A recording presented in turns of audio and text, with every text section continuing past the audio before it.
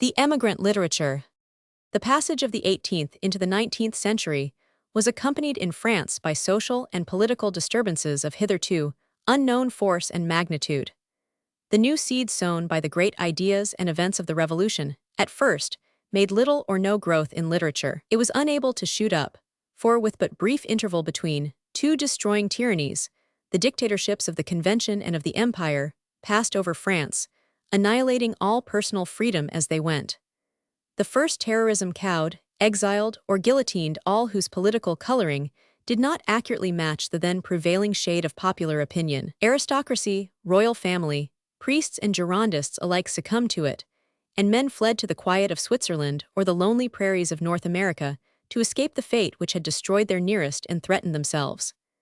The second terrorism persecuted, imprisoned, shot, or exiled all who would not submit to being silenced, a silence which might only be broken by cheers for the emperor. Legitimists and republicans, constitutionalists and liberals, philosophers and poets were crushed under the all-leveling roller, unless they preferred, scattered in every direction, to seek a refuge beyond the boundaries of the empire. No easy matter in those days, for the empire followed swiftly upon their heels, rapidly growing, swallowing Germany and Italy in great gulps, until no place seemed secure from its armies, which overtook fugitives even in Moscow. During both these great despotisms, it was only far from Paris, in lonely country places where he lived a life of death-like stillness, or beyond the frontier, in Switzerland, Germany, England, or North America, that the French man of letters pursued his calling. Only in such places could the independent intellects of France exist, and it is by independent intellects alone that a literature can be founded or developed. The first French literary group of the present century, then, a group brought together from all points of the compass, is distinguished by its oppositionist tendency. I do not mean that its members are united on certain fundamental principles, for they are often utterly at variance, but they are all united by their hatred of the reign of terror and the Napoleonic autocracy. Whatever they may originally have been, and whatever they become after the restoration of the monarchy, whether literary reformers, reactionary legitimists, or members of the liberal opposition, they are at the beginning of the century one and all opposed to the prevailing order of things. Another thing they all have in common is their difficult position as heirs of the 18th century, whose last bequest to them is that empire against which they protest. Some of them would fain renounce the inheritance and its liabilities. Others are ready to accept it if they can repudiate the liabilities. All feel that the intellectual development of the new century must be based upon other assumptions than that of the old. The folding doors of the 19th century open. They stand gazing in intently. They have a presentiment of what they are to see, and believe they see it, and the new shapes itself for each, and is interpreted by each according to his gifts and desires. Thus, as a body, there is something premonitory, precursory about them. They are the bearers of the spirit of the new age. There was a wider sphere for a literary revival in France than in any other European country, for in France in the 18th century, literary art had developed into formalism. Social and academic culture had laced it in the iron corset of so-called good taste, into stiff, meager, regulation proportions. France has long presented the contradiction of being a country with a feverish desire for change in all external arrangements. Unable, once it determines to gratify this desire, to keep within the bounds of moderation, and of being at the same time remarkably stable in everything that regards literature, acknowledging authority, maintaining an academy, and placing rule and regularity above everything. Frenchmen had instituted a republic and overturned Christianity before it occurred to them to dispute the authority of Boileau. Voltaire, who turns tradition upside down and uses tragedy as a weapon against the very powers whose chief support it had been, namely the autocracy and the church, never ventures to allow his action to last more than 24 hours, or to pass in two different places in the same play. He, who has little respect for anything in heaven or earth, respects the uniform caesura of the Alexandrine.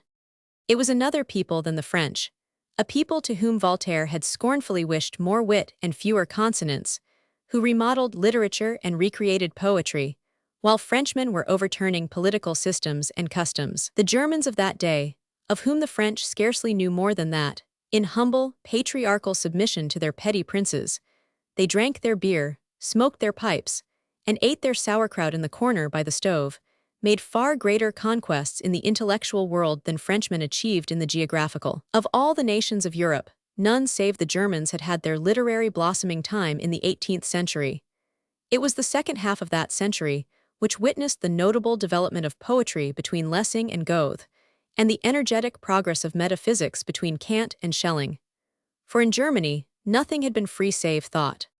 The French literature of the beginning of the century is, naturally, influenced by Germany, the more so as the nations now first begin to enter into unbroken intellectual communion. The great upheavals, the wars of the Republic and the Empire, jostled the peoples of Europe together, and made them acquainted with each other. But the men most profoundly influenced by foreign surroundings were those for whom these great events meant long, in some cases lifelong, exile. The influence of the foreign spirit, only fleeting as far as the soldier was concerned, was lasting and momentous in the case of the émigré. Exiled Frenchmen were obliged to acquire a more than superficial acquaintance with foreign tongues, if for no other reason, in order to be able to give French lessons in the country of their adoption. It was the intelligent émigré who diffused knowledge of the character and culture of other lands throughout France, and in seeking a general designation for the literary phenomena of this period, it would scarcely be possible to find a better than the one I have adopted: the emigrant literature. The name must not be taken for more than it is a name for. It would be foolish not to class along with the works of émigrés proper, kindred writings by authors who, though they did not live in Paris, perhaps not even in France, yet were not exiles. And on the other hand, some of the works written by émigrés are distinctly not products of the renovating and fertilizing literary movement, but belong to the antiliberal literature of the Restoration period. Nevertheless, the name may fitly be applied to the first group of French books which ushers in the century. The émigré, as already remarked, inevitably belongs to the opposition. But the character of his opposition varies, according to whether it is the reign of terror or the empire to which he objects, and from the tyranny of which he has escaped. Frequently, he has fled from both, in which case the motive of his opposition is of a compound nature. He possibly sympathized with the revolution in its early stage as curtailing the power of the monarchy, and his desire may be a moderate republic. In this case, he will be inspired by a more passionate ill will towards the empire than towards the old reign of terror. Whatever the nature of the compound, a double current is discernible in the emigrant literature. Its direct reaction is against certain mental characteristics of the 18th century, its dry rationalism, its taboo of emotion and fancy, its misunderstanding of history, its ignoring of legitimate national peculiarities, its colorless view of nature, and its mistaken conception of religions as being conscious frauds. But there is also an unmistakable undercurrent in the direction of the mainstream of the 18th century. All the authors carry on the Great War against petrified tradition, some only in the domain of literature, others in each and every intellectual domain. They are all daring, enterprising natures, and for none of them has the word liberty lost its electrifying power. Even Chateaubriand, who in politics and religion represents the extreme right of the group, and who in some of his writings is positively reactionary, takes liberty and honor as his motto, which explains his finally going over to the opposition. The double current is everywhere discernible, in Chateaubriand, in Senancour, in Constant, in Mme. de Staël, in Barante, Notier, 100, and to this subtle correlation of reaction and progress I shall draw attention from the first. In speaking of the spirit of the 18th century, it is generally Voltaire's name which rises to our lips. It is he who in most men's minds embodies and represents the whole period, and in as far as the émigrés bring about a revulsion against him, they may certainly be said to represent the reaction against the preceding century. Even those among them who are closely related to him intellectually compulsorily join in the reaction against him, compelled, that is to say, by the spirit of the age, as, for instance, Constant in his book on religion. But among the writers of the 18th century, there is one who was Voltaire's rival, who is almost his equal, and whose works, moreover, in a much higher degree than Voltaire's, point to an age far ahead of that in which they were written. This man in many ways inspires the emigrant literature, and in as far as it descends from Rousseau, and to a certain extent perpetuates his influence, it may be said to perpetuate the preceding century and the Revolution. It is astonishing to what an extent the great literary movements in all the principal countries of Europe at the beginning of the 19th century were influenced by Rousseau. Among his spiritual progeny in France in the 18th century had been men so unlike each other as Saint Pierre Diderot and Robespierre, and in Germany geniuses and men of talent like Herder, Kant, Fichte, Jacobi, Goethe, Schiller, and Jean Paul. In the rising age he influences, among others, Chateaubriand, Mme. de Staël, and later, George Sand, in France, in Germany, Tieck, and in England, Byron. Voltaire influences minds in general. Rousseau has a special power over productive talents, over authors. These two great men exercised an alternating influence upon posterity well-nigh into our own day, when both have been supplanted by Diderot. At the close of last century, Voltaire yielded his scepter to Rousseau. 50 years later, his name returned to honor in France, and now in some of the most eminent writers of that country take Ernest Renan, as an instancia twofold intellectual tendency, is discernible. Something of Rousseau's spirit combined with something of Voltaire's. But it is in the writings of Rousseau alone that the great spiritual streams which flow from other countries into France at the beginning of the 19th century have their source. And to Rousseau is it due that the literature produced by Frenchmen living in remote provinces or foreign countries, in spite of its antagonism to the spirit which produced and upheld the imperial despotism, remained in touch with the 18th century and was based upon originally French theories. Chateaubriand. The year 1800 was the first to produce a book bearing the imprint of the new era, a work small in size, but great in significance, and mighty in the impression it made.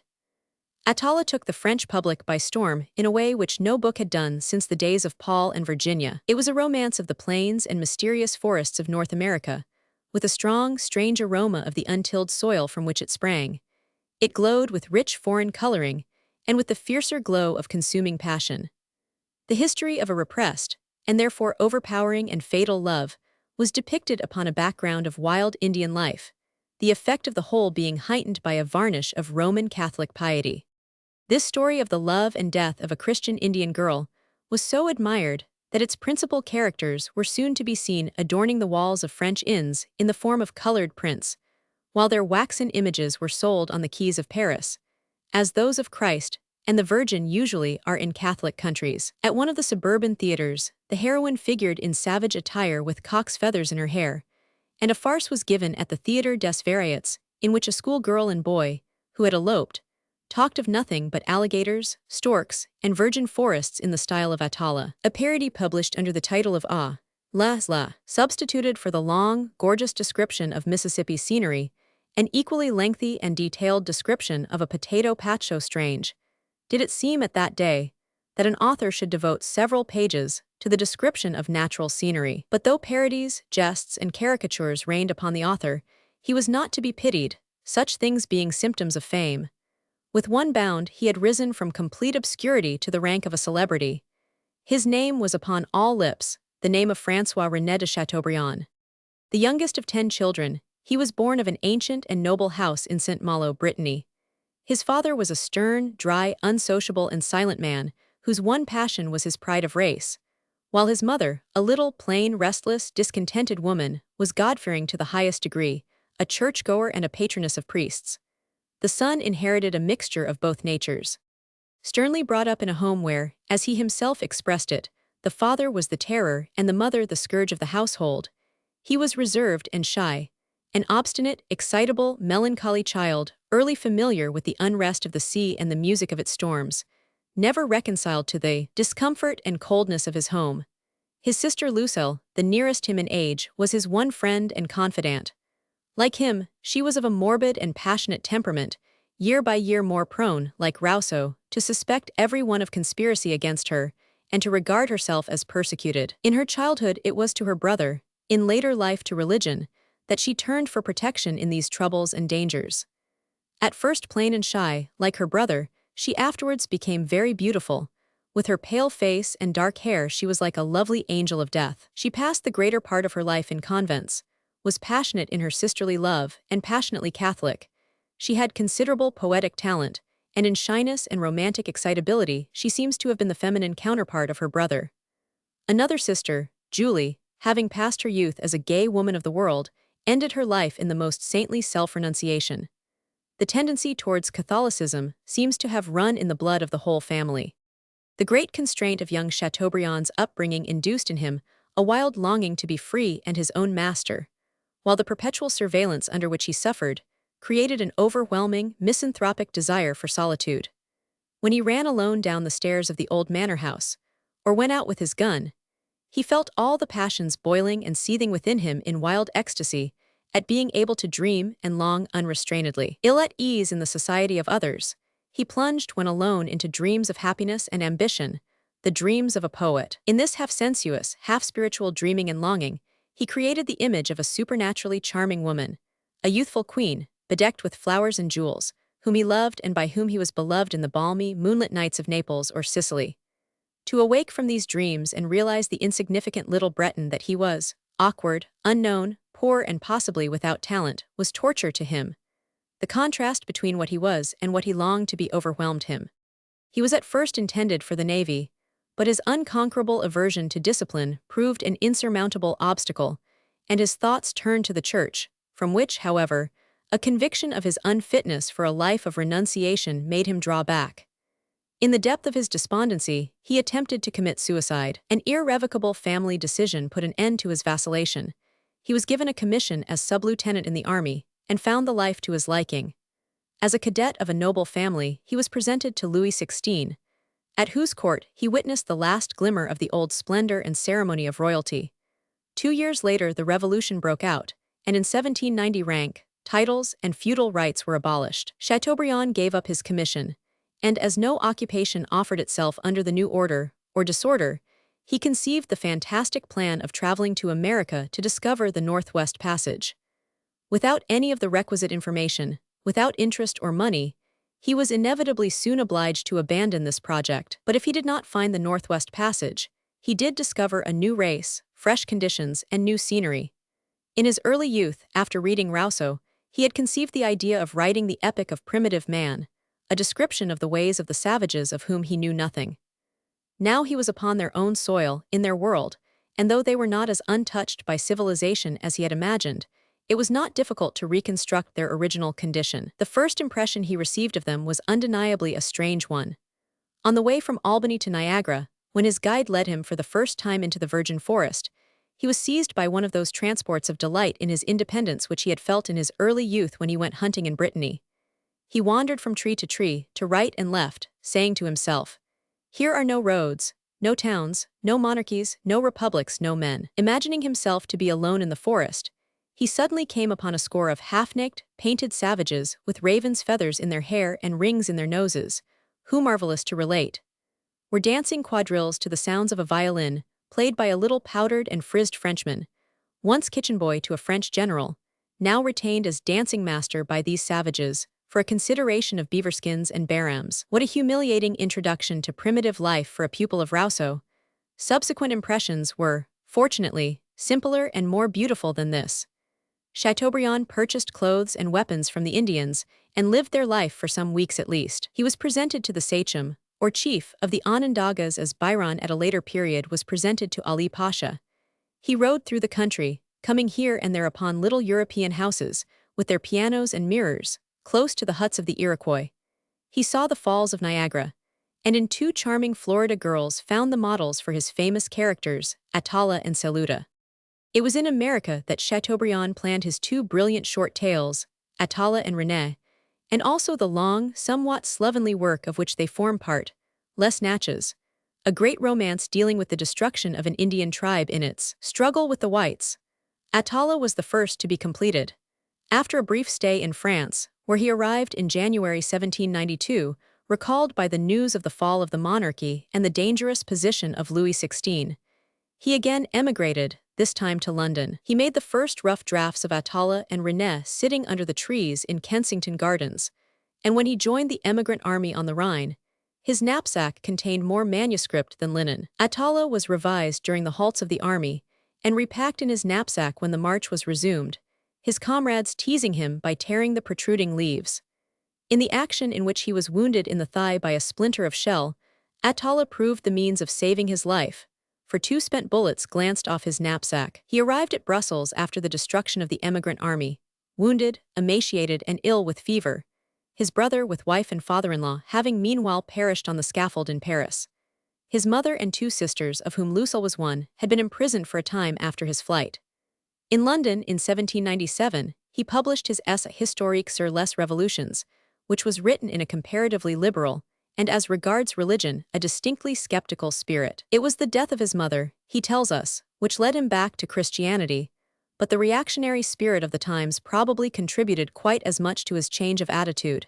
And when he returned to France in 1800, after Bonaparte had quelled the revolution, he carried with him his great work, Le Génie du Christianisme, in which René was included, and the publication of which coincided with Bonaparte's restoration of Christian worship in France.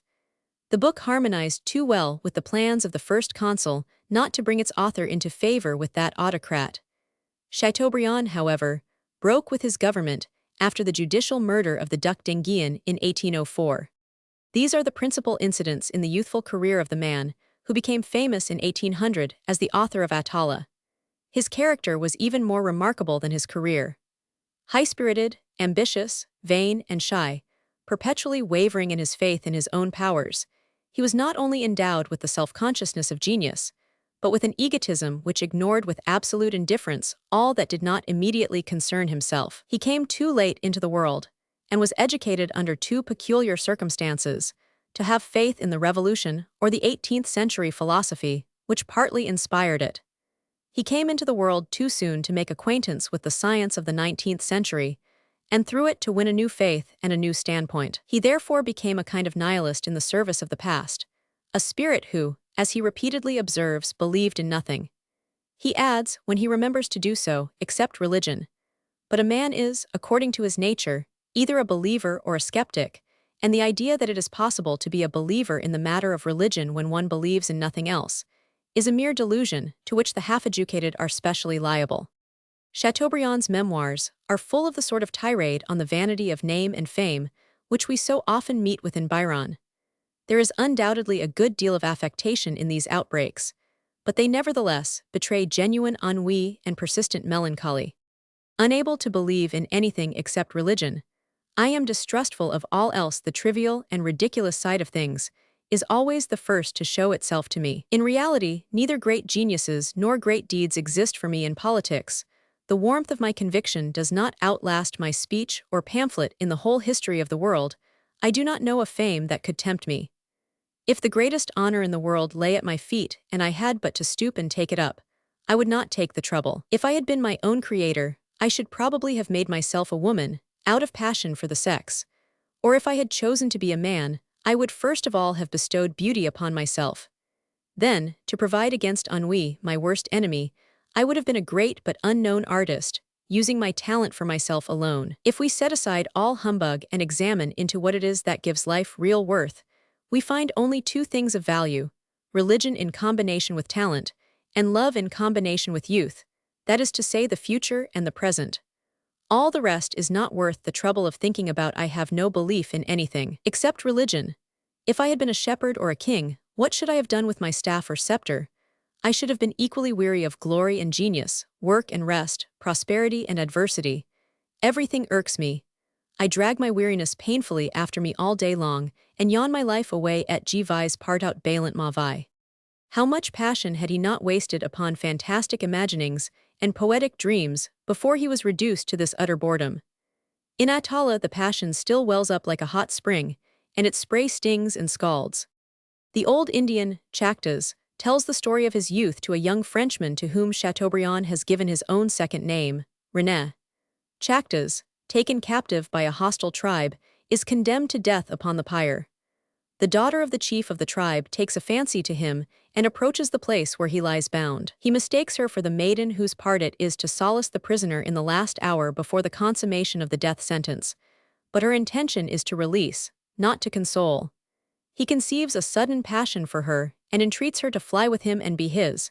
She refuses, and delayed by her opposition, he is recaptured. He is already adorned for the pyre, crowned with flowers, his face painted blue and red, and beads attached to his ears, when Atala delivers him for the second time and escapes with him. The greater part of the book describes this flight, Chactas's desire, and the mingling of passion and reserve in Atala, which makes her constantly vacillate between resistance and surrender. Her behavior is explained when she tells Chactas that her mother, who was seduced by a white man, had her baptized and made her swear to remain unwed. In her anguish at the vow and her despair of being able to keep it, she takes poison and dies in her lover's arms, comforted by the old missionary in whose hut the pair have taken shelter. A full impression of the burning passion and lyrical exaltation of the book can only be gained by reading it, nor can we obtain any idea from descriptions and quotations of the power with which the wonderful scenery is described. It is an easy matter, however, to show how much and how instinctively Chateaubriand relied upon a mingling of the terrible with the erotic to obtain his effects. In the principal love scene, we have not only a lavish musical accompaniment of the rattle of snakes, the howling of wolves, the roaring of bears and jaguars, but also a storm which shatters the trees, and impenetrable darkness, torn by flash upon flash of the lightning, which finally sets fire to the forest. Round about the lovers the pines are blazing like wedding torches, and Atala is about to yield when a warning flash strikes the ground at her feet. It is after this she takes poison, and the burning passion of her last words to Chactas are in harmony with the conflagration of the forest. What torture to see thee at my side, far from all mankind, in these profound solitudes, and to feel an invincible barrier between thee and me. To pass my life at thy feet, to wait upon thee as thy slave, to prepare thy repast and thy couch in some forgotten corner of the universe would have been my supreme happiness. This bliss I had actually attained to, but could not enjoy. What plans have I not planned? What dreams have I not dreamed? Sometimes, looking upon thee, I have been tempted to form desires as wild as they were guilty. I have sometimes wished that thou and I were the only living creatures on earth. Sometimes, conscious of a divinity which arrested my horrible transports, I have wished that divinity annihilated, that, clasped in thy arms, I might fall from abyss to abyss amid the ruins of God and the world. Remarkable as these outbursts of irresistible passion are, and novel as is the scenery which throws them into relief, we feel that both would have been impossible if Rousseau had never lived, and if his literary work had not been carried on by another and greater intellect of another nationality. Roman II. Rousseau. Rousseau's chief work as an imaginative writer is La Nouvelle Héloïse. The novelty of the book lay, in the first instance, in the fact that it gave the death-blow to gallantry, and, consequently, to the theory of the French classical period on the subject of the emotions. This theory was that all noble, fine emotions, and chief among them love, were the products of civilization. It is obvious enough that a certain degree of civilization was necessary before such a sentiment as love could arise. Until they wore womanly garb, women did not exist, but only females, and until there were women there was no love. From this perfectly correct idea had resulted in the pre-Rousseau period the belief that the veiling of passion ennobled it and made it worthy. The more it could be shrouded in circumlocutions, hints, and suggestions, the less coarse it was. The morality and the literature of that period were the products of social culture, a culture confined to the highest circles. We need but read Marivaux's plays to find literary evidence of the extent to which courtly formality and refined sentiment were preferred to nature and passion. Marivaux's lovers are always each other's equals in culture, and what is of still greater importance, in rank. We never find, as in the dramas of our century, the aristocratic lady who loves a man of lower social station, nor such a character. For instance, as Blas, the lackey who finds favor in the eyes of a queen. In Marivaux, if a gentleman is disguised as a lackey, or a young lady as a waiting-maid, they always divine each other immediately in spite of their disguise. Their conversation is an incessant pursuit and flight, advance and retreat. It is full of ambiguities and hints and evasions, masked confessions and suppressed sighs, lovesickness expressed in a becomingly conventional manner. In Rousseau's eyes these mannerisms are as ridiculous as they are artificial. He prefers love, like everything else, in its natural state, and to him love in its natural state is a violent, irresistible passion. In his books we are very far removed from those scenes in Marivaux in which the kneeling lover never forgets to preserve a graceful attitude while pressing the tips of a glove to his lips. For all his chivalry and virtue, Saint-Priest is an electric battery charged with passion. The first kiss in the grove of Clarens produces the shock, the conflagration of a thunderbolt. And when Julie, bending towards Saint-Priest and kissing him, swoons away, it is no coquettish feint of the days of the periwig, but the effect of the overwhelming might of passion upon a young and healthy child of nature. The second novelty in the book is the inequality in station of the hero and heroine. Julie is the daughter of a nobleman, Saint-Priest is a poor tutor, a plebeian. Here, as in the Sorrows of Werther, the passion of love is connected with the equality-loving plebeian's determination to make a name for himself. This is no chance connection, for passion creates equality, whereas love in fashionable society has a tendency to develop into gallantry. A third significant feature in La Nouvelle Heloise is that, just as we have passion in place of gallantry and inequality of station in place of similarity of rank, we have also the moral conviction of the sanctity of marriage in place of that honor grounded on aristocratic pride and self-respect, which stood for virtue in fashionable literature. This word virtue, little in vogue until now, became with Rousseau and his school a watchword which was in perfect harmony with their other watchword, nature, for to Rousseau virtue was a natural condition. Following the example of society, French literature had been making merry at the expense of marriage. Rousseau, therefore, defied the spirit of the times by writing a book in its honor. His heroine returns the passion of her lover, but marries another, to whom she remains faithful. Here, as in Werther, the lover proper loses the maiden, who is wedded to a Monsieur Walmer, the Albert of Werther, and the Edward of Kierkegaard's Diary of a Seducer, a man as irreproachable as he is uninteresting. The moral conviction which is vindicated and glorified in Rousseau as virtue is the same as that which in Chateaubriand, under the influence of the religious reaction, takes the form of a binding religious vow. Note finally that the watchword nature is to be taken in its literal meaning. For the first time out of England, we have the genuine feeling for nature in fiction, superseding lovemaking in drawing rooms and gardens. Under Louis XV and the Regency, people passed their time in real life as well as in books in boudoirs, where light conversation and light morals were in place. The rooms, like the verses of Voltaire's Poesies Fugitives, were adorned with endless multitudes of cupids and graces. In the gardens, goat-footed pans embraced slender white nymphs by the side of artificial fountains.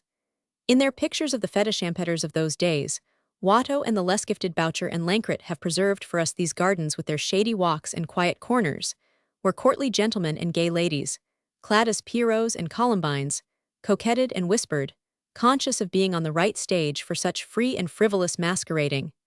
Turn from these to the scenery of La Nouvelle Heloise. Rousseau's statue stands at this day on a little island lying in the Lake of Geneva, at its narrow southern extremity. The spot is one of the loveliest in the world. Pass the island and cross another bridge, and you see the Rhône rush, impetuous and foaming white, out of the lake. A few steps further, and you can see its white stream joined by the gray snow waters of the Arve. The rivers flow side by side, each retaining its color. Far away between two mighty ridges, you discern the white snowcaps of Mont Blanc. Towards evening, as those mountain ridges darken, the snows of Mont Blanc glow like pale roses. It would seem as if nature had gathered together all her contrasts here. Even in the warmest season, as you approach the gray, foaming mountain torrents, the air becomes icy cold. In the course of a short stroll, you may feel the heat of summer in some sheltered nook, and a few steps farther on encounter harsh autumn with its cutting winds. One can form no conception of the cool freshness and strength of the air here. Only the sun and the brilliant shimmer of the stars at night recall the south. The latter are not the bright points in a distant sky which they appear to be in the north. They seem to hang loose in the air, and the air itself, as one inhales it, feels like a strong, massive substance. Sail up the lake to Vevey. Behind that town, the alpine slopes are clad with the trees and vineyards of southern lands. On the farther side of the lake rise great walls of blue rock, solemn and threatening, and the sun plays in light and shade down the mountainside. No waters are so blue as those of the Lake of Geneva. As you sail down it on a beautiful summer day, it shines like blue satin shot with gold. It is a fairyland, a dreamland, where mighty mountains cast their blue-black shadows down into the azure waters, and a brilliant sun saturates the air with color. Sail a little farther up the lake to Montreux, where the rock fortress of Chillon, the prison in which medieval cruelty collected all its instruments of torture, projects into the water.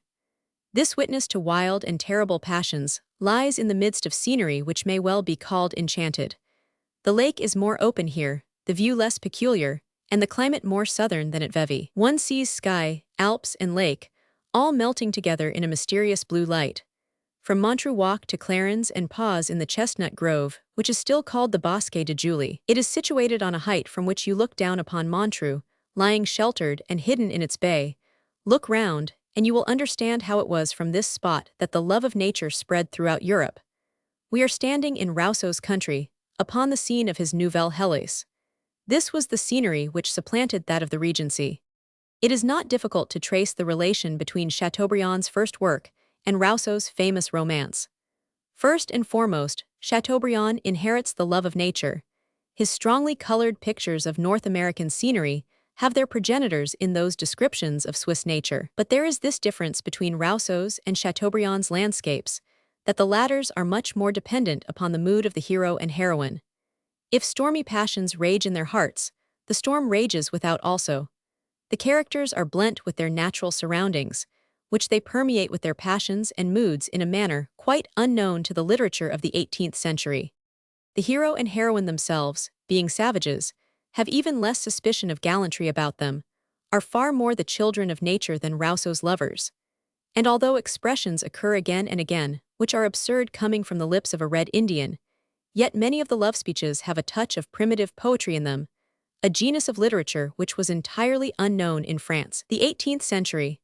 Take for an example the warrior's love song beginning with the words, "I will fly so fast that before the day has touched the mountain tops I shall have come to my white dove among the oaks of the forest. I have bound a necklace of beads about her neck, 3 red beads to speak of my love, 3 violet beads to speak of my fear, and 3 blue beads to speak my hope." 100. The inequality of position between Rousseau's lovers, so typical of that revolutionary time, finds its equivalent in Atala in the difference of religion, a matter which in the new century, with its reaction against Voltaire, acquires new importance.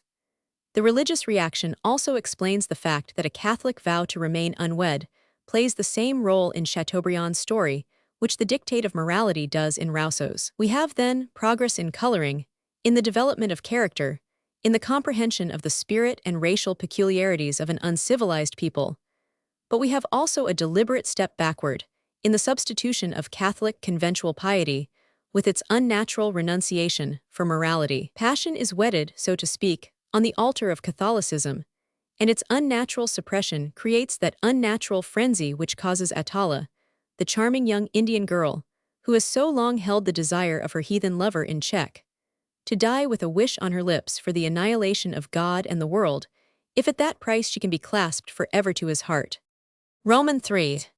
Werther's La Nouvelle Héloïse appeared in 1761. 13 years later, in another country and in very different environments, a youthful genius, who possessed little in common with Rousseau, but who wrote under the influence of his romance and his ideas, published a little book which contained all the merits and none of the defects of La Nouvelle Héloïse, a book which stirred thousands upon thousands of minds, which awoke lively enthusiasm and a morbid longing for death in a whole generation, which in not a few cases induced hysterical sentimentality, idleness, despair, and suicide, and which was honored by being proscribed by a fatherly Danish government as irreligious.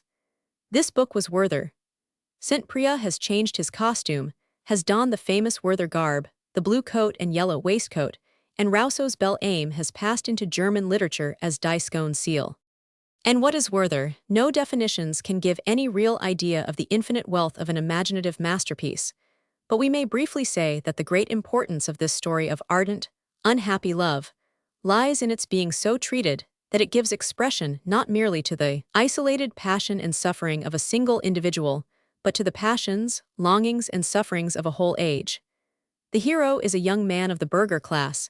He is artistically gifted and paints for pleasure, but by profession he is secretary to a legation. Goethe has involuntarily made this young man see, and feel, and think as he himself did in his youth, has endowed him with all his own rich and brilliant genius. This transforms Werther into a great symbolic figure. He is more than the spirit of the new era, he is its genius. He is almost too rich and great for his destiny. There is, perhaps, actually a certain discrepancy between the first part of the book, in which Werther's mind manifests itself in its energetic, youthful health and strength, and the second part, in which he succumbs to circumstances. In the first half there is in Werther more of Goethe himself, who certainly did not commit suicide. In the second, more of that young Jerusalem whose unhappy death inspired the book. But such as he is, Werther is a type. He is not only the child of nature in his passion, he is nature in one of its highest developments, genius. Losing himself in nature, he feels its whole infinite life within himself, and feels himself deified thereby. Turn, for instance, to that wonderful entry in his journal written on August 18, 1771. It is as powerful and full of genius as a Faust monologue. Read that description of how the inner, glowing, holy life of nature opens before him, of how he perceives the unfathomable powers working and creating in the depths of the earth, of how he yearns to drink the surging joy of life from the foaming cup of infinity, in order that, as far as his narrow limitations permit, he may taste one drop of the bliss of that being which produces everything in and by itself, and you will understand how it is that, when he begins to feel like a prisoner who sees no way of escape, he is seized by a burning, so to speak, pantheistic desire to fling his human life away, that he may rend the clouds asunder with the stormwind and grasp the billows. You will feel the justification for his dying exclamation. Nature, thy son, thy friend, thy lover, approaches his end. A soul which demands so much room must inevitably be an offense to society, especially when society is hedged in by as many rules as it was at the close of the most social of all centuries. Werther abhors all rules. At a time when poetry was fettered by them, he reduces all its laws to one: know what is good and dare to put it into words. An artist, his views on painting are as heretical as his views on poetry. He meets a young brother artist, fresh from the schools, who deafens him with the doctrines of all the famous theorists, Winckelmann and Sulzer amongst others. This fellow is a perfect terror to him. Nature alone, he writes, fashions the great artist. Much may be said in favor of the laws of art, about as much as may be said in praise of the laws of society. The artist who observes them will never produce anything bad or absolutely valueless, just as the man who submits to the control of convention and decorum will never be an unbearable neighbor or a remarkable scoundrel. Nevertheless, every rule, say what you will, tends to destroy true feeling for nature and to prevent its sincere expression. Werther's detestation of rules explains his abhorrence for all technical and conventional expressions. He gnashes his teeth with annoyance when the prince, who has no artistic taste, brings out some aesthetic platitude in reply to an eager remark he himself has let fall on the subject of art, and he is enraged by the string of ready-made social judgments which Albert has at his fingers' ends. Why, he cries, must you people, when you speak of a thing, immediately say, it is stupid or it is clever, it is good or it is bad? What do you mean? Have you investigated into the inner significance of the action? Have you traced its causes, divined its inevitability? If you had, you would not be so ready to pass judgment. He revolts against the pedantry of the ambassador who cavils at the style of his secretary's dispatches. He wishes misfortune may befall the theological bluestocking who has cut down the pretty hazels in the rectory garden, and he is unreasonably embittered by the arrogance of antiquated erudition, by all lifeless, solemn ceremonial, and by the claims which those of a certain rank in society make on the submission and obedience of their inferiors.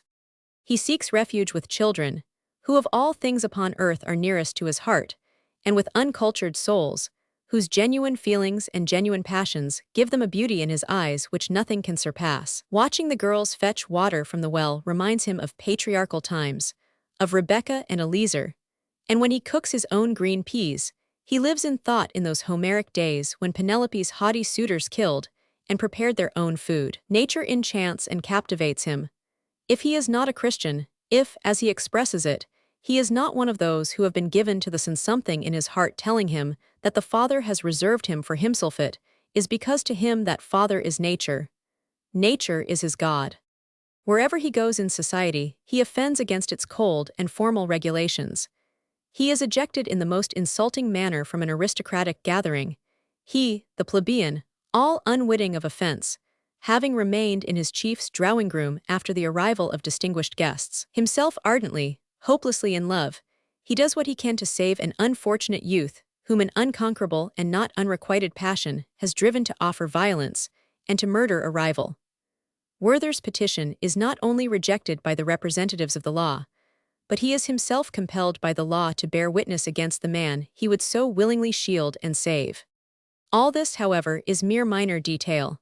The woman he loves, and whom he could so easily have won, had no plighted word stood between them, becomes the wife of another. This is the shock that breaks his heart. This book represents the full heart, right or wrong, in collision with the conventions of everyday life, its craving for infinity, for liberty, which makes life seem a prison and all society's partition walls seem prison walls. All that society does, says Werther, is to paint them for each individual with fair perspectives opening to a wide horizon. The walls themselves are never broken down. Hence this dashing of the head against the wall, these long sobs, this deep despair which nothing but a bullet through the heart can still. On the occasion of their meeting, Napoleon reproached Goethe for having mixed up the love story with the revolt against society. The reproach was unreasonable, for the two are indissolubly connected. It is only together that they express the idea of the book. Unlike La Nouvelle Héloïse, Werther is no glorification of the triumph of virtue and deistic piety over natural instincts and passions. It represents passion running its predestined course. In this tragedy of the human heart, the law-defying being and the lawless passion meet their inevitable doom. The termination to the story, however, was not of Goethe's invention. He made use of a manuscript describing the death of young Jerusalem Vidi Kestner's book on Goethe and Lot. In its last lines, he only altered a single word, as being too vulgar. The manuscript runs, Barbergesellen Trugen Eichen. In the book we read, Handwerker Trugen Eichen, kein Jaeslicher hat Eichen begleitet. This sentence in its cutting brevity intimates that a life is at an end, that a human being at war with himself and society, mortally wounded in his deepest sympathies, has succumbed. Mechanics bore him to the grave, middle-class society held pharisaical aloof. No priest accompanied him, for he was a suicide and had defied the laws of religion. But he had loved the people and had associated with the uncultured, so they followed him to the grave. It is well known to what an outburst of sentimental literature this work gave rise. How its passionate emotion turned into heavy sentimentality, as in the case of Clorin, La Fontaine and Rabeck, the Dane, or was diluted into sickly Platonism, as in Gemmen's feeble imitation, Varner's Vandringer, but Werther was not responsible for all this. Absorption in feeling and emotions is only one feature of the book. There wells forth from the very midst of this absorption such a healthy love of nature and of life, such a hearty, revolutionary ire at conventional society, its prejudices, its compulsory regulations, its terror of genius, whose stream might possibly overflow its banks and flood the tulip beds and kitchen gardens, that the main impression which the work leaves on our minds is that of the impulse towards originality and poetry which it depicts, arouses, and satisfies. What an advance we have here upon La Nouvelle Héloïse. In the first place, there is a far deeper and purer feeling for nature than in Rousseau. The additional fact that scenery is looked at from a new point of view is to be ascribed to the influence of a literary event which occurred in 1762 and made a great impression, namely, the publication of Ossian. The Scottish bard so melted even Napoleon's hard heart that he much preferred him to Homer. At this time, the authenticity of Ossian had not been called in question.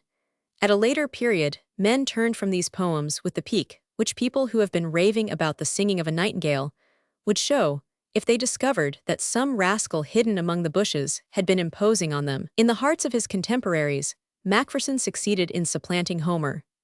Among others, he influenced Goethe, which accounts for our finding the healthy Homeric view of nature which prevails in the first half of Werther, superseded in the second by the Ossianic mist pictures, which harmonize with the increasing morbidity, restlessness, and lyrical passion of the tale. Rousseau's chief female figure is drawn with uncertain touch. Like most French heroines, she is wanting in womanly simplicity. In genuineness and sincerity of passion, she falls far short of her namesake, the real Héloïse, whose every word comes from the heart. Julie's utterances are cold. She perpetually relapses into lectures on virtue and the supreme being. She makes such observations as the following. To such a degree are all human affairs not, that with the exception of the being which exists by itself, there is no beauty except in that which is not. She means in our illusions. Julie dissects feelings and reasons in high-flown language. In contrast with her, how naive and natural is the vigorous Charlotte. Think of the latter, for instance, in the famous scene where she is cutting bread and butter for her little sisters and brothers. If she offends, it is not by declamation, but by a touch of sentimentality, as for instance, in the scene where her thoughts and Werther's meet, when looking out into the rain through the wet windowpane, she utters the word Klopstock. From Saint-Priest to Werther, the advance is equally great. In the former there was, as his name implies, some reminiscence of the ideal knight. It is Goethe, the poet of the modern era, who finally disposes of this ideal. In his heroes, physical courage, which never fails in its effect on naive readers, is almost too much ignored. It is so in the case of Wilhelm Meister and Faust. And Werther too is no knight, but a thinking and feeling microcosm. From his limited point in space, he embraces the whole of existence, and the trouble in his soul is the trouble which heralds and accompanies the birth of a new era. His most enduring mood is one of limitless longing. He belongs to an age of anticipation and inauguration, not to one of abandonment and despair. we shall see his antithesis in Chateaubriand's René. The main source of Werther's unhappiness is to be found in the disparity between the limitations of society and the infinity of the heart. In early days, the heroes of literature were kings and princes, their worldly position harmonized with their spiritual greatness. The contrast between desire and power was unknown, and even after literature had widened its bounds, it still admitted only those whose birth and wealth raised them above the low toils and troubles of life. In Wilhelm Meister Goethe indicates the cause. "O thrice happy," he cries, "are they who are placed by birth on the heights of humanity, and who have never dwelt in, have never even traveled through, the valley of humiliation in which so many an honest soul spends a miserable life. They have scarcely entered existence before they step on board a ship to take the great common journey. They profit by every favorable breath of wind, while the others, left to their own resources, swim painfully after, deriving but small benefit from the favoring breeze, and often sink when their strength is exhausted to a miserable death beneath the waves." Here we have one of the blessings of life, namely, wealth, praised in eloquent terms. And what may be said of wealth, the lowest in order of life's outward advantages, may be said with still more reason of all the other external forms of happiness and power. It is at the change of the century that we first come upon this strange incongruity, a personality who is a sort of god and ruler in the spiritual world, whose capacity of feeling is such that by means of it he draws into his own life the whole life of the universe, the demand of whose heart is a demand for omnipotence he must have in order to transform the cold, hard world into a world after his own heart. And who, along with all this, is what? A secretary of legation, perhaps, like Werther, with a few $100 a year. A man who is so needy that he is glad when the hereditary prince makes him a present of 25 ducats, who is confined half the day to his office, who is debarred from all except bourgeois society, and looks for the fulfillment of all his desires of happiness in the possession of a girl who is carried off from under his nose by a commonplace prig. Would he cultivate a talent, there are obstacles in his way. Would he gratify a desire, some conventional rule restrains him.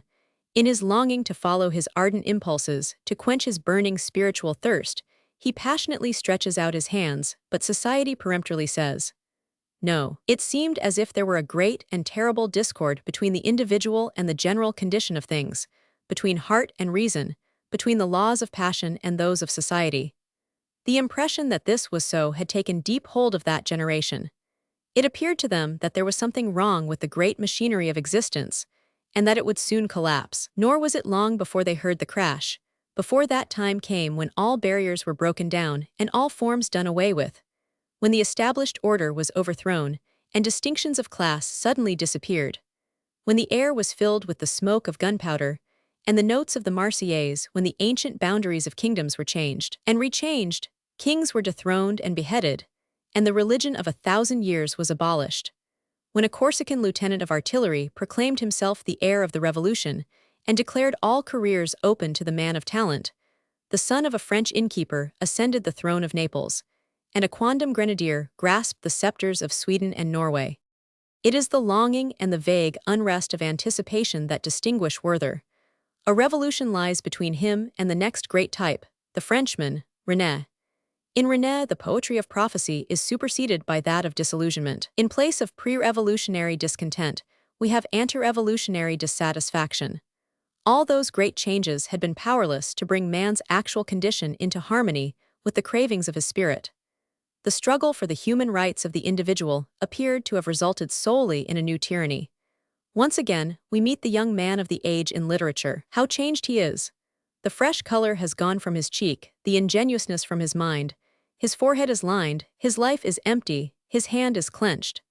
Expelled from a society which he anathematizes because he can find no place in it, he roams through a new world, through primeval forests inhabited by savage tribes. A new element, not to be found in Werther, has entered into his soul, the element of melancholy. Werther declares again and again that nothing is so obnoxious to him as ill-humor and despondency. He is unhappy but never melancholy.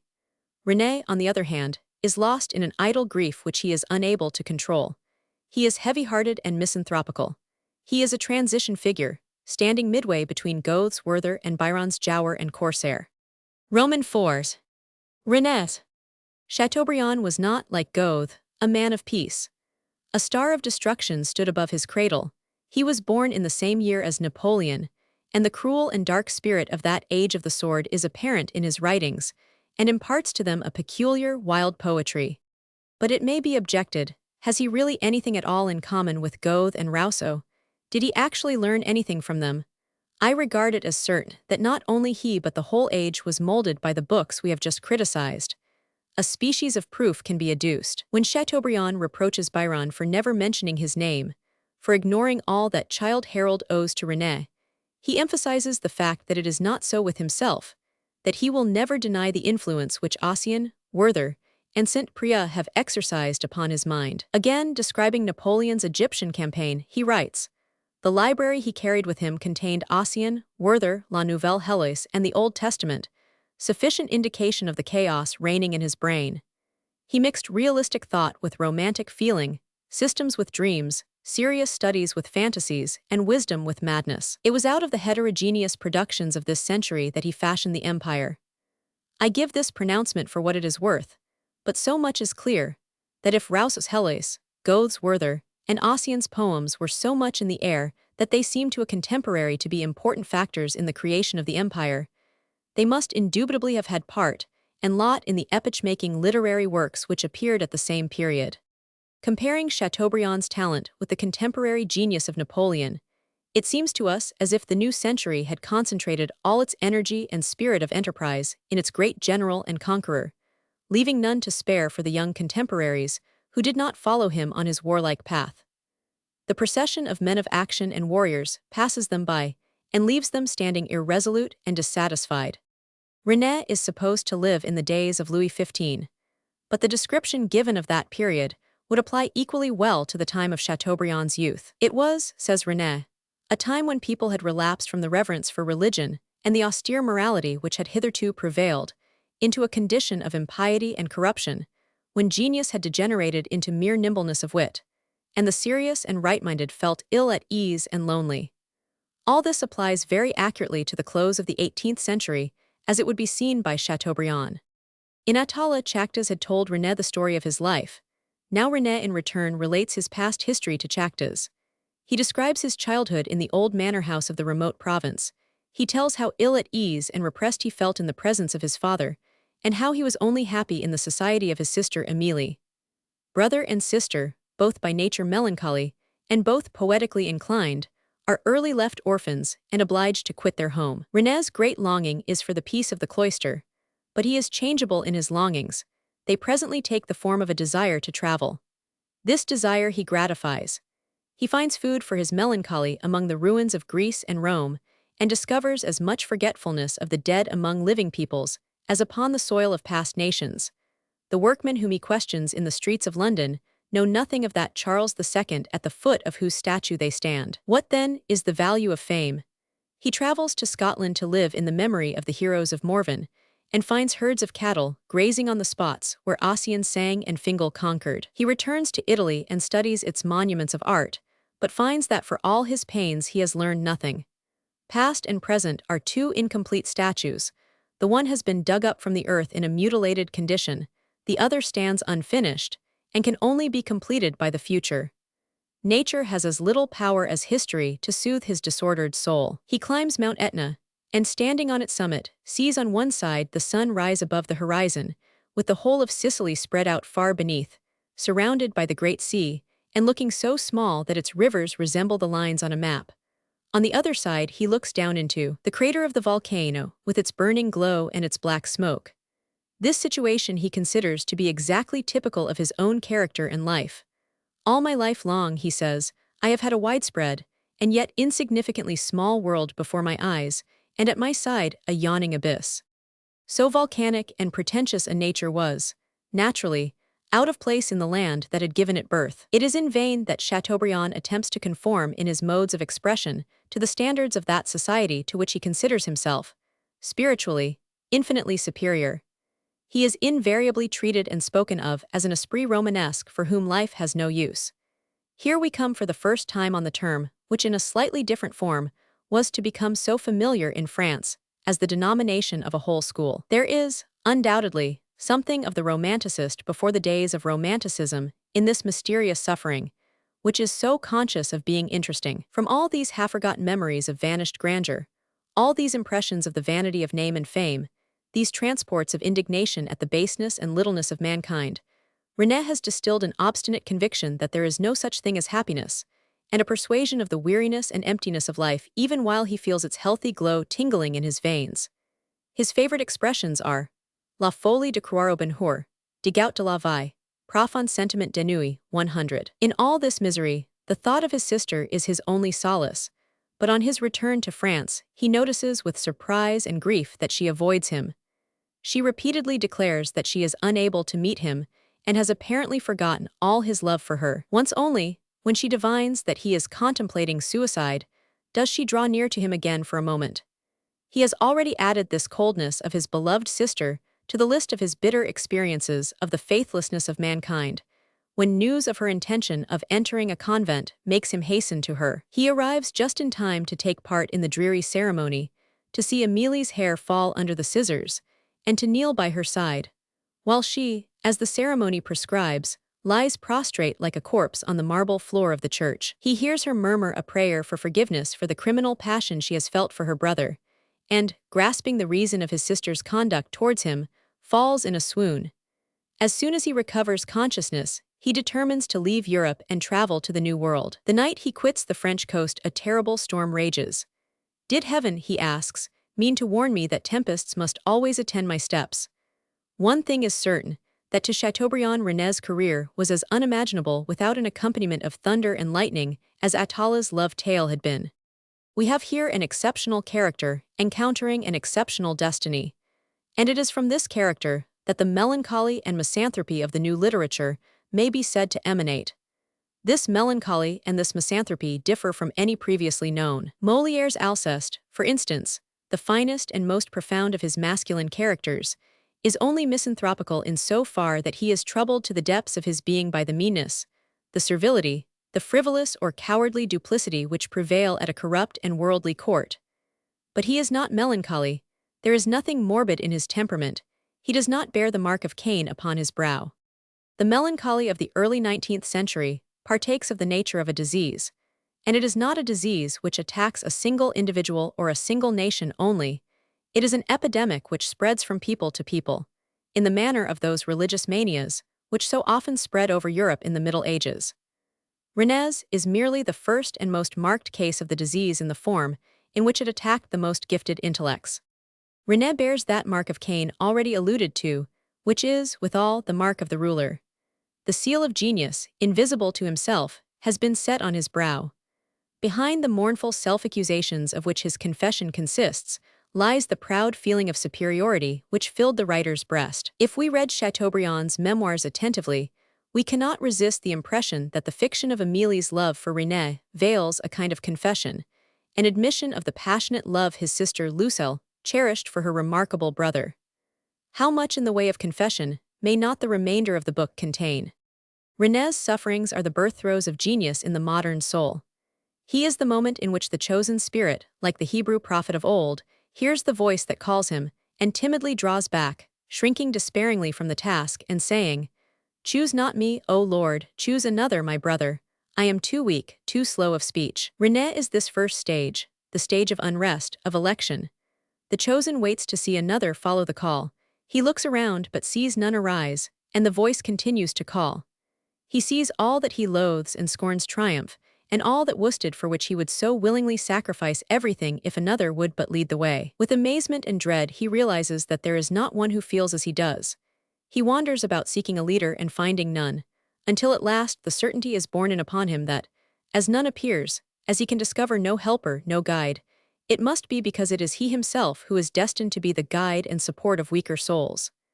At last he follows the call. He sees that the time for dreaming and doubting is past, that the time to act has come. The crisis leaves him, not, like Werther, prepared to commit suicide, but with a firm resolve and a higher opinion of himself. Genius, however, is always a curse as well as a blessing. Even the greatest and most harmoniously constituted natures have, all their lives, been aware of the curse it carries with it. In René, Chateaubriand has shown us the curse alone. His own nature and the position in which he stood to the ideas of his time caused genius, as he knew it, to seem merely a source of lonely suffering, or of wild, egotistical pleasure, marred by the feeling of its emptiness and worthlessness. Chateaubriand, the inaugurator of the religious reaction of the 19th century, himself possessed no faith, no enthusiasm, no real devotion to an idea. The ideas of the 18th century were beginning to suffer an eclipse, to look like fallacies. The great ideas of the 19th had not as yet taken scientific shape, and placed and constituted as he was, Chateaubriand was incapable of anticipating them. Hence he became the leader of the reaction, the champion of Catholicism and the Bourbons, with the genius's instinctive inclination to seize on the great principle of the new age, but without the genius's infallible prevision of its real nature and faith in its final victory. He took hold of the ideas, which a temporary revulsion in men's mood and sympathies had brought to light, and championed them with obstinacy, with magnificent but often hollow eloquence, with great talent but without warmth, without that conviction which permeates the whole individual, and makes of him the enthusiastic, indefatigable organ of the idea, whilst Voltaire, with all his restlessness and all his faults, sustained his life's battle freshly, unweariedly, and invincibly to the last. Because he never for a moment wavered in his faith in his ideals, Chateaubriand was consumed by ennui, incredulity, and cynicism. In one direction only, namely as a poet, and more especially a colorist, did he break new ground, and hence it was only his youthful poetical efforts that satisfied and inwardly rewarded him. But of all his creations, René, the picture of the intellectual type to which he himself belonged, was the most successful. A genius of René's type may employ religious phraseology, but he never truly merges himself in a higher being. His melancholy in its inmost essence is only the egoist's unsatisfied craving for enjoyment. As a genius, René knows that the deity is with and within him, and he can scarcely distinguish between himself and the deity. He feels that his thought and his words are inspired, and where is the boundary between that which is of him and that which is not of him? He demands everything homage of the public, the love of women, all the laurels and roses of life, and it never occurs to him that he is in duty bound to make any return. He accepts love without loving again. Is not his a privileged nature? Is not he a prophet hastening through life like a fugitive, a fleeting fire which illuminates, consumes, and vanishes? In these traits, the author has simply described his own nature. Chateaubriand's memoirs contain, especially in their silences, sufficient witness to the studied coldness with which he accepted love and admiration. Some of his private letters to which Sainte-Beuve had access show with what icy egotism he at times attempted to inveigle with promises of a consuming passion. Even at the age of 64, he wrote to a young lady from whom he was soliciting a rendezvous in Switzerland, "My life is merely an incident. Of that incident take the passion, the perturbation, and the suffering. I shall give you more of these in one day than others in long years." One looks back and remembers the touching tenderness shown by Voltaire to his Emily even after he knew that he was being grossly deceived by her, and the so-called Lucifer of the last century seems as innocent as a child in comparison. The picture of René was not finished in the book which bears his name.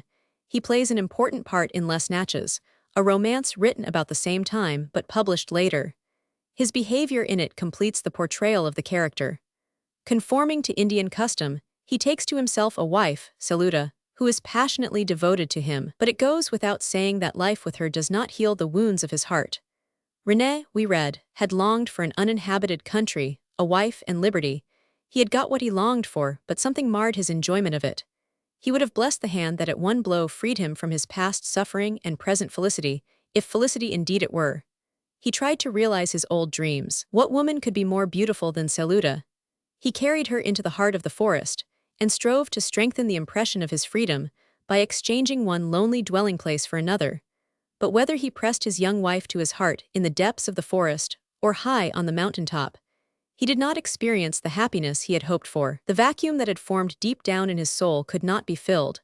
A divine judgment had fallen upon Renouhich is the explanation both of his suffering and his genius. He troubled by his presence. Passion emanated from him but could not enter into him. He weighed heavy on the earth over which he impatiently wandered, and which bore him against his will. Such is the author's description of René as the married man. These experiments of the hero with his young bride, these attempts to enhance the attraction of her love by the added zest of peculiar natural surroundings, are extremely characteristic, but it is all in vain. The unnatural passion he had once inspired, and to which the very fact of its being unnatural, and, according to human laws, criminal communicated a strength and a fire which harmonized with the fiery strength of his own nature, has half infected him, has, in any case, made it impossible for him to love again. In his very remarkable farewell letter to Saluda, he says that it is this misfortune which has made him what he is. He has been loved, too deeply loved, and that mysterious passion has sealed the fountains of his being, although it has not dried them up. All love, he says, became a horror to me. I had the image of a woman before my eyes whom none could approach. Although consumed by passion in my inmost soul, I have been in some inexplicable fashion frozen by the hand of misfortune. There are, he continues, some existences so miserable that they seem an accusation against Providence, and should surely cure any one of the mania for life. Even the innate desire to live, the deeply rooted natural love of life itself, is scorned by him half affectedly, half weariedly as a mamma, and is supplanted by a wild satanic lust of destruction. I take it, he continues to Saluda, that René's heart now lies open before you. Do you see what a strange world it is? Flames issue from it, which lack nourishment, and which could consume creation without being satiated, yea, could even consume thee. In the next breath he is religious again, humble again, trembling at God's wrath. In the solitude he hears the Almighty cry to him as to Cain, René, René, what hast thou done with thy sister? The one wrong which he accuses himself of having done to Saluda is that he has united her destiny with his. The deepest sorrow this connection has caused him lies in the fact that Saluda has made him a father. It is with a species of horror that he sees his life thus extended beyond its limits. He bids Saluda burn his papers, burn the hut built by him in which they have lived, and return home to her brother. He wishes to leave no traces of his existence upon earth. It is evident that he would fain also require her, after the manner of Indian widows, to lay herself upon his funeral pile, for the same species of jealousy inspires him which prompted many a medieval knight to kill his favorite horse. This last letter to his wife ends with the following characteristic farewell. If I die, Saluda, you may after my death unite yourself with a more tranquil soul than mine.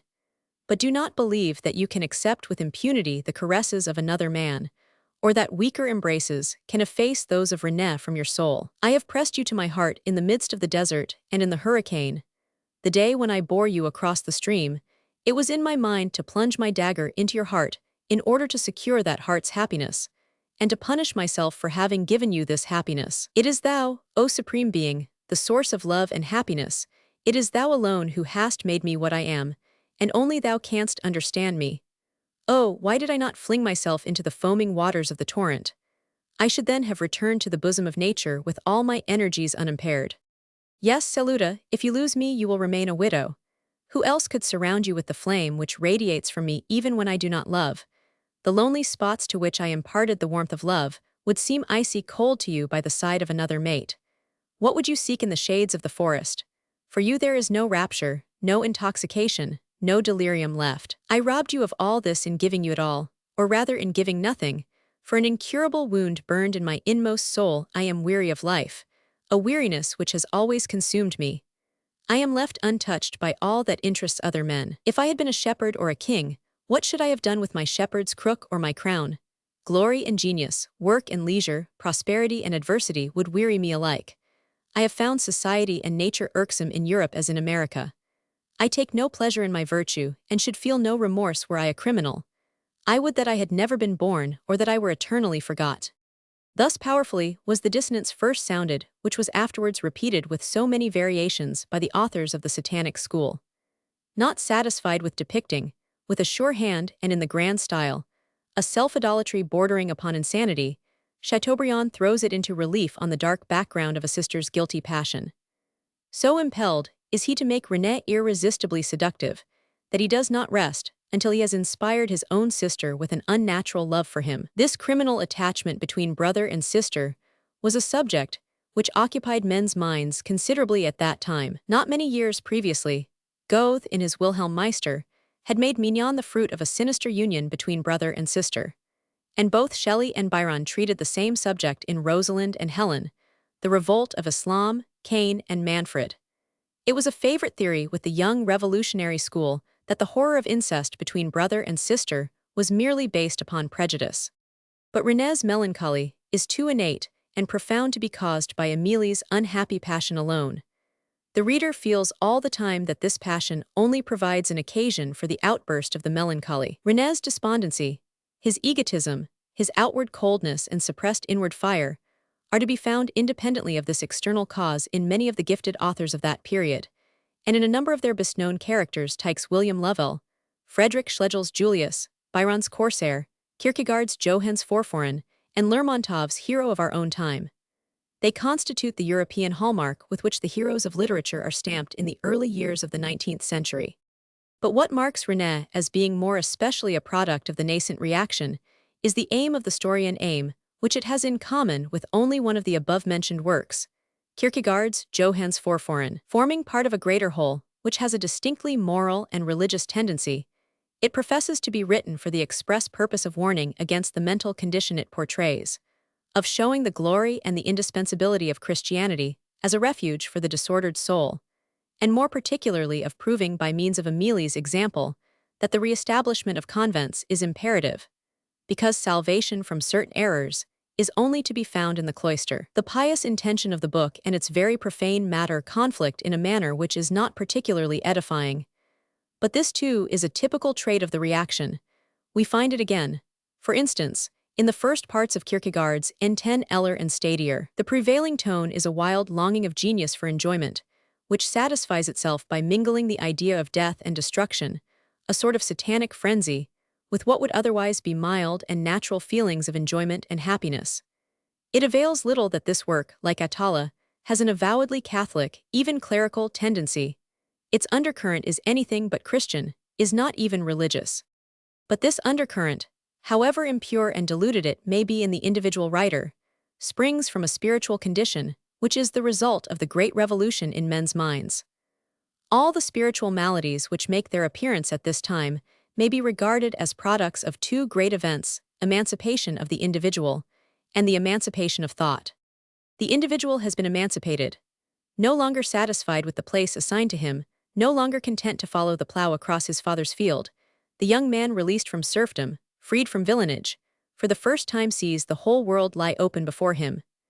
Everything seems to have become suddenly possible.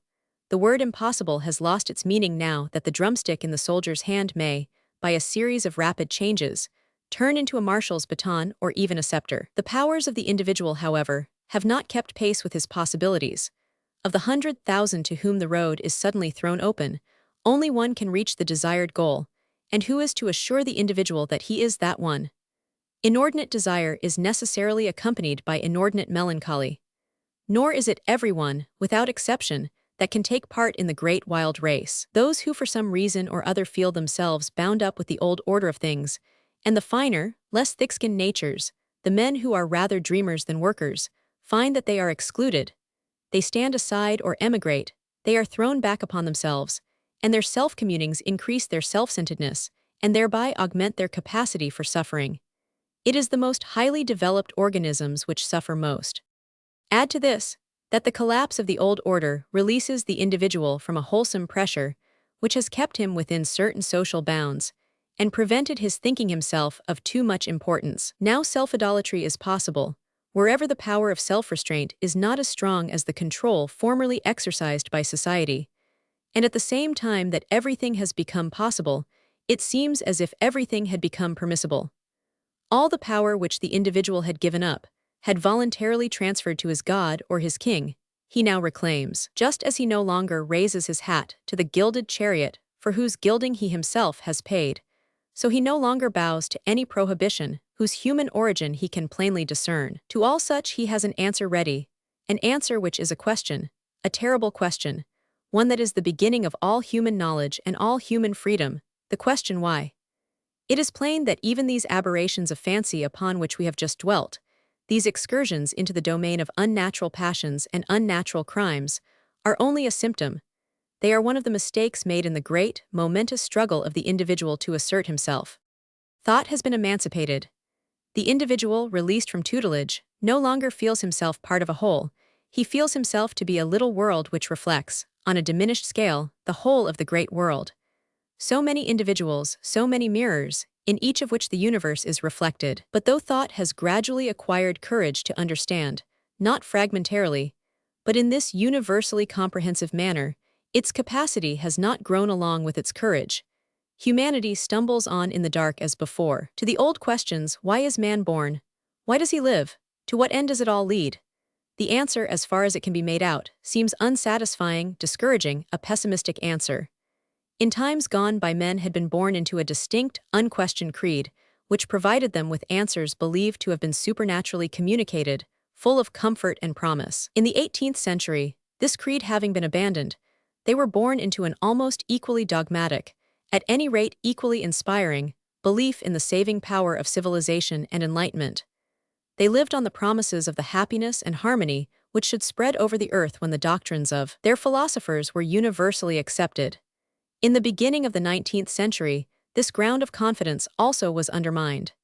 History seemed to teach that this path also led nowhere, and the confusion in men's minds was like the confusion of an army which receives contradictory orders in the midst of a battle. The standpoint even of those who try to turn thought back into the old religious grooves is not the standpoint of the old religion, for they themselves were but a few years ago either Voltairans or adherents of Rousseau's deism. Their new piety has been painfully reasoned out and struggled for. This explains the cribbed, constrained character of the intellectual movement among the writers who usher in the new century. In a very striking image, Alfred de Musset has expressed the impression they produce. Eternity, he says, is like an eyrie from which the centuries fly forth like young eaglets to skim through the universe each in his turn. Now it is our century which has come to the edge of the nest. It stands there glaring, but its wings have been clipped, and it awaits its death gazing into the infinite space out into which it is incapable of flying. V. Obermann. A striking contrast to René, egotistical and imperious, as he is despite his weariness of life, is presented by the next remarkable variant of the type of the age. Obermann, a work produced in the same year as René, was also written in exile. Its author, Étienne Pierre de Senancour, was born in Paris in 1770, but emigrated in the early days of the Revolution to Switzerland, where a long illness and various other circumstances compelled him to remain. In his quality of émigré, he was banished from France, and could only now and again venture secretly over its frontiers to visit his mother. Under the consulate, he returned to Paris without permission, and for the first 3 years lived the life of an absolute hermit in order not to attract the attention of the authorities. He afterwards gained a scanty livelihood by writing for liberal newspapers and editing historical handbooks. His was a lonely, quiet life of a deep-lifeling Stoic. Senancour's first work, the title of which, Meditations on the Original Nature of Man, proclaims the pupil of Rousseau, appeared in 1799. His psychological romance, Obermann, was published early in 1804. This book created no particular stir on its first appearance, but at a later period it passed through many editions. Successive generations perused its pages, and in France it was long classed with Werther and Ossian. It was studied by Notier and Ballanche, and was Sainte-Beuve's favorite work, he and George Sand doing much to bring it into public notice. Obermann in France, like Werther in Germany, has been in the hands of many a suicide. It was constantly read by Victor Hugo's unhappy friend, Rab, known to the public through Hugo's life and poems, and a certain clique of young men, Bastide, Sautelet, who committed suicide, Ampere, Stapfer, made a regular cult of the book. As René is the elect, Obermann is the passed by. Some of the ruling spirits of the century recognized themselves in René. Obermann was understood and appreciated by highly gifted, deeply agitated spirits of the finest temper. The book begins as follows. In these letters are to be found the utterances of a spirit that feels, not of a spirit that acts. Here we have the kernel of the matter. Why does he not act? Because he is unhappy. Why is he unhappy? Because he is too sensitive, too impressionable. He is all heart, and the heart does not work.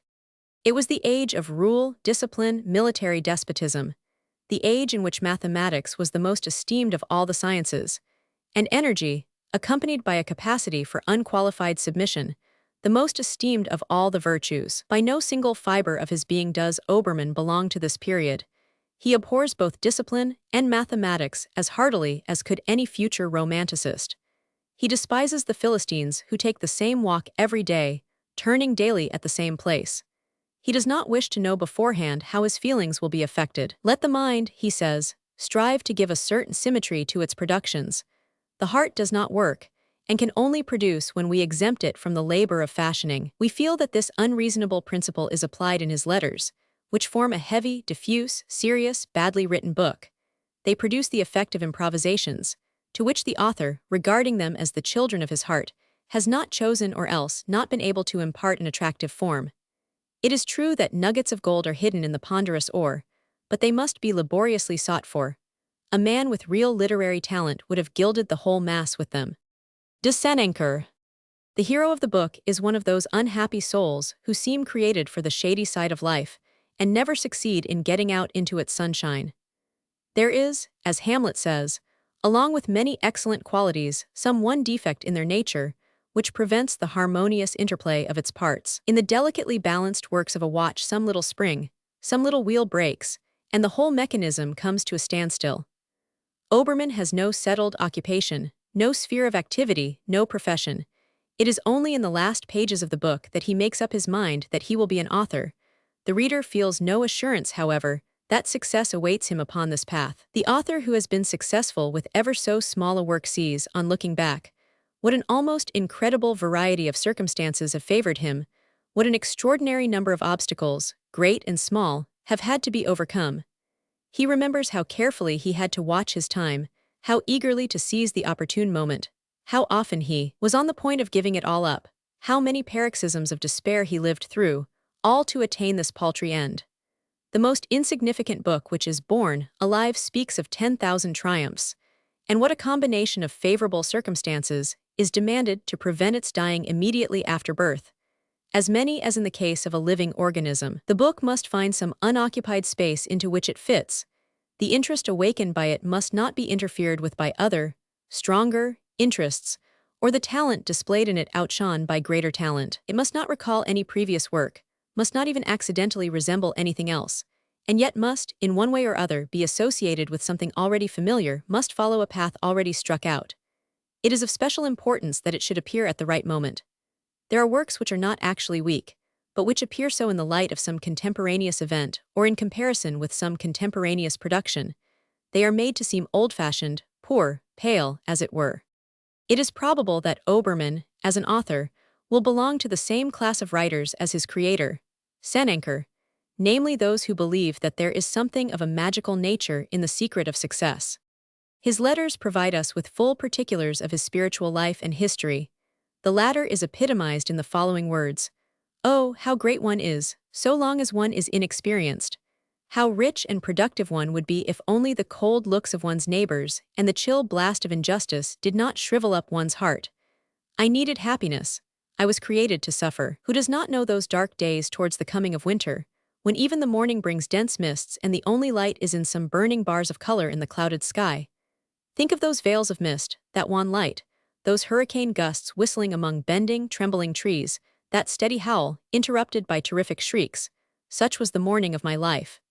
At midday the colder, steadier storms, towards evening gathering darkness, and man's day is at an end. To so morose a temperament, a regularly ordered life is insupportable. The most difficult, distressing moment in a young man's life, that in which he must choose a profession, is one which Obermann cannot face. For to choose a calling means to exchange complete liberty and the full privileges of humanity for confinement resembling that of the beast in its stall. It is to their freedom from the stamp of any calling that women owe part of their beauty and of the poetry of their sex. The stamp of a calling is a restraint, a limitation, a ridiculous thing. How then could a man with a nature like Obermann's possibly choose a profession? At once too intense and too weak for real life, he hates nothing more than dependence. The whole constitution of society is repellent to him. Thus much is certain: I will not drag myself up step by step, take a place in society, be compelled to show respect to superiors in return for the privilege of despising inferiors. Nothing is so imbecile as these degrees of contempt reaching down through society from the prince, who claims to be inferior to God alone, to the poorest ragpicker, who must be servile to the woman from whom he hires a straw mattress for the night. He will not purchase the right to command at the price of obedience. To him, a clock represents the quintessence of torture. To bind himself to tear his mood into fragments when the clock strikes, as the laborer, the man of business, and the official must, is to him to deprive himself of the one good thing which life with all its tribulations offers, namely, independence. He is a stranger among his fellow-men. They do not feel as he feels. He does not believe what they believe. They appear to him so tainted with superstition, prejudices, hypocrisy, and social untruthfulness that he shrinks from contact with them. At the close of the 18th century, France was not orthodox, but it had not emancipated itself from the belief in God and in a future existence. Obermann does not share these beliefs. His is an essentially modern spirit. His philosophy is the scientific philosophy of the 19th century. He is a warm, convinced humanitarian and has as little belief in a happier existence after death as in a personal God. The question of religion is discussed from various points of view in his letters. We already find the indignant refutation of the theory that atheism is the result of wickedness. They who believe in the Bible, says Obermann, maintain that it is only men's evil passions which prevent them from being Christians. The atheist might with equal justice assert that only the bad man is a Christian, since it is only the Christian who requires the help of phantasms to restrain him from stealing, lying, and murdering, and who endorses the theory that it would not be worth while leading an upright life if there were no hell. He attempts to explain the psychical origin of the belief in the immortality of the individual. The majority of human beings, restless and unhappy, live in hope that next hour, that tomorrow, and finally that in a life to come, they may attain the happiness they desire. To the argument that this belief is, at any rate, a consolation, he replies that its being a consolation to the unhappy is but one reason the more for doubting its truth. Men so readily credit what they wish to believe. Suppose one of the old sophists to have succeeded in making a pupil believe that by following certain directions for 10 days, he would be assured of invulnerability, eternal youth, 100. The belief would doubtless be very agreeable to the pupil in question, but none the better founded for that. When asked what becomes of motion, mind, and soul, which are incorruptible, Obermann replies, "When the fire on your hearth goes out, its light, its warmth, its force forsake it, and it passes into another world, where it will be eternally rewarded if it has warmed your feet and eternally punished if it has burned your slippers." He also attacks the theory, as often urged in our own as in those days, that those who do not believe in the dogmas of religion should hold their peace and not deprive others of the mainstay of their lives. He argues warmly, passionately, asserting that the cultivated classes and the town populations no longer believe in dogma. We must remember that he is writing of 1812, and as regards the lower classes, putting the matter thus: even if we take for granted that it is both impossible and inadvisable to cure the masses of their delusions, does this justify deceit? Does this make it a crime to speak the truth, or an evil that truth should be told? As a matter of fact, however, the masses now universally display a desire to learn the truth. It is clear that faith is everywhere undermined, and our first endeavor ought to be to prove clearly to all and sundry that the obligation to do right is quite independent of the belief in a future life. Obermann, then, maintains that the laws of morality are natural, not supernatural, and are consequently unaffected by the collapse of belief. He repeatedly emphasizes the disastrous practical results of silence in matters of religion. It is the system of silence which makes it possible for the education of woman to be still carried on upon the old lines, keeping her, as a rule, in a state of ignorance that makes her the enemy of progress, and too often delivers her, body and soul, into the power of her father-confessor.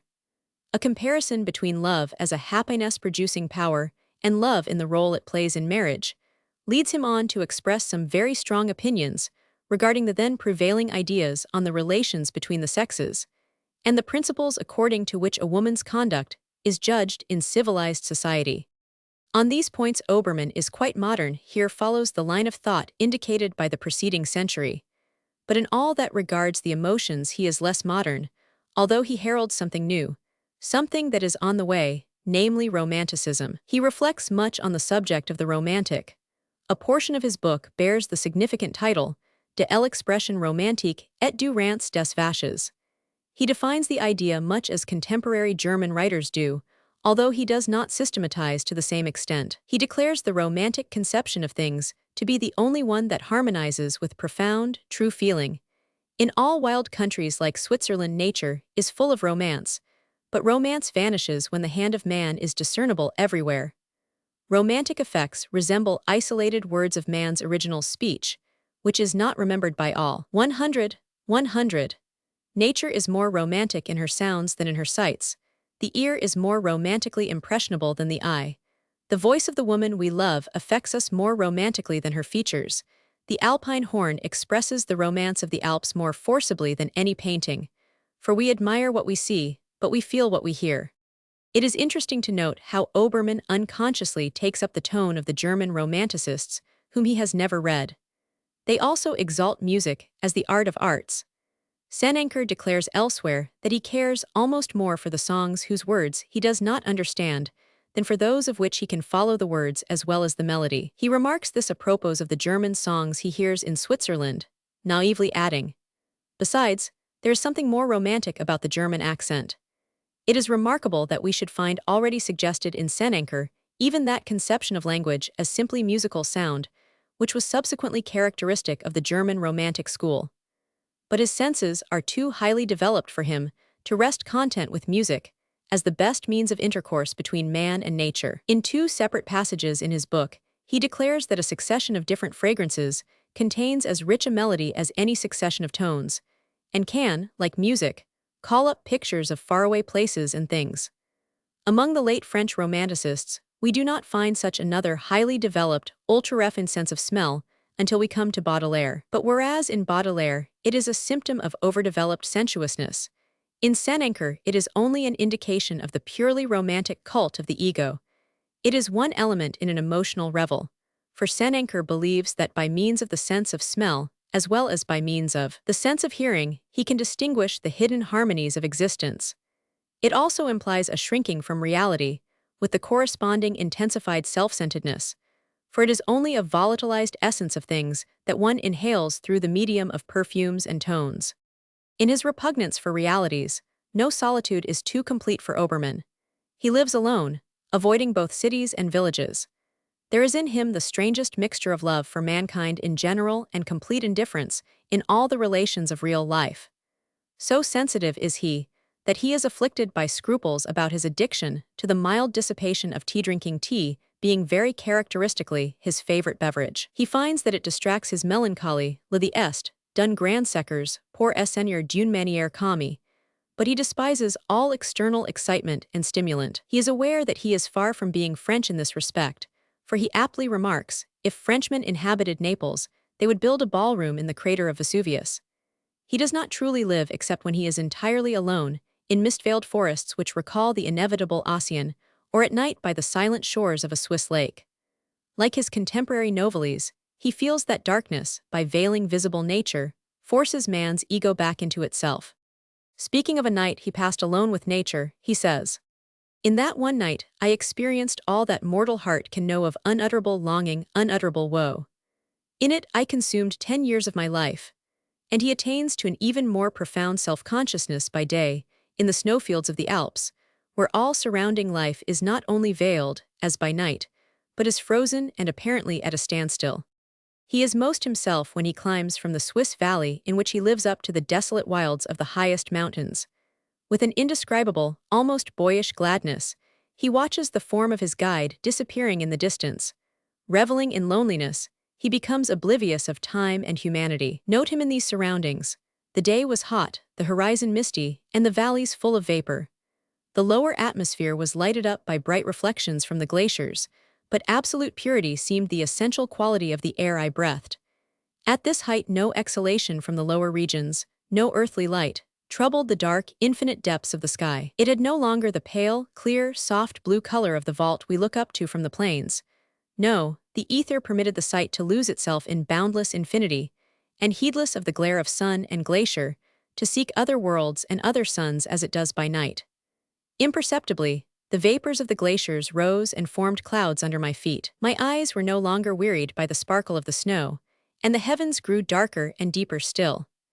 The snowy dome of Mont Blanc lifted its immovable mass above the moving gray sea of piled-up mist, which the wind raised into enormous billows. A black speck showed far down in their abysses. Swiftly rising, it advanced directly towards me. It was a great alpine eagle. Its wings were wet and its eyes were fierce. It was seeking prey. But at the sight of a human being it uttered a sinister cry, precipitated itself into the mist and disappeared. This cry was echoed 20 times, but the echoes were dry sounds, without resonance, like so many isolated cries in the universal silence. Then all sank back into absolute stillness, as though sound itself had ceased to exist, as though the reverberating property of bodies had been universally suspended. Silence is unknown in the noisy valleys. It is only on these cold heights that this immobility reigns, this perpetual solemnity which no tongue can express, no imagination conjure up. Were it not for the memories he brings from the plains, man would believe up here that, leaving himself out of the question, movement did not exist. The motion of the stars would be inexplicable to him, even the mists seem to remain the same despite their changes. He knows that the moments follow each other, but he does not feel it. Everything seems to be eternally petrified. I could wish I had preserved a more exact remembrance of my sensations in those silent regions. In the midst of everyday life, the imagination is hardly capable of recalling a sequence of ideas, which present surroundings seem to contradict and thrust aside. But in such moments of energy one is not in a condition to think of the future or of other men, and take notes for it in them, or to dwell upon the fame to be acquired by one's thoughts, or even to take thought of the common good. One is more natural, one is not bent on making use of the present moment, one does not control one's ideas, nor require one's mind to examine into things, discover hidden secrets, or find something to say which has never been said before. Thought is no longer active and regulated, but passive and free. One dreams, one abandons one's self, one is profound without esprit, great without enthusiasm, energetic without will. We can see him, this pupil of Jean-Jacques, who has energy without will, exactly Obermann's case, sitting solitary amidst Jean-Jacques' scenery. René had widened the range of literary landscape. Instead of the Swiss lake and the woods and groves with which we began in La Nouvelle Héloïse, René and Atala gave us the great primeval forest, the gigantic Mississippi and its tributaries, and all the glowing, dazzling color and fragrant, intoxicating luxuriance of tropical nature. This was a fitting natural background for a figure like René's. The exiled Chateaubriand had wandered through such scenery, and it had left its imprint on him. Obermann is in his proper place in the desert silence and dumbness of the mountains. It is where there is no life, where life loses its hold, that he feels at home. Will he be able to endure life? Or will he, like Werther, some day cast it from him? He does not do so. He finds strength in a great resolve. He gives up once and for all the idea of pleasure and happiness. Let us, he says, look upon all that passes and perishes as of no importance. Let us choose a better part in the great drama of the world. It is from our determined resolution alone that we can hope for any enduring result. His determination to live, not to lay violent hands upon himself, is not engendered by humility but by a spirit of haughty defiance. It may be, he says, that man is created only to perish. If so, let us perish resisting, and if annihilation is our portion, let us at least do nothing to justify our fate. But it is long before Obermann attains to this calm. Many and impassioned are his arguments in justification of suicide, and this is not surprising, for the suicidepidemic in literature is one of those symptoms of the emancipation of the individual to which I have already referred. It is one form, the most radical and definite, of the individual's rejection of, and release from the whole social order into which he was born. And what respect for human life were men likely to have in the days when Napoleon yearly made a blood offering of many thousands to his ambition? I hear every one declare, says Obermann, that it is a crime to put an end to one's life. But the same sophists who forbid me death, expose me to it, send me to it. It is honorable to give up life when we cling to it. It is right to kill a man who desires to live, but that same death which it is an obligation to seek when dreaded, it is criminal to seek when desired. Under 1,000 pretexts, now sophistical, now ridiculous, you play with my existence, and I alone have no rights over myself. When I love life, I am to despise it. When I am happy, you send me to die. And when I wish to die, you forbid me and burden me with a life that I loathe. If I ought not to take my life, neither ought I to expose myself to probable death. All your heroes are simply criminals. The command you give them does not justify them. You have no right to send them to death if they had no right to give their consent to your order. If I have no right of decision in the matter of my own death, who has given this right to society? Have I given what I did not possess? What insane social principle is this you have invented, which declares that I have made over to society, for the purpose of my own oppression, a right I did not possess to escape from oppression? Once, many years ago, in an essay on the tragedy of fate, I put similar words into the mouth of a suicide. He who groans under the burden of existence may reasonably turn and accuse destiny, saying, "Why was I born? Why are we not consulted? If I had been asked and had known what it was to live, I would never have consented. We are like men who have been pressed as sailors and forced on board a ship.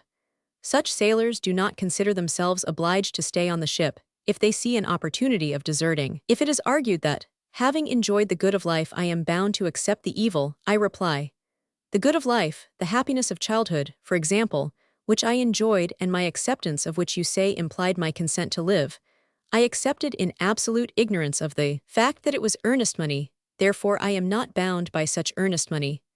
I will not violate the ship's discipline, will not murder my comrades or anything of that sort. I will only take the one thing I have a right to, my liberty, for I never bound myself to remain. This is obviously not the place to discourse at length on the permissibility of suicide. I leave that task to the moralists, only remarking that, although I do not believe anything reasonable can be urged against its permissibility, except our obligations to our fellow men, I consider these obligations in numberless cases an entirely sufficient and conclusive argument. At present, I am only depicting from a purely historical point of view an actual psychical condition, which is one of the phenomena of the literature under consideration. For Werther and Obermann are not the only books of this period in which suicide is represented or discussed. Atala kills herself. René is only prevented from doing so by his sister Emilie, and at one time, with a contempt of life almost as great as Schopenhauer's, he sneers at the love of life as a mania. Their attitude towards suicide, then, forms a point of resemblance between two such different writers as Chateaubriand and Sénéca, and stamps their work with the impress of the period. The author of Obermann made his hero in his own image, which perhaps explains why he makes him finally resolve to be an author. What chance have I of success, says Obermann, if to say something true and to endeavor to say it convincingly be not enough, it is certain that I shall not succeed. Take the first place, ye who desire the fame of the moment, the admiration of society, ye who are rich in ideas which last a day, in books which serve a party in effective tricks and mannerisms. Take the first place, seducers and seduced. It is nothing to me. Ye will soon be forgotten, so it is well that ye should have your day. For my own part, I do not consider it necessary to be appreciated in one's lifetime, unless one is condemned to the misfortune of having to live by one's pen. In these words, Sénéca expressed his own literary faith and predicted his own destiny. His own generation overlooked him. He was not appreciated while he lived, although he was in the unhappy position of possessing no source of income but his pen. But in the days of the Romantic school, he attained renown. The Romantic critics bound his simple field flowers into garlands, along with the passion flowers and roses of Chateaubriand and Madame de Staël. And he deserved the fame he attained, for he is one of the most remarkable authors of the Emigrant Literature, worshipper of nature, as becomes a pupil of Rousseau, melancholy, as befits a genuine admirer of Ossian, weary of life, as befits a contemporary of Chateaubriand. He is thoroughly modern in his theories on religion, morality, education, and the position of women in society. He is the regular German romanticist in his sentimentality, his indolence, and his dread of contact with reality, as if it were something that would burn him. And he is the French romanticist in his mixture of liberal-mindedness with excessive scrupulosity and of enthusiasm with refined sensuousness, a combination which reappears in French literature 20 years later in Sainte-Beuve's Joseph Delorme. Everything stamps him as a herald or forerunner of the long train of greater intellects, who at this moment begin their progress through the century. His weak voice announces them, and he prepares their way. Roman 6. Nodiers. Simultaneously with Obermann, there appeared in the French book market a little romance which was a product of intellectual tendencies akin to those of Sénéca. Though its author too is a forerunner of greater men than himself, his remarkable and versatile talent, his sense of the fantastic exceptionally strong for a French author, and his courage in striking out new paths, make of him not a mere precursor but a pioneer. This writer was Charles Nodier, and the name of his book, Le Painter de Salzburg. Charles Nodier, who belongs only by virtue of a couple of early works to the period with which we are dealing, and who, except for these, must be classed as a French romanticist prior to the existence of the French Romantic school, was born at Besançon in 1780. His father was a magistrate, a gifted and honorable man, severe in his public capacity and amiable in his home. He was a declared adherent of the 18th century philosophy, and educated his son according to the principles laid down in Rousseau's Émile. Charles early showed an astonishing aptitude for learning, and much talent in various directions. At 17 years of age, he was so capable a philologist as to have compiled a dictionary of French onomatopoeic words, a work which the Minister of Education considered worthy of a place in the school libraries. By the time he was 18, he was so accomplished a naturalist that he brought out a work on the antennae of insects and their organs of hearing. His first romance was given to the press about the same time. Nodiers was a stirring childhood and early youth. At the age of 13, he had some experience of the horrors of the Reign of Terror, for his father was head of the Revolutionary Tribunal at Besançon. In 1793, the warm-hearted and determined little boy saved a woman's life. A lady of the town was accused of sending money to an émigré relation in the Royalist Army of the Rhine. The charge was proved beyond a doubt, and the provisions of the law in such a case being unmistakable, the lady's fate was apparently sealed. A mutual friend of his family and the lady told the whole story to young Nodier, who first vainly attempted to move his father by entreaties, and then declared that he would kill himself if the death sentence were passed. He was so much in earnest, and seemed so resolved to carry out his threat, that at the last moment the father, in dread of losing his son, did violence to his Roman virtue, and acquitted the offender. In the same year, Besançon not offering sufficient educational advantages, young Nodier was sent to Strasbourg. It so happened that he was boarded there in the house of the notorious Eulogius Schneider, the cruel governor of Alsace, who shortly afterwards perished on the scaffold in Paris. The scenes he saw in Strasbourg were well adapted to quicken the imagination of a future writer of romance. As a youth in Paris, he was a witness of the frivolity and pleasure-seeking that prevailed under the Directory, and after his return to Besançon in 1799, he interested himself in the cause of the state prisoners and suspected persons in that town. This led to his being denounced as dangerous to society. One night his door was broken open, and his papers were examined, but nothing more incriminating was found than his works on the antennae of insects and the roots of words. The excitement of the situation satisfied his romantic love of adventure. It pleased him to be at war with the authorities, to run risks, to know he was spied upon. 100. He had no political convictions then or later, but he was an enthusiast in the cause of liberty, and always belonged to the opposition, whatever the government of the moment might be. He was religious under the Republic, a freethinker under the Empire. 100. The despotism of the first consul so exasperated him that at the age of 20, he wrote an ode against him entitled La Napoleon. Arrests were made right and left in the hope of finding the author, and when at last the printer was imprisoned, Nodier gave himself up. After several months' imprisonment in Paris, he was sent back to his native town, where he was placed under the surveillance of the police. This was the beginning of a long series of persecutions and annoyances on the part of the government, which, although certainly exaggerated by the young poet's lively and always active imagination, must have been anything but pleasant to him. He went from one hiding place to another in the Jura Mountains, living and writing in unfrequented spots, and never staying long enough in any one place to complete the work begun there. Thus, in addition to all the impressions of the period already received, he had experience, at a very early age, of the emotions of the exile and the mood of the émigré. It is these moods and emotions which form the background of his first literary attempt. Le Painter de Salzburg was written during his incessant changes of abode among the Jura Mountains. Le Painter de Salzburg, Journal des Emotions d'un cœur souffrant, Suivi des Meditations du Cloître, is the title of the first edition, published in Paris, 1803. The Meditations du Cloître, a sort of appendix to this edition of the romance, possesses a certain interest as the expression of one of the ideas prevailing among the young generation. It is written with the same intention as René, being, namely, a plea for the restoration of monasteries.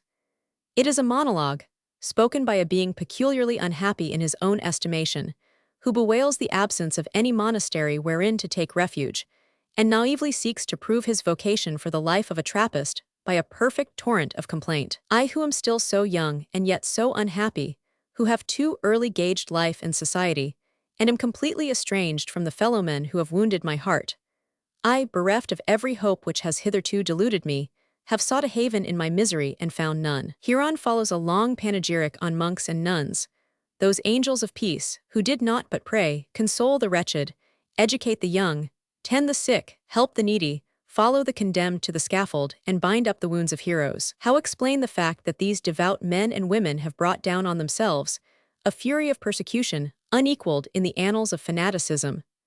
How can the legislators of the 18th century have had so little knowledge of the human heart as not to understand, not to divine the existence of those needs, to supply which religion founded monasteries? To the present generation, political circumstances have given the education that fell to the lot of Achilles. We have been fed on the blood and the marrow of lions, and now that a government which leaves nothing to chance and which determines the future has set limits to the dangerous development of the powers of youth, saying to them, "Thus far and no farther." Do they understand now what melancholy occurrences result from so much suppressed passion and unemployed strength? How many temptations to crime exist in a passionate, melancholy, world-weary heart? With bitterness, with horror, I set it down. Werther's pistol and the executioner's axe have already made a clearing amongst us. The present generation rises up and demands the cloisters of old. Assuredly, a humble and sentimental desire for a generation nourished on the marrow of lions. But we discern defiance behind the meekness, and the demand is not to be taken literally. It is impatient despondency, grasping at random at any means of alleviating its woe.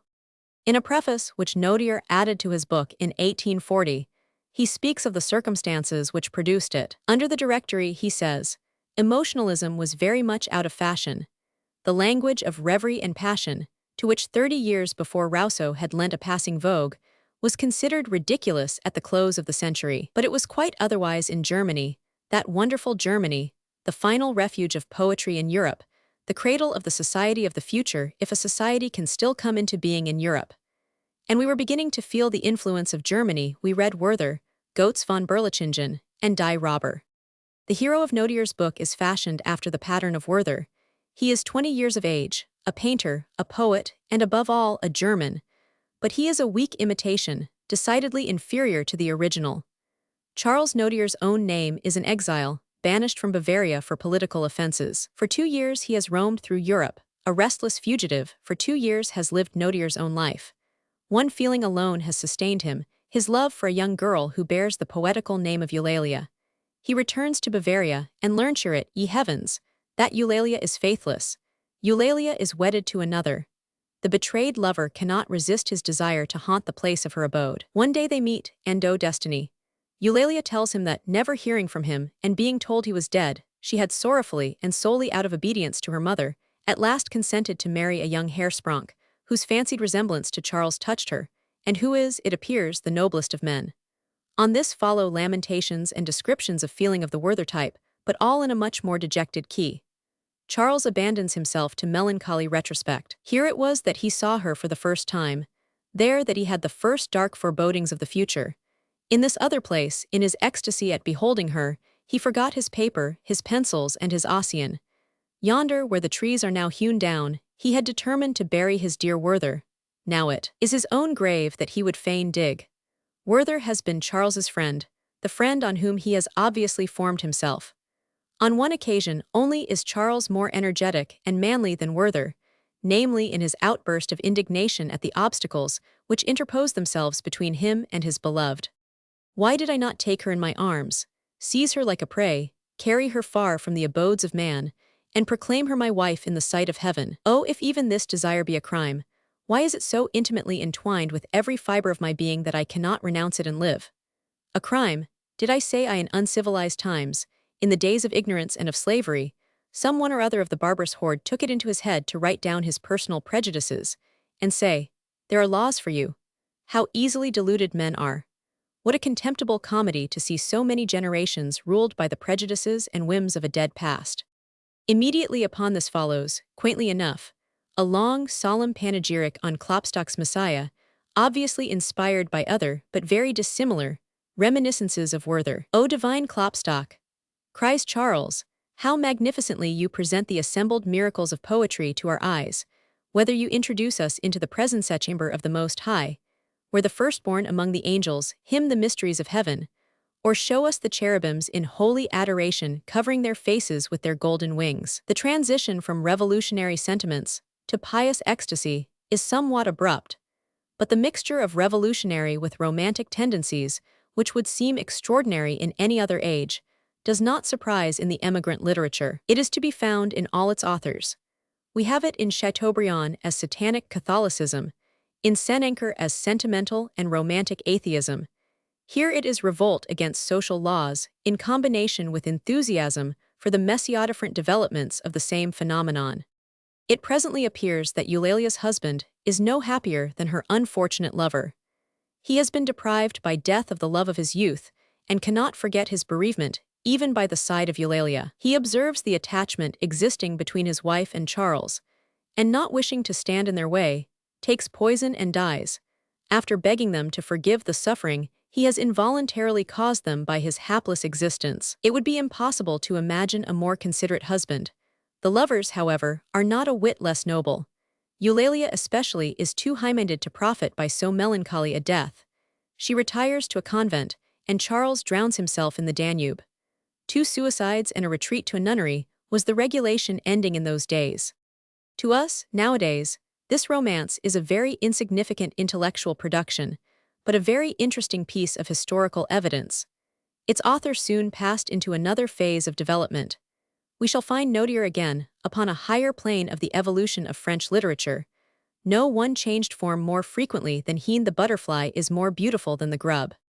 Romans 7. Constant, on religion. Adolphe. The literary critic passing from one variety to another of the type of a certain period in a manner, resembles the scientist tracking some structure through its metamorphoses in the different zoological species. The next variant of our main type who seems to me worthy of study is Benjamin Constant Adolphe, the hero of the only romance written by that famous political author.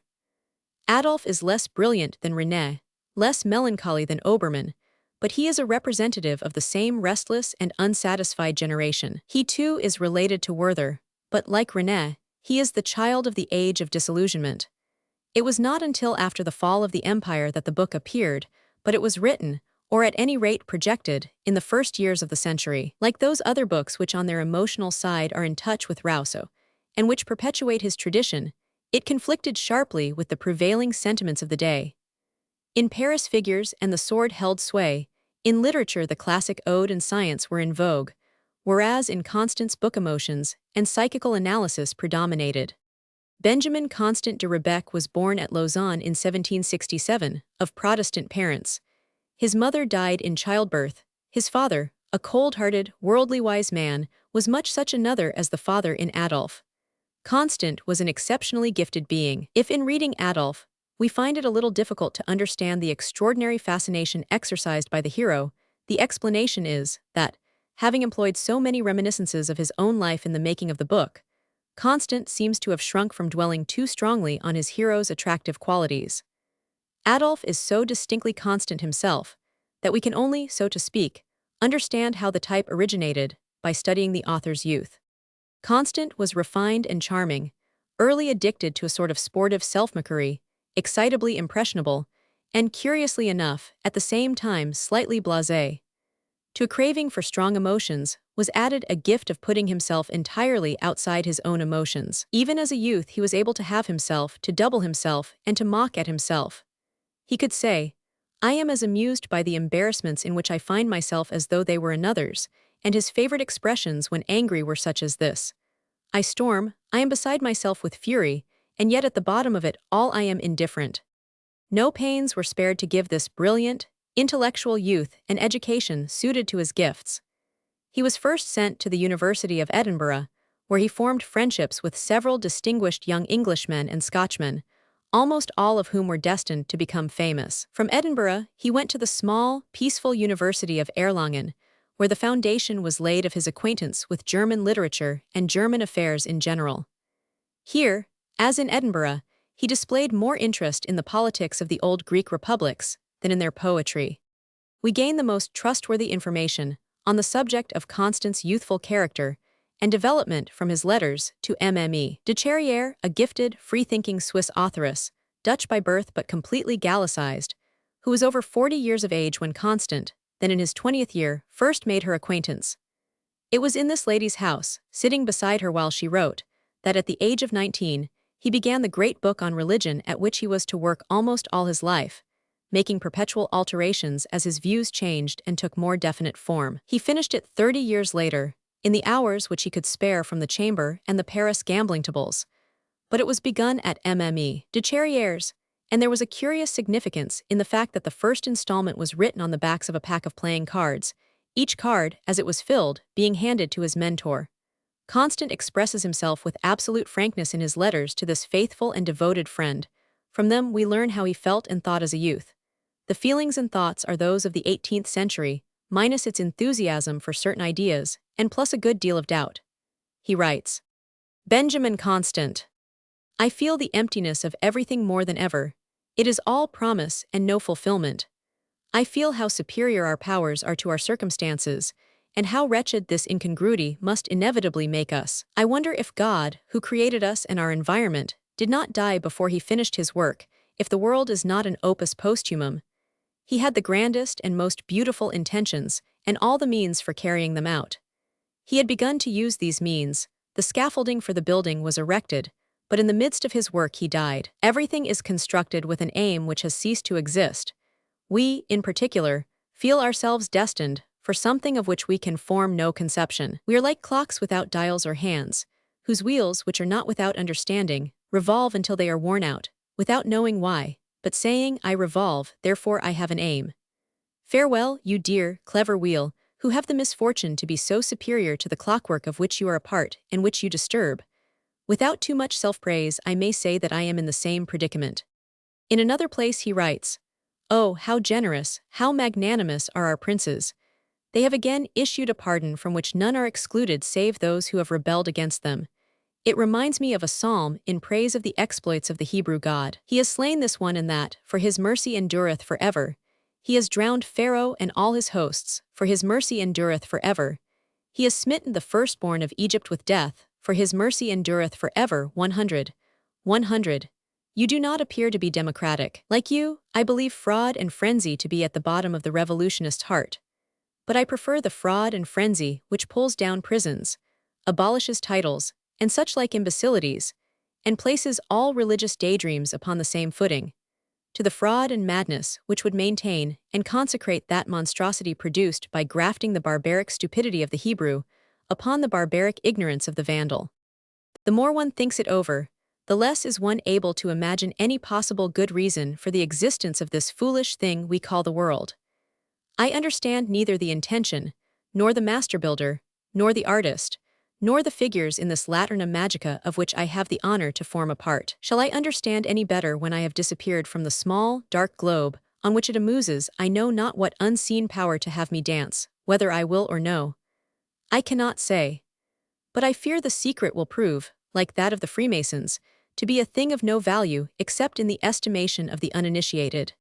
Having read these extracts, it does not surprise us to know that the book on religion, planned at the close of the century to effect the same object from a Protestant standpoint that Chateaubriand aimed at from a Catholic, namely, the revival of the religious spirit in France, had originally a very different character from that which it finally acquired. If the first part were published as it was originally written, entirely in the 18th century manner, it would indicate in its author exactly the stage of mental development indicated in Chateaubriand by his book on the revolutions. In the form in which it has taken its place in French literature, the work is remarkable for its calm, passionless style, its unprejudiced views, and an erudition not common at that period. Its weaknesses are its total lack of warmth and the general indecision of its principles. Main idea is as follows. All the earlier conceptions of the nature of religion have been imperfect. One school of writers, who regard religion as inaccessible by the path of reason, and who believe it to have been imparted to man once for all by divine revelation, seek to restore it to its original form. Another school, rightly appalled by the evils resulting from intolerance and fanaticism, have rejected religion as a delusion, and have sought to base an ethical system upon a purely earthly foundation. A third have believed themselves able to steer a middle course. They accept something which they call natural religion, or the religion of reason, and which consists only of the purest dogmas and the simplest fundamental principles. But the adherents of this school, like those of the first two, believe that mankind can attain to absolute truth, that truth, therefore, is one and unchangeable.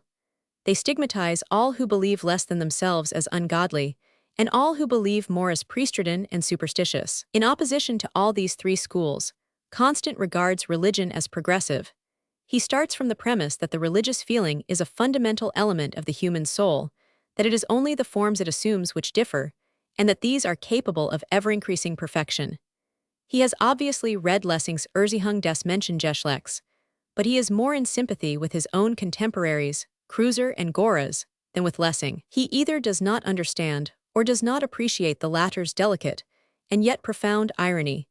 He is captivated by the Romantic Protestant revival ideas and assimilates as much of them as a French liberal politician and converted Voltairean can. He strongly objects to the spirit of intolerance and persecution, which makes itself felt so strongly in Lamennais' book on indifference in matters of religion. Unlike Chateaubriand and de Maistre, he objects to the temporal power of the papacy, or to any other combination of spiritual and temporal power, but he imagines that in his Sentiment Religia he has discovered a kind of spiritual primary element, incapable of further resolution, an element which is unalterable and universal, diffused over the whole earth and unaffected by time, and upon this theory, which is incompatible with the data of psychology, he bases his whole conservative system. As far as possible, he evades troublesome questions.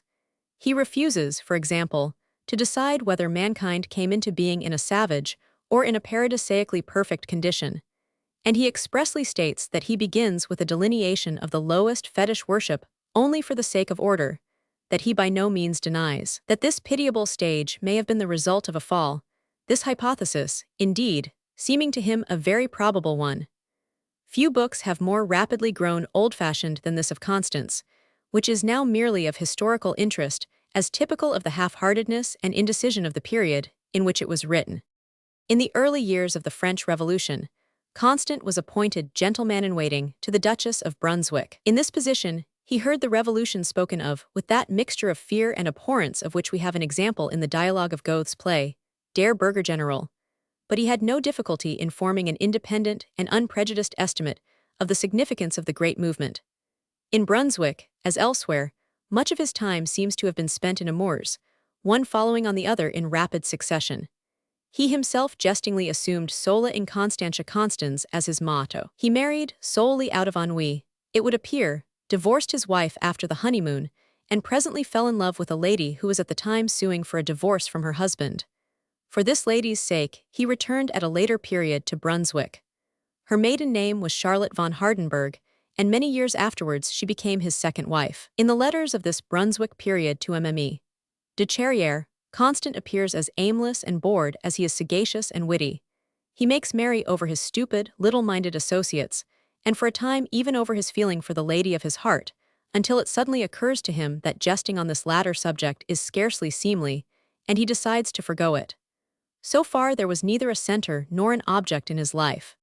Towards the close of 1774, however, a decisive change took place. He met Mme. de Staël, and it became apparent that neither of these two minds could produce the best of which it was capable without the assistance of the other. Constant was then 27 years of age, Mme. de Staël 28. He had just arrived in Paris, the city to which his ambition had long attracted him, but which he now saw for the first time. He was introduced into the best society, frequented the houses of Mme. Tallien, Mme. Beauharnais and Mme. de Staël, and made an impression both by his personal beauty and his intellectual gifts. With his fresh complexion and fair hair he resembled a young northerner, but in mind he was the acute Frenchman, and in culture the cosmopolitan. He made an impression on the most gifted Frenchwoman of the day that was never effaced, even when the circumstances of life estranged and separated them, and it was soon no secret that Mme. de Staël's admiration had become passionate love. She imparted to the rising statesman her faith in political liberty, her enthusiasm for the rights of the individual, and for a government which should assure them, and her fiery ardor inspired him with her spirit of enterprise, and with her confidence in the power of words and of deeds to influence, to remold life in spite of destiny. In return for this, her relation to him seems, by setting her at variance with society, to have supplied her with the greater part of the passions, emotions, and rebellious thoughts which form the kernel of her imaginative writings. At Mme. de Staël's house Constant met a whole host of foreign diplomatists, disaffected journalists, and plodding women, who for the moment influenced him against the convention. He soon, however, arrived at convictions of his own, refuted his first newspaper articles, and more radical than his friend, joined the Patriot Party in opposing the so-called moderates, in whom he perceived no moderation. The year 1795 he spent, on the invitation of Mme. de Staël, at her country house of Coppet, in Switzerland. The following year she was separated from her husband.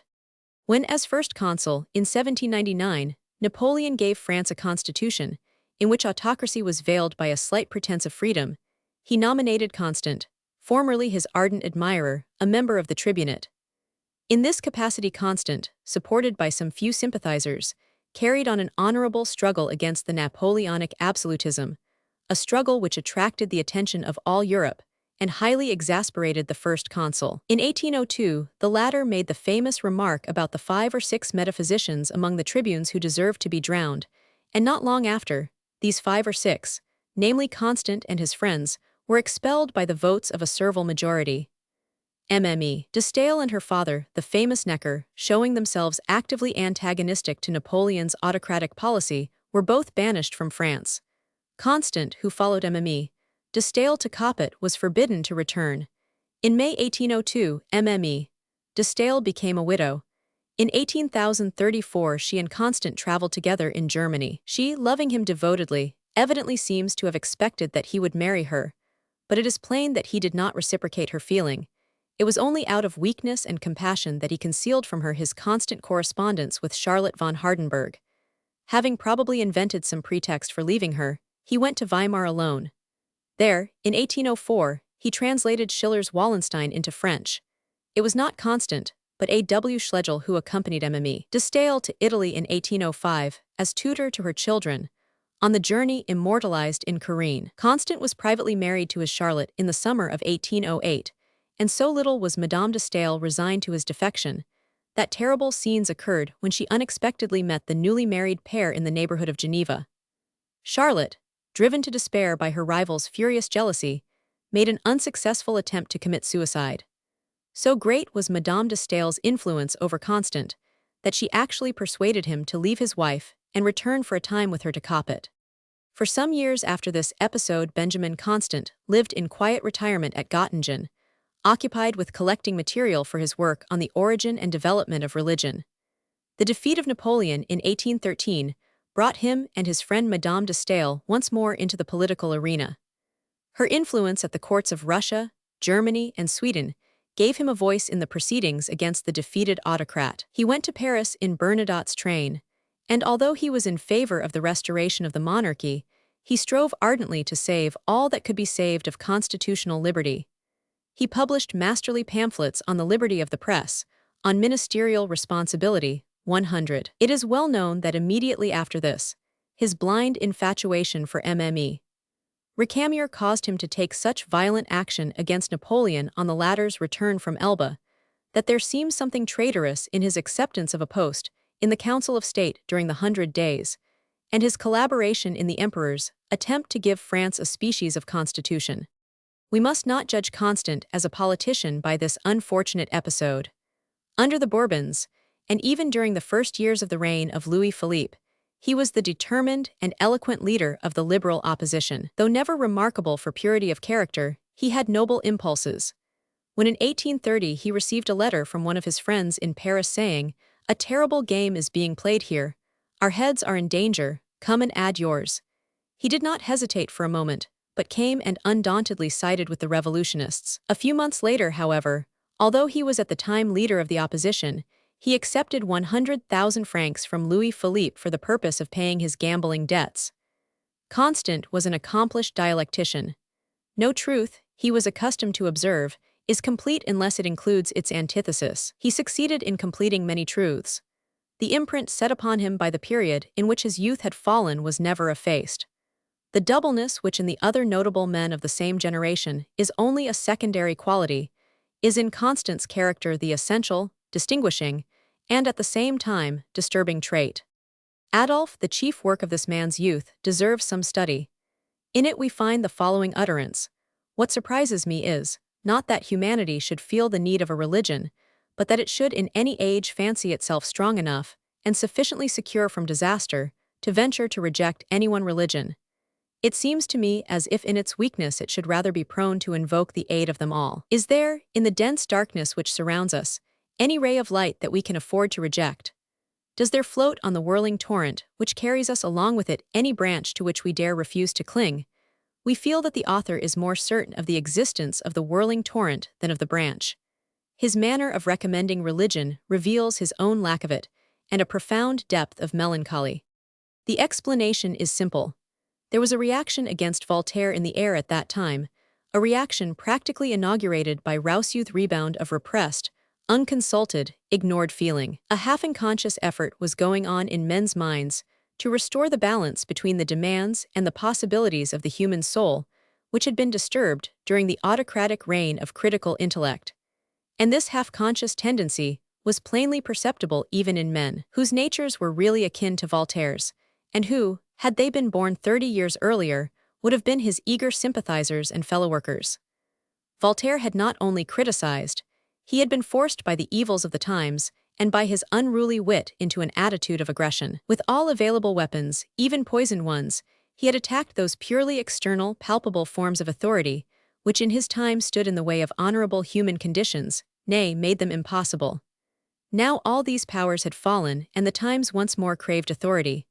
There are inner, spiritual authorities. The right, the good, the true are such, but the enthusiastic attempts to introduce and establish a free form of government, which should realize these ideals, without the invocation of any authority unexplainable by reason, had resulted in the savage excesses of lawlessness. What wonder, then, that not only many ordinary individuals began to grope after planks from the wreck of the once powerful political and religious systems, but that also a majority of the most highly gifted came forward as the champions of some authority, either temporal or spiritual, which they supported for the sake of the principle, but with no real belief or confidence in it. They had no real confidence, for the simple reason that for them, as genuine and intelligent sons of the young 19th century, it was impossible to believe in the strength of a stem which their fathers had sawn through. Chateaubriand's faith in legitimacy was as faint-hearted as Constance in religion in general. Men were uneasy in their minds. The old house was burned down. The new was not even begun. And instead of boldly beginning to erect a new building, events led them to seek refuge among the ruins of the old, the half-burned materials of which they built up as best they could. During this performance, they were perpetually tempted to try experiments not planned from the first. After some vain attempts to give solidity to the building by the addition of new material, they would in despair give a kick at the shaky, newly built walls, which brought them down again. No group of writers whose aim was to preserve society ever brought such passionate accusations against it as the authors of the Emigrant Literature. It is one of these accusations of society which forms the basis of Benjamin Constance Adolphe. Adolphe is a love story which, in its presentment of the relations of the individual to society, takes a quite different point of view from Werther. In Werther outward, and by reason of these, also inward, obstacles prevent the union of a couple obviously made for each other. In Adolphe outward, and because of them, also inward, reasons part two beings who are united. Werther represents the power of society, and of unaccepted social responsibilities, to hinder a love match. Adolphe describes the power of society and of public opinion to absolve from accepted personal responsibilities and to sever a long-united pair. The books, taken together, form a double picture of the pope-like power of society to bind and loose. But whereas Werther depicts the feelings of the pre-revolutionary, enthusiastic, energetic generation to which its author belonged, the feelings described in Adolphe are those of the first French generation of the new century. Unlike former love stories, Adolphe does not delineate love only in its first awakening in the dawn of delusive hopes, but follows it through its whole existence, depicts its growth, its strength, its decay, its death, and even pursues it to the other side of the grave and shows the feelings into which it is transformed. Hence Adolphe, even more than René, is the story of the individual's rude awakening from delusion, the representation of the anguish of disappointment. It is the flower of life which is here stripped of its petals one by one and carefully dissected. In this point, too, the book is a great contrast to Werther. Werther is naive in comparison. It is the same flower, the perfume of which is a deadly poison to Werther, that is calmly dissected by Adolphe. The change is expressed in the very costume, The blue coat and yellow waistcoat have made way for our dull, funereal black. But the flame which is extinguished in the man's breast now burns in the woman's. Adolf is woman's Werther. The passion and melancholy of the new age have advanced another step. They have spread to the other sex. In Werther it was the man who loved, suffered, stormed, and despaired. In comparison with him the woman was sound, strong, and unharmed, perhaps a trifle cold and insignificant. But now it is her turn, now it is she who loves and despairs. In Werther it was the woman who submitted to the laws of society, in Adolf it is the man who does so. The self-same war waged by Werther in the name of his love is now waged by Eleanor, and with equally tragic result. It is scarcely an exaggeration to call this romance the prototype of a whole new species of fiction, namely that which occupies itself with psychical analysis. It is its treatment of love that is new. Far behind us now lies the time when Amor was represented as the charming child we all know from Thorwaldsen's bas-reliefs. To Voltaire, Amor was the god of pleasure. Les Riss, les Jeux et les plaisirs were his attendants. To Rousseau he is the god of passion. With Goethe he has ceased to be a beneficent spirit. We understand when we read Goethe what Schopenhauer meant when he wrote that Amor pursues his way, indifferent to the misery of the individual. In Faust, the first poem of the new era, he is transformed from a roguish boy into a criminal. Faust seduces Gretchen and deserts her. Gretchen's love story means the death of her mother, her brother, her infant, and herself. She, the innocent, loving girl, kills her mother with the sleeping draught she administers in order that Faust may visit her by night. Faust and Mephistopheles together slay the brother who attempts to avenge his sister's disgrace. From fear of shame, Gretchen kills her newborn child, for which she is thrown into prison and finally executed. Goethe's passion for truth impelled him to paint a very different picture of Amor from that which represents him as the rose-crowned boy. And in Goethe it is not only in its consequences, but in its very nature that love is fraught with fate. In Elective Affinities, he has made a study of the mysterious and irresistible attraction and repulsion by which the mutual relations of souls are determined, as if they were chemical substances. The book is a kind of study of passion from the point of view of natural philosophy. Goethe shows us its rise, its magic power as a mysterious natural force, its foundation in the unfathomed depths of our soul. An attempt had thus been made to explain the attraction to which we give the name of love, by instituting a parallel between it and the attraction with which we are familiar in inanimate nature. But there was yet another step to be taken, namely, to dissociate love from everything with which it had hitherto been connected, and analyze it. This task fell to the lot of the unsettled, unsatisfied generation to which Constant belongs.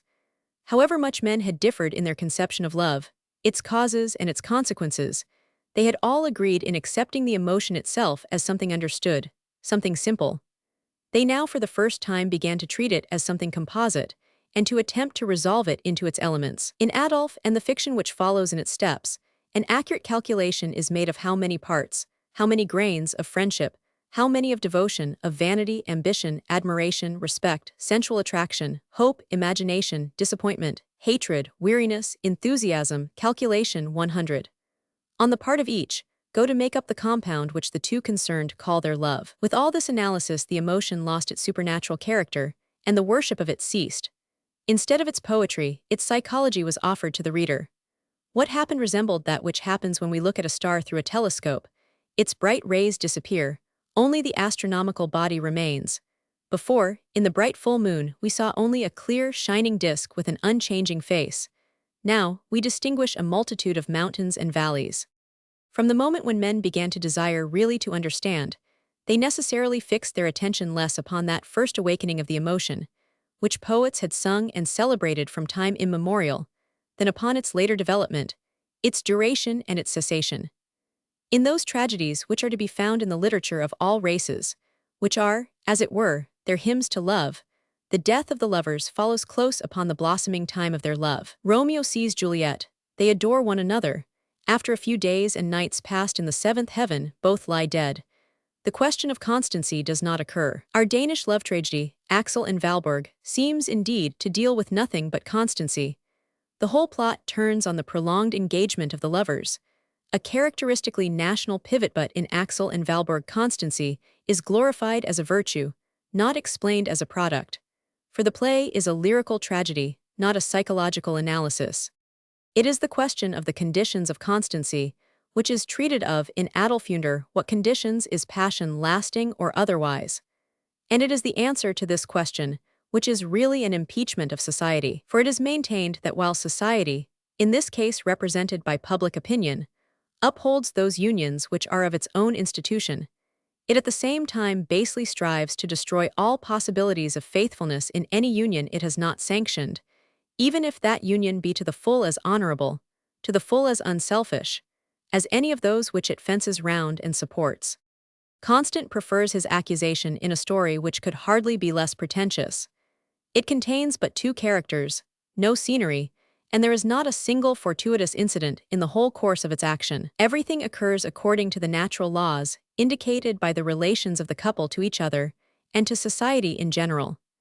The reader follows this history of two souls to its close much as a student of chemistry watches the fermentation of two substances in an inexplosible phial and observes the results. Who, then, are these two characters? In the first place, who is he? He is a very young man, who like the author has been given an appointment at one of the little German courts, after completing his studies at a small German university. He has been tolerably dissipated, but has also gone through a course of serious and laborious study. His relations with his father, an outwardly cold, ironical man, who represents the culture of the 18th century, have increased the hero's youthful taste for powerful, passionate emotions, and his leaning to the unusual, the extravagant. His father's severe discipline has inspired him with an impatient longing for freedom from the bonds which gall him, and a strong disinclination to let himself be trammeled by new ones. At this stage of his development, he comes to a court where monotony and formality reign. To him, who from his earliest youth has felt an unconquerable aversion to dogmatism and formalism, it is positive suffering to be obliged to listen to his companion's eternal platitudes. The self-satisfied chatter of mediocrity about absolutely unquestionable and unshakable religious, moral, or social principles, all considered of equal importance, drove me to contradict, not so much because I was of a different opinion, as because I had no patience with such clumsy, stolid certainty. I was involuntarily on the alert against all these general maxims, which are considered universally applicable, without restriction or modification. The blockheads knead their morality into such an indivisible mass that it cannot possibly permeate their actions and be applicable in individual cases. He revenges himself for the boredom which his associates inflict on him by jesting at them and their ideals, and soon acquires a character for ill-natured frivolity. He does not himself approve of his own contradictory, mocking spirit. But he says, I may urge in self-defense that it takes time to accustom one's self to such beings, to that which selfishness, affectation, vanity, and cowardice have made of them. The astonishment a man in his early youth feels at such an artificial, arbitrarily regulated state of society witnesses, rather to the naturalness of his character than to depraved tendencies. Besides, this society has nothing to fear from such as us. It weighs us down. Its foolish influence is so strong that it quickly molds us to the general pattern.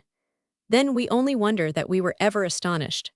We become accustomed to the new life as men become accustomed to the air in a room full of people, where at first they feel as if they could not breathe. These skirmishes with his narrow surroundings were not sufficient to satisfy the gifted young man. His discontent is perpetually with him. He drags it about as a man drags a weight attached to his leg. Like René and Obermann, he belongs to a generation of sons to whom their fathers did not appear to have left anything to do worth doing. The future has no interest for him, for he has anticipated it in imagination, and the past has made him old, for he has lived in thought through many a century. He has desired much, but willed nothing, and the more lacking in will he feels himself, the vainer does he become. For vanity is the invariable stopgap with which those in whom will or ability is defective attempt to fill the lacunae in their will or ability. He wishes to love and to be loved, looking on love in the light of a tonic for his self-esteem. He expects to attain to a stronger persuasion of his own worth, to be raised in his own and other people's eyes by some great triumph and scandal. The happiness that love is to bring to him is the happiness of feeling for once that his will is strong, because he is able to bend another's to it. He is not by nature more faithless than other men.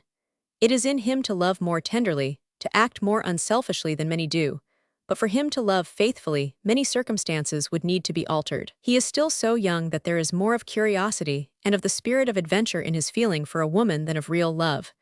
And even if he loved deeply, he is too weak, too little of the man, to be able to love on in spite of society's disapproval of his passion. Above all, in spite of his unlikeness to his father, he is too much his son to be able, without despising or deceiving himself, to stake his whole existence on one card. He differs from and yet resembles his father, just as the beginning of the 19th century differed from and yet resembled the 18th. And who is she? She is carefully described by the author as being such that Adolphe's love for her, however strong, is certain sooner or later to be affected by social considerations. In the first place, Adolphe is not the only man she has loved, and the verdict of society has been passed upon her before they meet. She is not his equal in its eyes, although she is so by birth. In the second place, she is considerably older than he, and in the third, hers is a passionate, power-loving nature, which could only be fused with his if social conditions favored the process, and which must make both unhappy if they harden him against her. When Adolphe makes her acquaintance, Eleanor is no young, inexperienced girl who learns for the first time what love is. She is a woman whose new emotions stand out upon a background of sad, harrowing experience. The mark which this experience has set upon her is the first noticeable trait in her personality. Eleanor has relinquished her right to all the privileges and pleasures of a safeguarded, peaceful life. Although of good family and born to wealth, she has left home and family to follow the man she loves, as his mistress. She has chosen between the world and him, and has ennobled her action by entirely, unconditionally sacrificing herself for his sake. She has done him the greatest services, has saved his fortune, and been as faithful as any wife could be, endeavoring by this absolute fidelity to solace the pride wounded by the reprobation and scorn of the world. Strength of will is the second noticeable feature of the character. When the first doubt of her friend's constancy assails her, the whole edifice that she has raised crumbles to pieces. Does he love her, or does he only treat her as a man of honor must?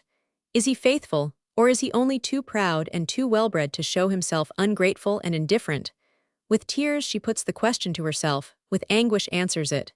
It is at this moment that she meets Adolphe. He is drawn to her with a desire in which his whole thirst for life, and all that life contains is concentrated, drawn as to one in whom he mysteriously feels treasures of passion, tenderness, enthusiasm, intellect, and experience to be accumulated, buried as it were. And his longing and her regret, his vanity and her despair, his youth and her disappointment take hold of each other like two wheels in the works of a watch. It is easy to foresee with what a fiery flame this passion will blaze at first, to foretell what a full and mighty chord, what a joyful paean will resound, as though both had won complete and lasting victory and salvation. There is a new and strange mixture in her feeling and enthusiasm, which is almost fanatical, because it must be equal to the task of stifling his constantly recurring jealousy of the past. A faith which is almost convulsive, because it is not based upon sound, natural confidence, but upon a determination to believe in spite of everything, even in spite of having already been deceived, and a fidelity which suffers tortures from being constantly called upon to demonstrate its existence, because it is the offspring of faithlessness towards the past. This redoublement of passion constitutes the third marked feature in Eleanor's character. One regarded her, says Adolphe, with the same interest and admiration with which one gazes on a magnificent thunderstorm.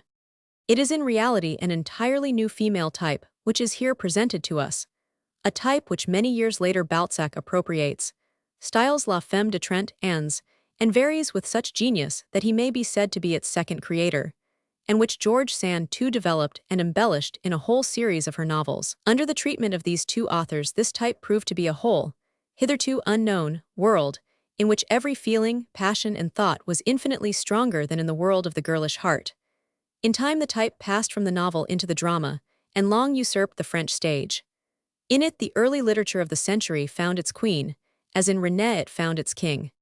The strong Promethean generation to which Goethe belonged had produced its type in Faust, the fully developed man, with the powerful, cultivated intellect, who, having studied in all the schools and toiled through all the sciences, becomes conscious in his manhood's prime of a void in his heart, a thirst for youth, freshness, and simplicity. Casting himself into the whirl of life, he falls in love with a child. It is her simplicity and innocence that win and intoxicate him, and arouse the desire of possession. The unhappy generation of the homeless and exiled, the young and yet old, the believers who were at the same time unbelievers to which Constant belongs, has its type in Adolphe, who, blasé in thought, though a mere child in years and experience, seeks in love strong sensations, violent emotion, knowledge of life, of passion, and of the heart of woman, difficulties and dangers to overcome a word, mastery over woman. The young girl brought up under her mother's eye in an ordinary middle-class home does not attract him. It would not be a sufficient triumph to master her. But with the superiority of years and experience on the woman's side, the feeling and the relation change character. The passion uniting two such dissimilar beings is something less ordinary, less conventional, less happy, but more transient than the love which we know as a social power. It is no longer the prelude to a bourgeois wedding. It seems to come into existence when, under certain conditions, the paths of two beings of a certain complex type cross or intersect each other, but the result is not harmony. It is not until considerably later that this new type of woman really takes possession of French literature. Saint-Simon, the Revolution of July, and George Sand had to pave the way. Saint-Simon with his doctrine of the emancipation of woman, and his theory that humanity can only be perfected in man and woman together, not in man alone. The Revolution of July by destroying many of the arbitrary restrictions to which woman had been subjected, and George Sand by carrying on, almost alone, the same struggle for the liberation of woman, which for man had been begun by the Great Revolution.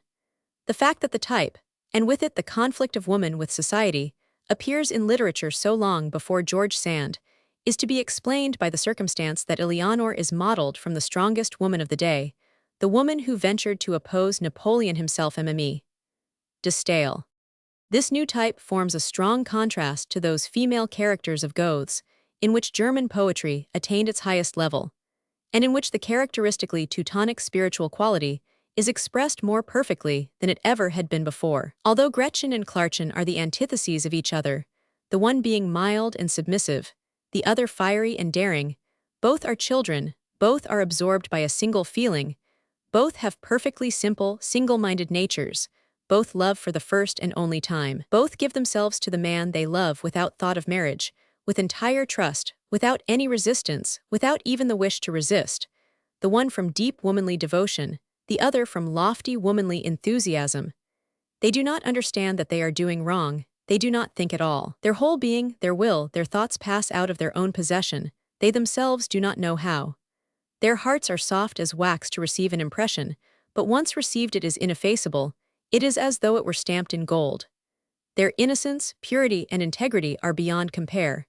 They are faithful by instinct, and do not dream of the possibility of being anything else. They possess no morality, but all the virtues, for human beings are moral consciously, but good by nature. They do not consider themselves the equals of their lovers, but look up to them, as if the old legend had been realized, and the sons of God had come down to the daughters of men. Gretchen is amazed and overpowered by Faust's knowledge. Clarchen kneels like a child before Egmont when he appears in his full splendor. They lose themselves, they, as it were, disappear in their lovers.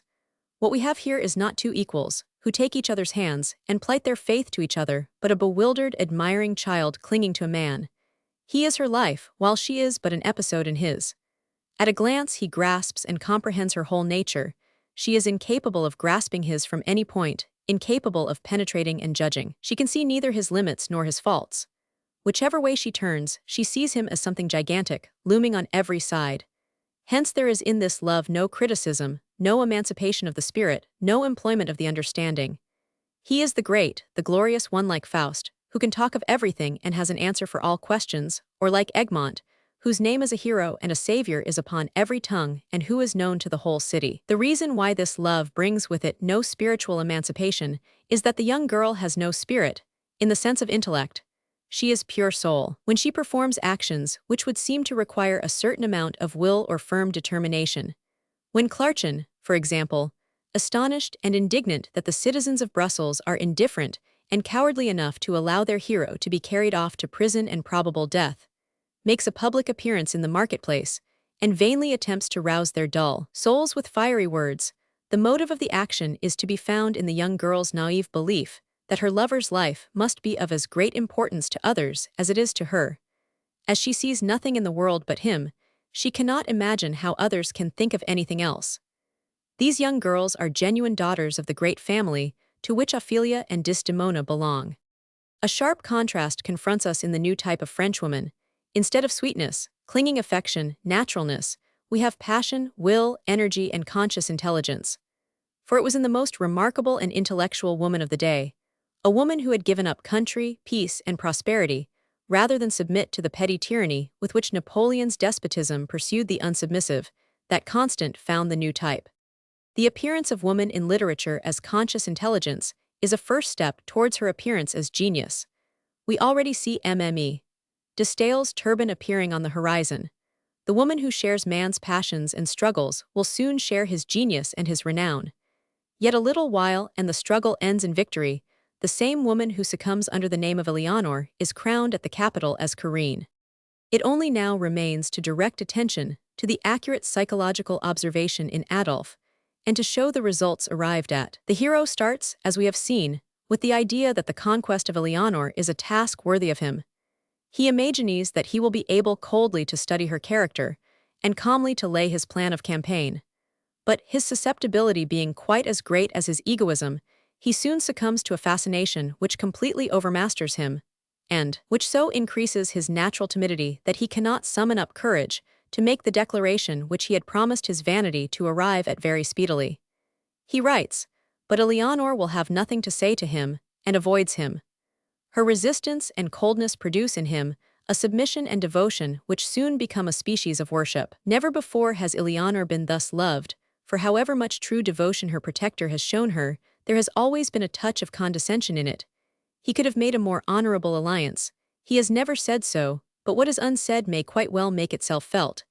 It is this reverence of Adolf for her which wins Eleanor. She gives herself to him, and he is almost dazed with rapture and happiness. What first jars upon him is her not being able, when the Count has gone from home for a day or two, to let him out of her sight even for a few hours. She detains him when he attempts to leave her. When he goes, she asks when he will return. Pleased and flattered at first by this boundless devotion, he soon finds that his time is so absorbed by her that he has not an hour at his own disposal. He is compelled to refuse all invitations and break off with all his acquaintances. This is no great loss to him, but he would prefer being able to come and go, as he pleases, to being obliged to put in an appearance at the stroke of the clock. She who had been his aim and object in life is now a tie upon him. Where are ye now, O touching romances, in which the lover never had anything to do but to love, in which he rose up early to love, loved all day, and for love passed sleepless nights? It is a wonderfully naturalistic touch in Adolf that the lover feels his loss of time to be indeed a loss. It avails not that he asserts his right to dispose of his time as he will, for the thought of the grief she endures when he fails to appear prevents his making any satisfactory use of the time gained, especially as he is also tormented by a feeling of shame that another human being should have such an ascendancy over him. Then when he returns to her, annoyed with himself for having come back much sooner than was prudent for the sake of her reputation or his own work, he finds her miserable because he has stayed away so long. For 2 hours he has been suffering from the knowledge that she is longing, and now he must suffer 2 more before he can pacify her. In spite of all this, he feels happy. He tells himself that it is sweet to be thus loved. Nevertheless, he is unconsciously consoling himself with the thought that the peculiarities of their position must, sooner or later, put an end to the situation. The Count returns, and Adolf first suffers from being compelled to deceive him, and then endures the torture of seeing Eleanor sacrifice everything for his own sake, give up at one and the same time her home and her fortune. It is a double grief, partly selfish, for he mourns over the inevitable restriction of his own liberty by the sacrifice she is so happy in making for him, and partly compassionate, for he knows with what hyena-like fury society will tear her reputation to pieces. All she has won by years of irreproachable behavior she loses in one day. Her pride suffers agonies, and his devotion becomes a duty. From henceforth, each has a secret suffering which is not confided to the other.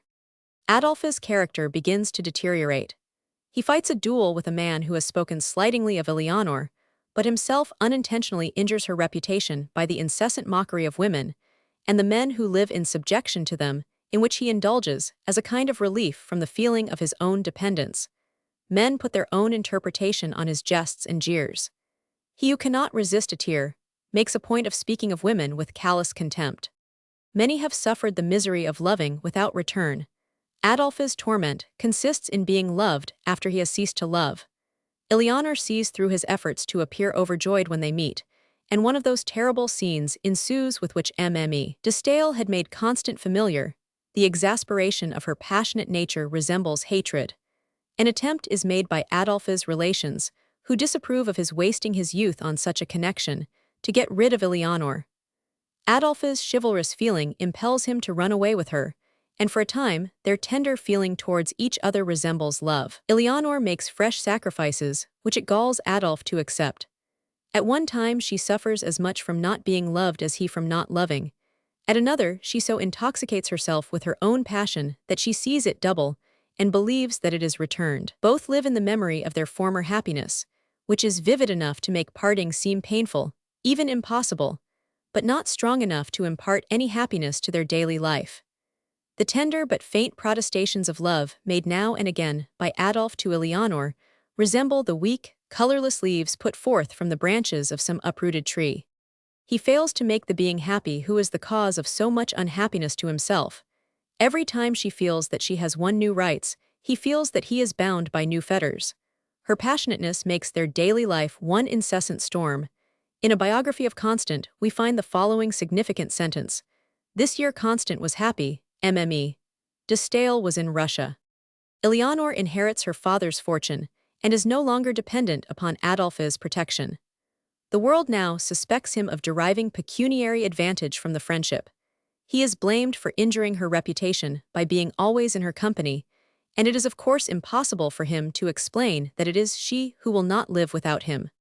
His life is slipping away between his fingers. He is fulfilling none of the promises of his youth. For, as he is not allowed to forget, there is an insurmountable barrier between him and any possible future, and that barrier is Eleanor. He determines to break off with her, but this very determination makes his position more hopeless. For the moment he resolves upon the death sentence, which he is too weak not to postpone, all bitterness leaves him, and he feels such tender compassion for her that she misunderstands and believes that all is well. She makes a final violent effort to win him by rousing his jealousy, but nothing now has any effect.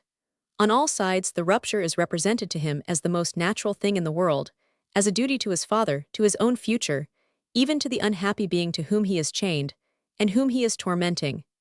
She receives a letter which throws light on his intentions, and soon after is attacked by a fatal fever and dies, proclaiming her devotion to her lover with her last breath.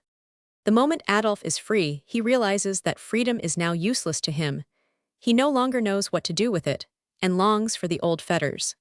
Constant himself thus expresses the moral of the book: the strongest passion cannot survive the struggle with the established order of things. Society is too powerful.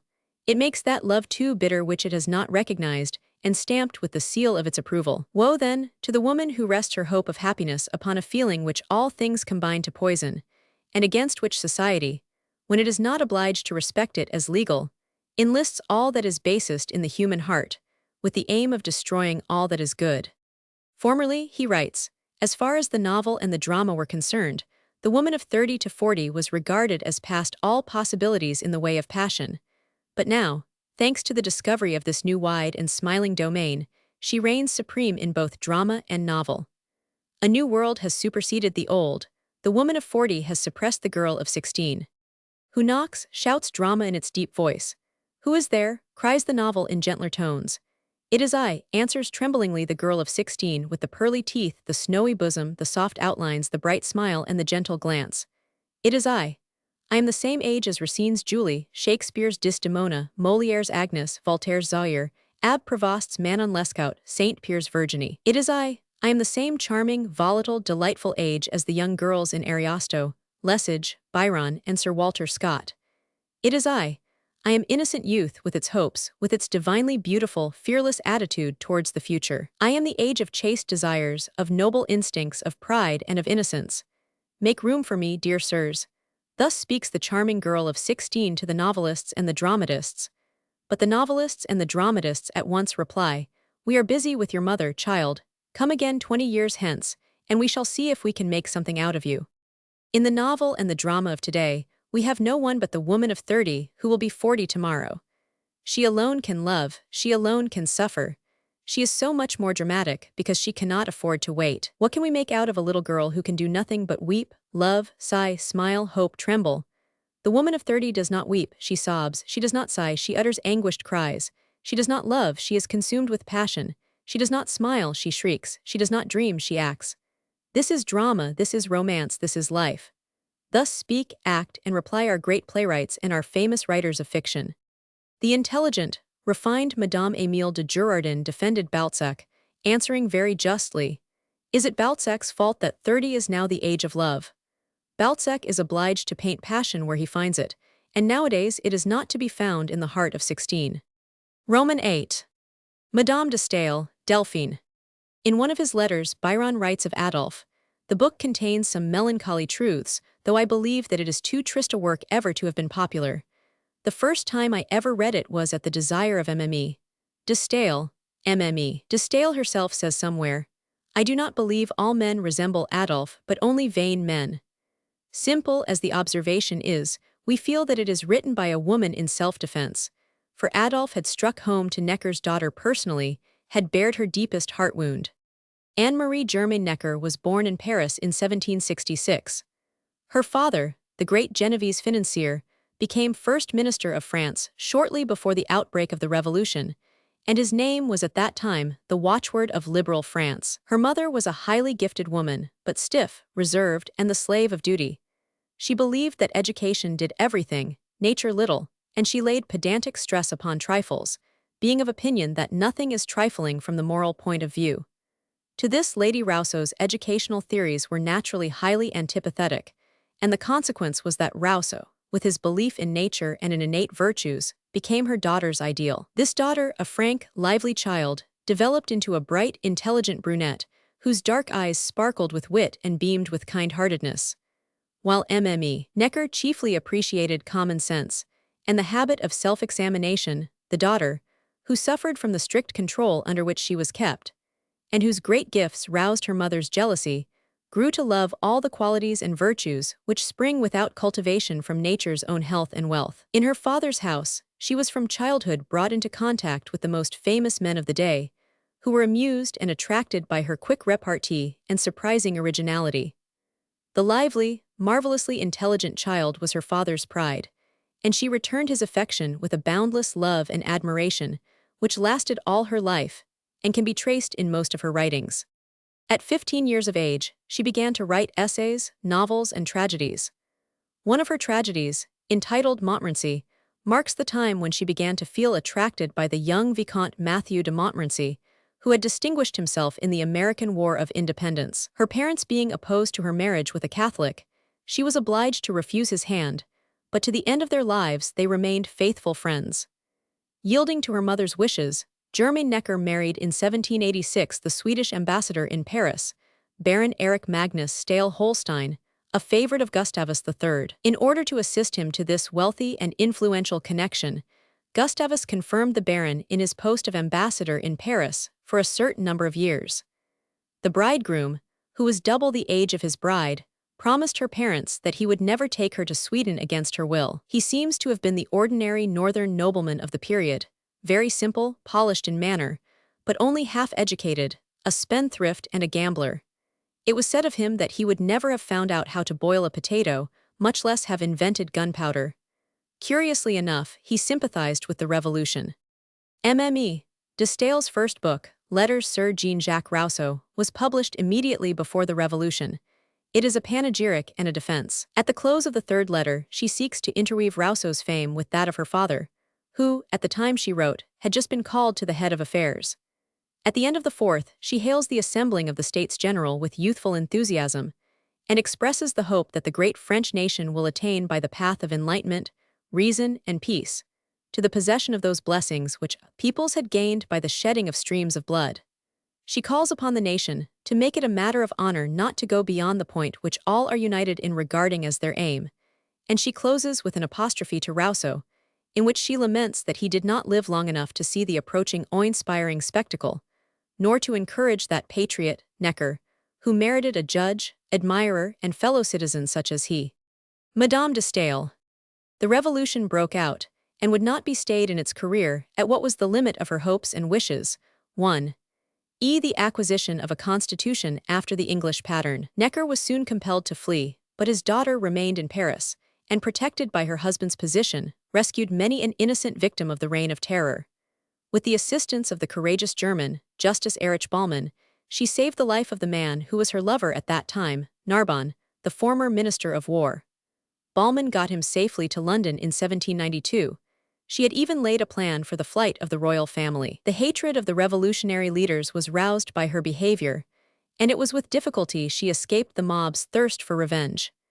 She fled to Coppet, accompanied by her friend Montmorency, who, as an aristocrat, was also in danger, and who disguised himself as her lackey. Afterwards she went to England, where she published a pamphlet in defense of Marie Antoinette, whom she did not know personally, but by whose fate she had been deeply affected. This pamphlet was soon followed by another, also called forth by current events, entitled De l'influence des passions sur le bonheur des individus et des nations, a piece of declamatory writing, in which the authoress exhibits no knowledge of life except when she treats of love, and no political acumen except when she is writing of the revolution. There is a hollow, insincere ring in what she says on the subject of ambition. Though not formally banished by the Directory, MME, de Staël was placed under the surveillance of the police and would have been arrested if she had entered France without permission. As soon, however, as Sweden had acknowledged the French Republic, she returned to Paris and busied herself actively with politics. Her aim was a parliamentary constitution and peace with Europe. It was through her influence that Talleyrand was made foreign minister. Her house was a great political rendezvous, more especially of the moderates, and it was not long before Benjamin Constant played the leading part among the politicians who assembled there, as well as occupied the first place in the good graces of the mistress of the house.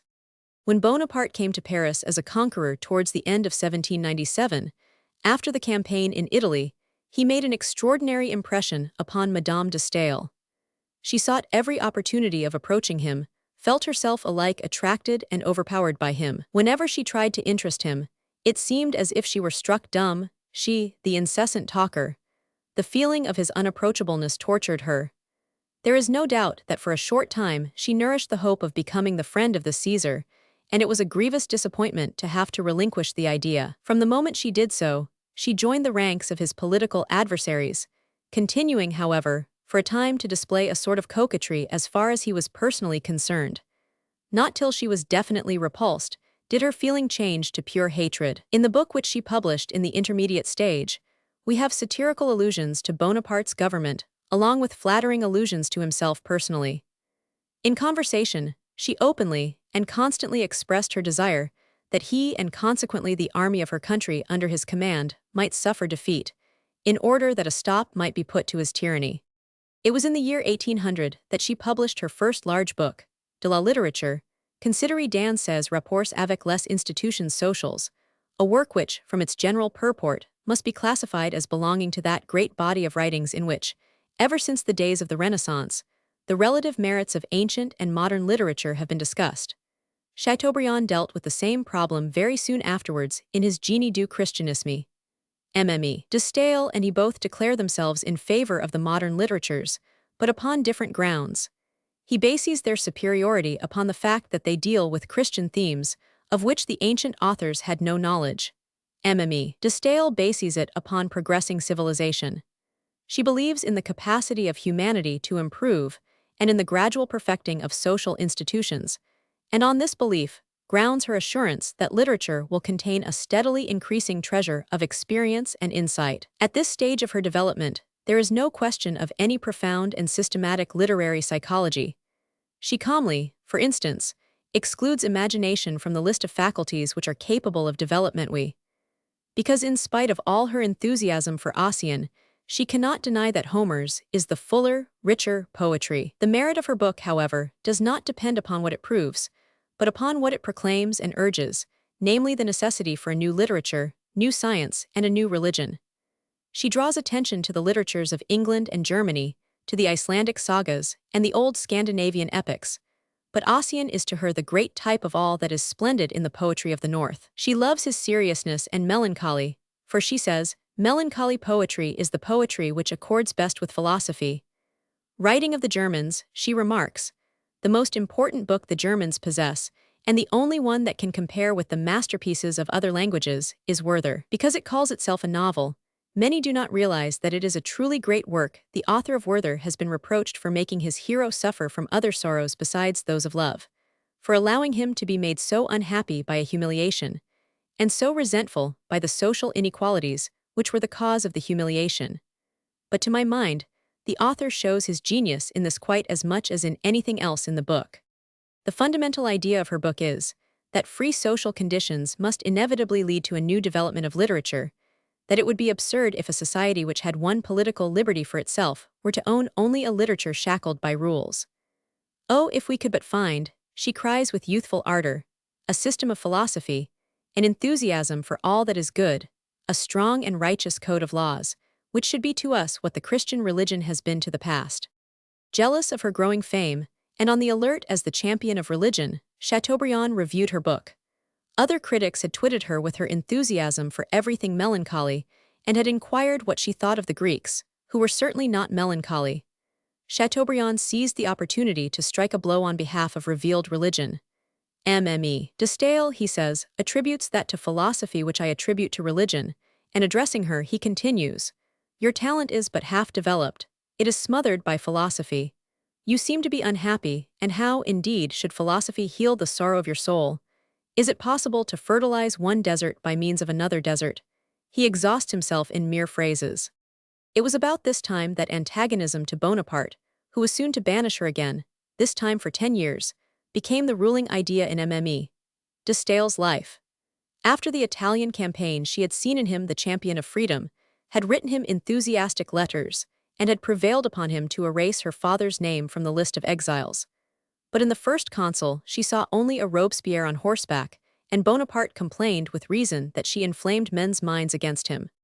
Her former enthusiasm had turned into passionate hatred. From her salon, she carried on a regular war against him. She and Constant were unwearied in their satire of his associates, his person, his behavior. She scoffed at his little body and big head, at his arrogance and his awkwardness. He was the bourgeois gentilhomme on the throne, annoyed by the wit of cultivated women, incapable of expressing himself coherently, eloquent only when abusive. His genius was mere charlatanism. He was not even a great general, for at Marengo he had lost his head, and might have lost the battle if Desaix had not come to his aid. There was something essentially vulgar about the man, which even his tremendous power of imagination could not always conceal. She entered into all sorts of intrigues with the generals who were opposed to Bonaparte, either from principle, like Moreau, or from pure envy, like Bernadotte. So far did she carry her hatred, that she was beside herself with rage when she heard of the humiliation of England by the Peace of Amiens, and kept away from Paris at the time of the festivities held in honor of this peace. The foreign diplomatists in Paris, to use Madame de Staël's own words, spent their lives with her. She conversed every day with numbers of influential people, conversation being her greatest pleasure, and Bonaparte is reported to have said that everyone thought less of him after having talked with her. He sent to inquire what it was she really wanted, and if she would be satisfied if he paid her the 2 millions which Necker had given in trust to the treasury, and which were being wrongfully kept back. She only answered that it was not a question of what she wanted, but of what she thought. From the day when Benjamin Constant first raised his voice in the tribunate against one of Bonaparte's proposals, her house in Paris was deserted, and all her invitations were declined. And immediately after the publication of her father's book, Les Dernières Vues de Politique et de Finances, she was banished from Paris by express command of the first consul. No heavier blow could have fallen upon De Staël.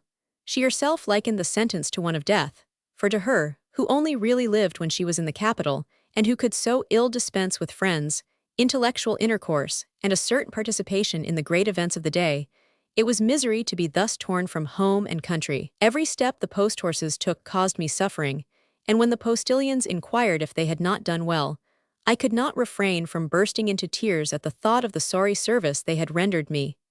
She was accompanied by Benjamin Constant, but when she heard of her husband's illness, she went to him, and nursed him till he died. In the following year, 1803, she published Delphine, a tale written in 5 parts and in the form of letters, after the pattern of La Nouvelle Héloïse. It is easy to trace the personal impressions and reminiscences which form the groundwork of this novel. The story is the story of a woman's dutiful renunciation of a happy marriage, and for this, the authoress's own refusal of Montmorency supplied a background of fact.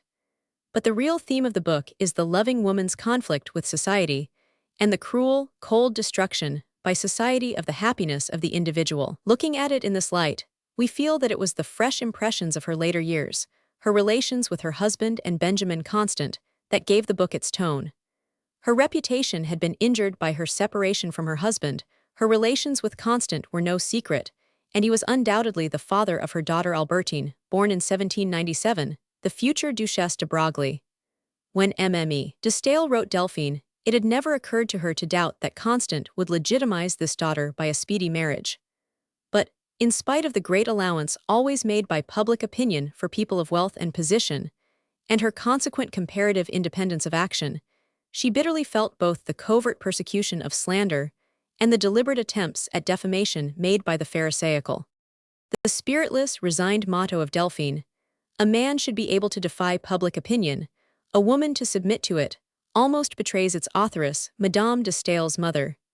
The actual story harmonizes with the motto, but the spirit of the book and the very fact of its publication contradict it. For the book is a justification of divorce, and it appeared in the same year that Napoleon concluded the Concordat with the Pope. It attacked indissoluble wedlock and the religious sacrament of marriage, at the very moment when the marriage laws were being made more stringent, and a portion of its old power was being restored to the Church. The book answers to its motto in so far that it teaches, through the fate of its heroine, that if a woman, even after a generous and prolonged sacrifice of her own well-being, transgress the rules of society, though it may be only to prevent the ruin of her lover, she is lost. It contradicts its motto in so far that the crying injustice of such a fate speaks more powerfully than any declamation, of the imperfection of the social organism, and of the preposterousness of that power to coerce and make unhappy, which man's short-sightedness and pusillanimity have entrusted to the antiquated institutions under the pressure of which Delphine is crushed. She is depicted from the very first as a superior being, pure, benevolent, spirited, elevated by the very fact of her purity above the Pharisaical morality of society. Her character is nowhere more charmingly suggested than in the scene where an unfortunate and maligned woman enters the salon of the Tuileries, and the other ladies immediately rise from their seats and move away, leaving a great open space round the poor marked creature, upon which Delphine walks across the room and seats herself by her at whom all the other women have vied in casting the first stone. By a series of astoundingly base devices and intrigues, one of the principal characters of the book, a female Talleyrand, succeeds in separating Delphine from her lover and uniting him to her antipodes, the cold, orthodoxly pious Mathilde, who privately accepts from the deserted Delphine the enormous dowry without which the marriage cannot be arranged. By the time all the various deceptions are detected, the totally unsuitable, unnatural pair, Mathilde and Leonce, are united. Other equally odious marriages, and equally unhappy love affairs, are grouped round this central couple, in order that the main idea of the book may be made sufficiently clear. Henry de Lebensay, who is an embellished edition of Constant, cannot be united to the woman he loves until she has obtained a divorce from her husband, with whom she cannot live, she declares, without destroying all that is good and noble in her nature. 1000. De Cerbelian stands in the same hopeless position to Therese d'Urvins as Delphine does to Mathilde's husband.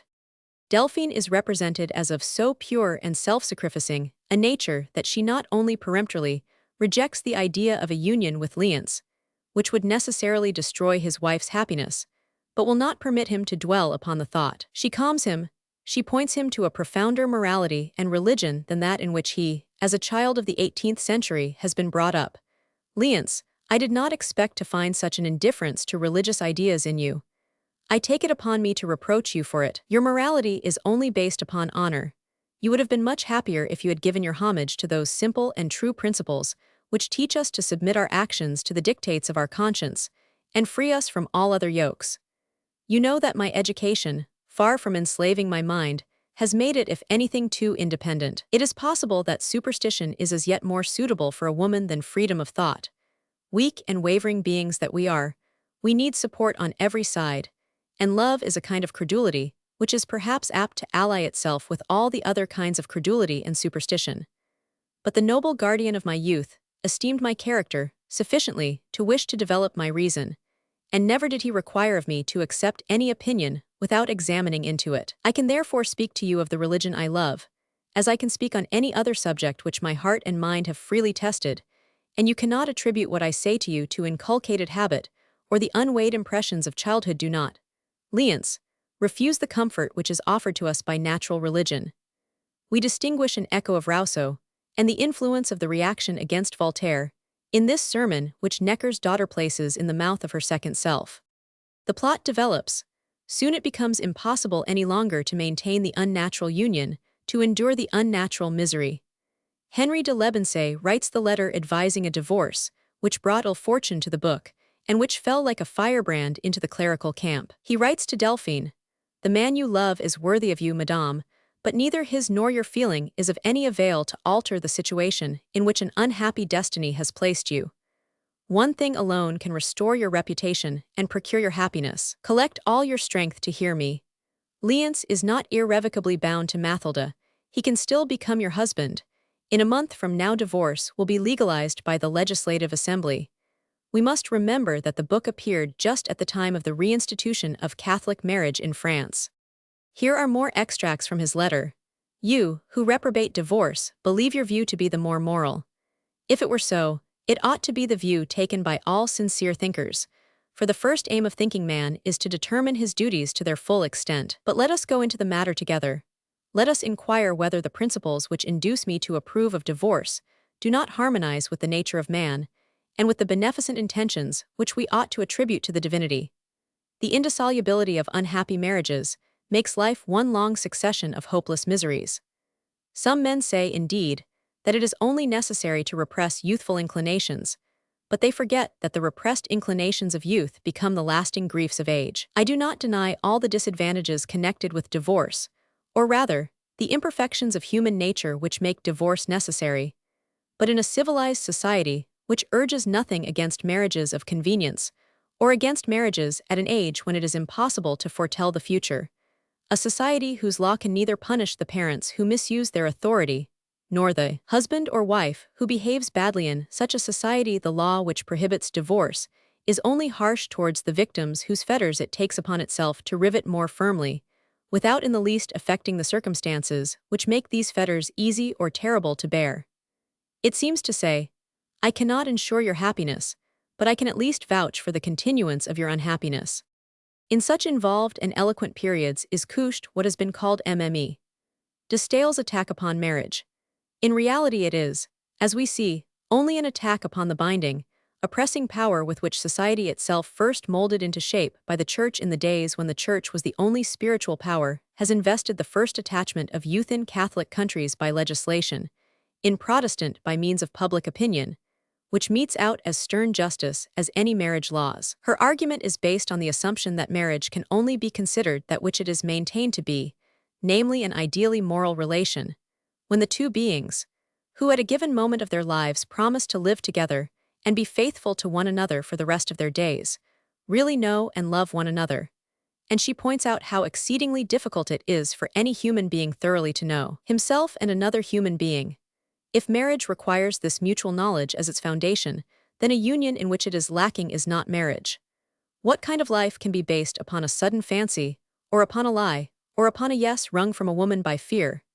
In every case in which marriage does not rest upon a better foundation, its sanctity is imaginary, is derived from a confusion of the real relation with the ideal. Delphine does not allow herself to be persuaded. Faithful to the motto of the book, that a woman must bow to public opinion, she even determines to place another obstacle between herself and Liens. By the time his wife dies, Delphine has taken the veil. Once more, though in another form, we have strong opposition to a vow generally regarded as sacred. Again, it is Henry who is spokesman, but this time he appeals to Liens. Are you able to listen to bold, salutary advice, the following of which would save you from an abyss of misery? Are you capable of taking a step which would offend what you have been accustomed all your life to defer to, public opinion and established custom, but which would be consonant with morality, reason, and humanity? I was born a Protestant, and have, I grant, not been brought up in awe of those insane and barbarous institutions of society, which demand of so many innocent beings the sacrifice of all natural inclinations. But ought you to have less confidence in my judgment, because it is uninfluenced by prejudice? A proud and high-minded man should only obey the dictates of universal morality. Of what signification are those duties, which are merely the outcome of accidental circumstances, and depend upon the caprices of law or the will of a priest. Duties that subject a man's conscience to the judgment of other men, of men, too, who have long bent their necks under the yoke of the prejudices and self-interest of their order. The laws of France will release Delphine from the vows unhappy circumstances have forced from her. Come and live with her upon our native soil. What is it that keeps you apart? A vow she has made to God. Believe me, the Supreme Being knows our nature too well ever to accept irrevocable vows from us. Possibly something in your heart rebels against profiting by laws, which are the outcome of a revolution to which you are antagonistic. My friend, this revolution, which has unfortunately been soiled by so many violent deeds, will be extolled by posterity because of the freedom it has bestowed upon France. If it is followed only by fresh forms of slavery, this period of slavery will be the most ignominious period in the history of the world. But if freedom is its result, then happiness, honor, virtue, all that is noble in humanity, is so inseparably bound up with freedom, that centuries to come will be lenient in their judgment of the events which prepared the way for the age of freedom. Besides attacking to this extent certain definite social institutions, the book makes protest throughout against the great mass of received opinions, the prejudices with which most men are clad as it were in a coat of triple mail, the beliefs which must not even be approached, because the very ground around them is wholly within a circumference of so and so many square miles. It cannot be too plainly asserted that, in this particular, Delphine is a more vigorous, remarkable work than most of the other productions of the emigrant literature. For a nation has a literature in order that its horizon may be widened, and its theories of life confronted with life. In his early youth society, offers the individual an extraordinary, patched-together suit of prejudices, which it expects him to wear. Am I really obliged, asks the man, to wear this tattered cloak? Can I not dispense with these old rags? Is it absolutely necessary for me either to blacken my face or hide it under the sheep's mask? Am I compelled to swear that Polichinelle has no hump, to believe that Pierrot is an eminently honorable, and Harlequin a particularly serious man? May I not look up into any of their faces, or write on any hand, I know you fair mask? Is there no help? There is no help unless you are prepared to be beaten by Polichinelle, kicked by Pierrot and whacked by Harlequin. But literature is, or should be, the territory where officialism ceases, established customs are disregarded, masks are torn off, and that terrible thing, the truth, is told. Delphine met with much disapprobation. The most famous critic of the day wrote, "One cannot conceive more dangerous and immoral doctrines than those which are disseminated by this book." The authoress would seem to have forgotten the ideas with which she, as Necker's daughter, was brought up. Regardless of the Protestant faith of her family, she expresses her contempt for revealed religion. And in this pernicious book, which, it must be confessed, is written with no small ability, she presents us with a long vindication of divorce. Delphine speaks of love like a bacchante, of God like a quackeress, of death like a grenadier, and of morality like a sophist. High-sounding words these, but just the high-sounding words which the future must always listen to from the toothless past, whose heavy artillery is charged to the muzzle with the wet powder of orthodox belief and the paper balls of narrow-mindedness. Whereas Mme. de Staël's contemporaries lavishly praised the style of the book and the literary ability of its authoress, in order to be the better able to reprobate her views of life and her aims, the modern critic has little to say for the loose and diffuse style which the novel has in common with almost all others written in the form of letters. But as regards the ideas of the book, they hold good today. They have actually not yet penetrated into all the countries of Europe, although the present century has striven to realize them ever more and more fully. The breach between society and the individual depicted in Delphine is entirely in the spirit of the emigrant literature. The same bold revolt followed by the same despair in view of the uselessness of the struggle is to be found throughout the whole group of writings. In the present case, the revolt is a spirited, desperate attempt to hold fast one of the gains of the revolution at the moment when it is being wrested away by the reaction. The despair is due to the sorrowful feeling that no remonstrance will avail, that the retrograde movement must run its course, must exceed all reasonable limits, before a better condition of things can be looked for. Was a woman's novel likely to prevail against an autocrat's compact with a pope?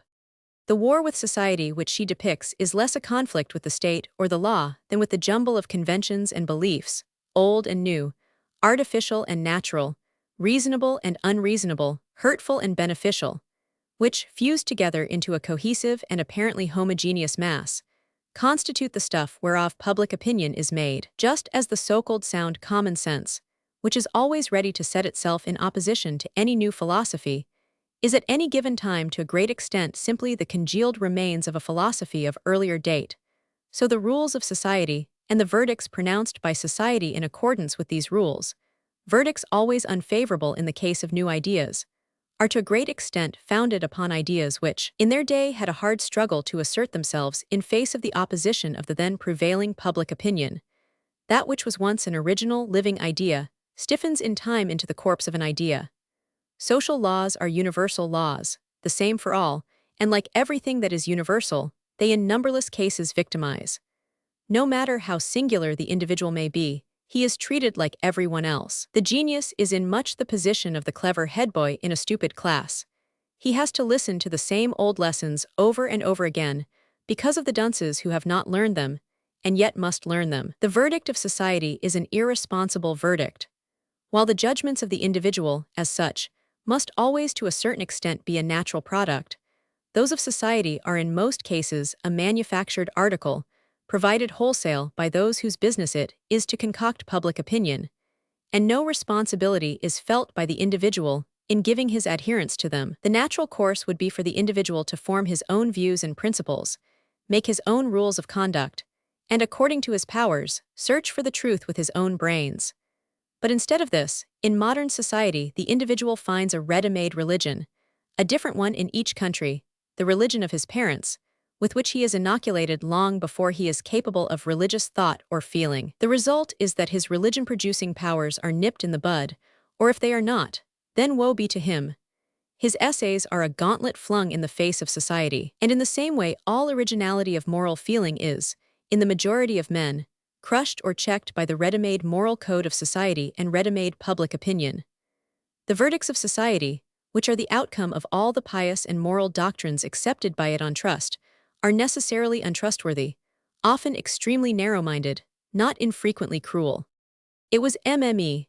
de Staël's lot to be brought face to face with more prejudices than the generality of authors are. She was a Protestant in a Catholic country, and in sympathy with Catholics although brought up in a Protestant family. In France, she was the daughter of a Swiss citizen, and in Switzerland she felt herself a Parisian. As a woman of intellect and strong passions, she was predestined to collision with public opinion. As the authoress, the woman of genius, to war, offensive and defensive, with a social order which relegates woman to the sphere of private life, but that she saw through the prejudices by which she was surrounded, more clearly than did any other contemporary writer, was principally due to the fact that, as a political refugee, she was obliged to travel in one foreign country after another. This gave her ever active, inquiring mind the opportunity of comparing the spirit and the ideals of one people with those of another. Roman Night. Exile. When the edict banishing Mme. de Staël from Paris was made known to her, she inquired through Joseph Bonaparte, who was among the number of her friends, whether she would be permitted to travel in Germany or would be brought back from there. After some delay, a passport was sent her, and she set out for Weimar. There she made the acquaintance of the ducal family, had long conversations with Schiller on the reciprocal relations of French and German literature, and pestered Goethe with questions upon every subject in heaven and earth. The eager discussion of problematical questions was, he says, her special passion. But what surprised both Goethe and the other German celebrities most was, that she not only wished to make their acquaintance, but to influence affairs generally. She always talked as if the moment for action had come, and they must all be up and doing. She went on from Weimar to Berlin, made acquaintance with Prince Louis Ferdinand, was taken up by the Fichte, Jacobi, and Henriette Herz circles, and carried off A.W. Schlegel as tutor to her children. The following year she traveled in Italy, studied its ancient monuments, its art, the southern manners and customs of its people, and absorbed impressions of Italian nature at every pore. Then she returned to Capet and wrote Corinne, O l'Italie. Her longing for France, however, gave her no peace. She had been forbidden to come within 40 leagues of Paris, but she took up her abode just outside that limit, first at Auxerre, then at Rouen. The prefect of this latter town was suspended for having shown her some courteous attention. She eventually received permission to superintend the publishing of Corinne from a country house only 12 leagues from Paris. But the book was barely published before a new edict banished her from France altogether. Corinne was a grand success, and Napoleon could not endure any success in which he had no share. MME. De Staël returned to Capet, and like the emperor, continued to extend her realm. It grew as her emotional nature expanded, her intellectual grasp widened, and the number of her friendships increased. She held a regular court at Capet. Remarkable men from all parts of Europe gathered round her there. In her house were to be met statesmen like Constant, whom in her infatuation she calls the cleverest man in the world, historians like Sismondi, poets like Zacharias Werner and Oehlenschläger, German princes, Polish princes and princesses, the flower of the aristocracy of birth and of intellect. Since her visit to Germany, she had steadily continued to study the German language and literature. But she found that it would be necessary for her to make another sojourn in that country if she desired to present to her countrymen a complete picture of the New World, which had revealed itself to her. She had been in North Germany, now she spent a year in Vienna, and upon her return to Switzerland set to work upon her great 3-volume book, De l'Allemagne. It was completed in 1810. The next thing was to get it published in Paris. A law had been passed which forbade the publication of any book until it had been approved of by the censors. On this followed another regulation, specially aimed at MME. De Staël, which gave the chief of the police authority to suppress a book if he saw fit, even though it had been published with the approval of the censors. This was a law which did away with all law. Having again received permission to take up her abode at a distance of 40 leagues from Paris, to superintend the publication of her book, MME. De Staël went to Blois, lived first at the chateau of Chaumont-sur-Loire, then at Fosse, and afterwards at the country houses of friends in the neighborhood. She fluttered round her beloved Paris at the required distance, as a moth flutters round a candle. Once she even ventured into the capital. Meanwhile the censors examined her book, corrected, deleted, and gave the mangled remains their imprimatur. 10,000 copies were printed, but on the day on which they were to be issued, the chief of the police sent his gendarmes into the publisher's shop, after placing a sentinel at every exit, and by order of the government, performed the heroic feat of hacking the 10,000 copies to pieces. The mass was kneaded into a dough, and the publisher received 20 louis d'or in compensation. MME. De Staël was at the same time ordered to deliver up her manuscript representing the labors and hopes of 6 years, and to leave France in the course of 24 hours. In the letter which she received from the chief of the police on this occasion occur the following sentences: "You are not to seek the reason of the command I have communicated to you in your omission of all reference to the emperor in your last work. That would be a mistake. No place could be found for him in it that would be worthy of him. Your banishment is the natural consequence of the course you have persistently pursued for some years past. It appears to me that the air of this country does not suit you. As for us, we are, fortunately, not yet reduced to seeking models amongst the people you so much admire. Your last work is not French." That was what doomed her. It was not French, and to think that it was the epoch-making book, De l'Allemagne, epoch-making in French literature. Because, not accidentally but on principle, it broke with all antiquated literary traditions and indicated new sources of life. To think that it was this book, which the spiritual policemen of the nation presumed to condemn as not French, and the cruelly ironical attempt to assume a tone of gallantry. It appears to me that the air of this country does not suit you, therefore be kind enough to betake yourself elsewhere. We seem to hear the intoxicated vanity of France itself speak. Because you have ventured to love liberty even now, when the rest of us are happy under tyranny. Because, whilst we have been sunning ourselves in the beams of Napoleon's glory, you have dared to depict in Corinne the sovereign independence of genius, and yourself banished from Paris have crowned your ideal at the capital.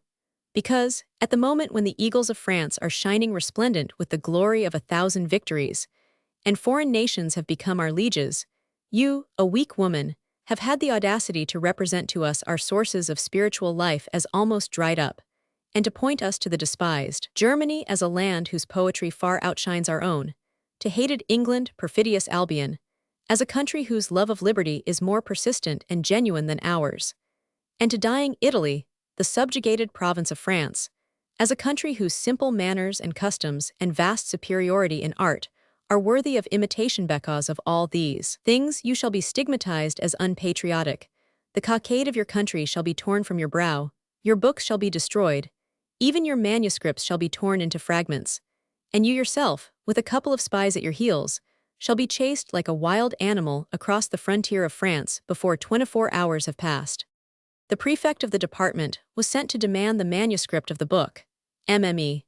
De Staël succeeded in saving it by giving him a rough copy, but anxiety about her book was for the moment the least of her anxieties. She had hoped to cross to England, but expressly to prevent this, the chief of the police had added a postscript to his letter, forbidding her to embark at any northern port. She was half inclined to sail in a French ship bound for America, on the chance of the ship being captured by the English, but abandoned this plan as too adventurous. Despondent and sorrowful, she retired once more to Coppet. Here fresh persecutions of every description awaited her. The prefect of Geneva, on the strength of the first order he received, gave her 2 sons to understand that they also were forbidden ever to return to France, and this merely because they had made a fruitless attempt to obtain an audience of Napoleon on behalf of their mother. A few days later, MME. De Staël received a letter from the prefect, in which he, in the name of the chief of the police, demanded the proofsheets of her book on Germany. It had been ascertained by means of spies that the proofs must be in existence, and the French government had no intention of resting contented with half measures, with the destruction of the printed book. The work was to be completely annihilated, any future edition of it made impossible. The authoress replied that the proofs had already been sent abroad, but that she would willingly promise never again to print any of her works on the continent of Europe. There was no great merit in such a promise, she remarks in her Dix ans d'Exil, for of course no continental government would have sanctioned the publication of a book which had been interdicted by Napoleon. Not long after this, the prefect of Geneva, Barante, the father of the historian, was banished for having shown too great leniency towards MME. De Staël. Her son falling ill, MME. De Staël accompanied him, by the advice of the doctors, to the baths of Aix in Savoy, some 20 leagues from Coppet. Scarcely had she arrived there when she received, by special messenger, an intimation from the prefect of the department of Mont Blanc that she was not only forbidden to leave Switzerland on any pretext whatever, but even to travel in Switzerland itself. 2 leagues from Coppet was indicated as the distance, beyond which she might not go. Not satisfied with transforming her sojourn upon her own estate into an imprisonment, the government took care that she should suffer not only from the loss of freedom, but from that special curse of prison life, solitude doubly painful to one of her peculiarly social disposition. Schlegel, who had lived in her house as tutor to her children for 8 years, was ordered to leave, on the foolish pretext that he influenced her against France. To the inquiry how he did this, the answer was returned, that in the comparison which he, as literary critic, had instituted between Racine's Fetter and the Piètre of Euripides, he had pronounced himself in favor of the latter. Montmorency was exiled for having spent a few days at Coppet, and MME. Recamier, whom MME. De Staël had not time to warn of the punishment attending even a brief visit, was forbidden to return to France, because on her way through Switzerland she had gone to cheer her old friend with a little conversation. Even a man of 78, Saint Priest, an old ministerial colleague of her father's, was exiled for having paid a polite call at Coppet. The isolation which is the lot of those who set themselves in opposition to despotic power was not new to her. For long no man of rank or fame, no politician who wished to stand well with the government, had dared to visit her at Coppet. They were all prevented by business or illness. "Ah," she said once, "how weary I am of all this cowardice which calls itself consumption." But now, to the pain of seeing herself abandoned by so many former friends, was added that of seeing her real friends punished with exile for the slightest expression of goodwill towards her. She complained that she spread misfortune round her like an infectious disease. It stood in her power even now, after years of exile, persecution, and practical imprisonment, to obtain liberty and permission once more to write and publish. It was privately intimated to her that a slight change of opinion or attitude would procure her the right to return to France, but she would not purchase liberty at this price. And when it was said to her later in more definite terms, "Speak or write one little word about the King of Rome, and all the capitals of Europe will be open to you," all she replied was, "I wish him a good nurse." Isolated and closely confined, she came to the decision to make a determined attempt to escape from Coppet. It was her desire to go to America, but that was impossible without a passport, and how was she to procure one? She feared, besides, that she might be arrested on her way to the port she must sail from, on the pretext that she intended to go to England, which was forbidden her under penalty of imprisonment. and she was well aware that when the first scandal had blown over, there would be nothing to prevent the government quietly leaving her in prison. She would soon be completely forgot. She contemplated the possibility of reaching Sweden by way of Russia, the whole of North Germany being under the control of the French. She believed she could manage to escape through the Tyrol without being delivered up by Austria, but a passport to Russia must be procured from St. Petersburg, and she feared that if she wrote for this from Coppet, she might be denounced to the French ambassador. She must get to Vienna first and write from there. For 6 months, she pored over the map of Europe, studying it to find a way of escape as eagerly as Napoleon studied it to find the paths by which he was to proceed on his conquest of the world. When, after a month's delay, a last petition for a passport to America was refused, although Mme. de Staël had pledged herself, if it were granted, to publish nothing there, the weak, brave woman determined upon a decisive attempt to escape. One day in 1812, she and her daughter drove away from Coppet, with their fans in their hands, and not a single box or package in the carriage. They arrived safely at Vienna, and wrote to St. Petersburg for Russian passports. But the Austrian government was so anxious to avoid complications with France that Mme. de Staël was detained upon the frontier of Galicia, and was followed by spies through the whole of Austrian Poland. When she stopped on her journey to spend a single day at Prince Lubomirski's, the prince was obliged to give an Austrian detective a seat at his table, and it was only by threats that Mme. de Staël's son prevented the man taking up his position at night in her bedroom. Not till she had passed the Russian frontier did she breathe freely again. But the feeling of freedom did not last long, for she had barely reached Moscow before rumors that the French army was approaching the city compelled her to take flight again, and it was not until she reached St. Petersburg that she could consider herself in safety. The year before her flight from Coppet, Mme. de Staël, then 4 to 5 years of age, had been privately married to a young French officer of 23, Albert de Rocca, who had been severely wounded and had come to Switzerland a complete invalid, exhausted by loss of blood. The sympathy which Mme. de Staël showed him roused a passionate devotion in the young soldier, and this led to a secret union. Rocca joined Mme. de Staël upon the Russian frontier. Her intention was to travel to Constantinople and Greece, in search of the correct local coloring for a poem she was planning on Richard Coeur de Lion. Reading Byron seems to have inspired her with the idea of this poem, which was, she said, to be a lyra, though not a reflection of Byron's. The fear, however, that the fatigues of the journey might be too great for her young daughter and de Rocca decided her to go to Stockholm instead. There she renewed her friendship with Bernadotte and met her old friend, Schlegel, whom Bernadotte had made a Swedish noble and his own private secretary. Through Schlegel, Bernadotte also made the acquaintance of Constant, whom he created a Knight of the Northern Star, and whom he vainly attempted to persuade into concurrence in his ambitious designs on the French throne. As far as Bernadotte's character was concerned, Mme. de Staël was less keen-sighted than Constant. She always speaks of him with warmth. Their common hatred of Napoleon was, doubtless, a bond of union. In her case, it became a dumb hatred from the moment that the Allied armies marched against France.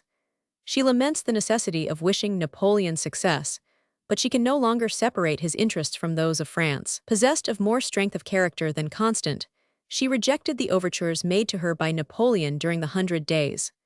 She survived his final downfall, and saw with sorrow the return of the Bourbons, more virulent enemies of freedom than the autocrat they displaced.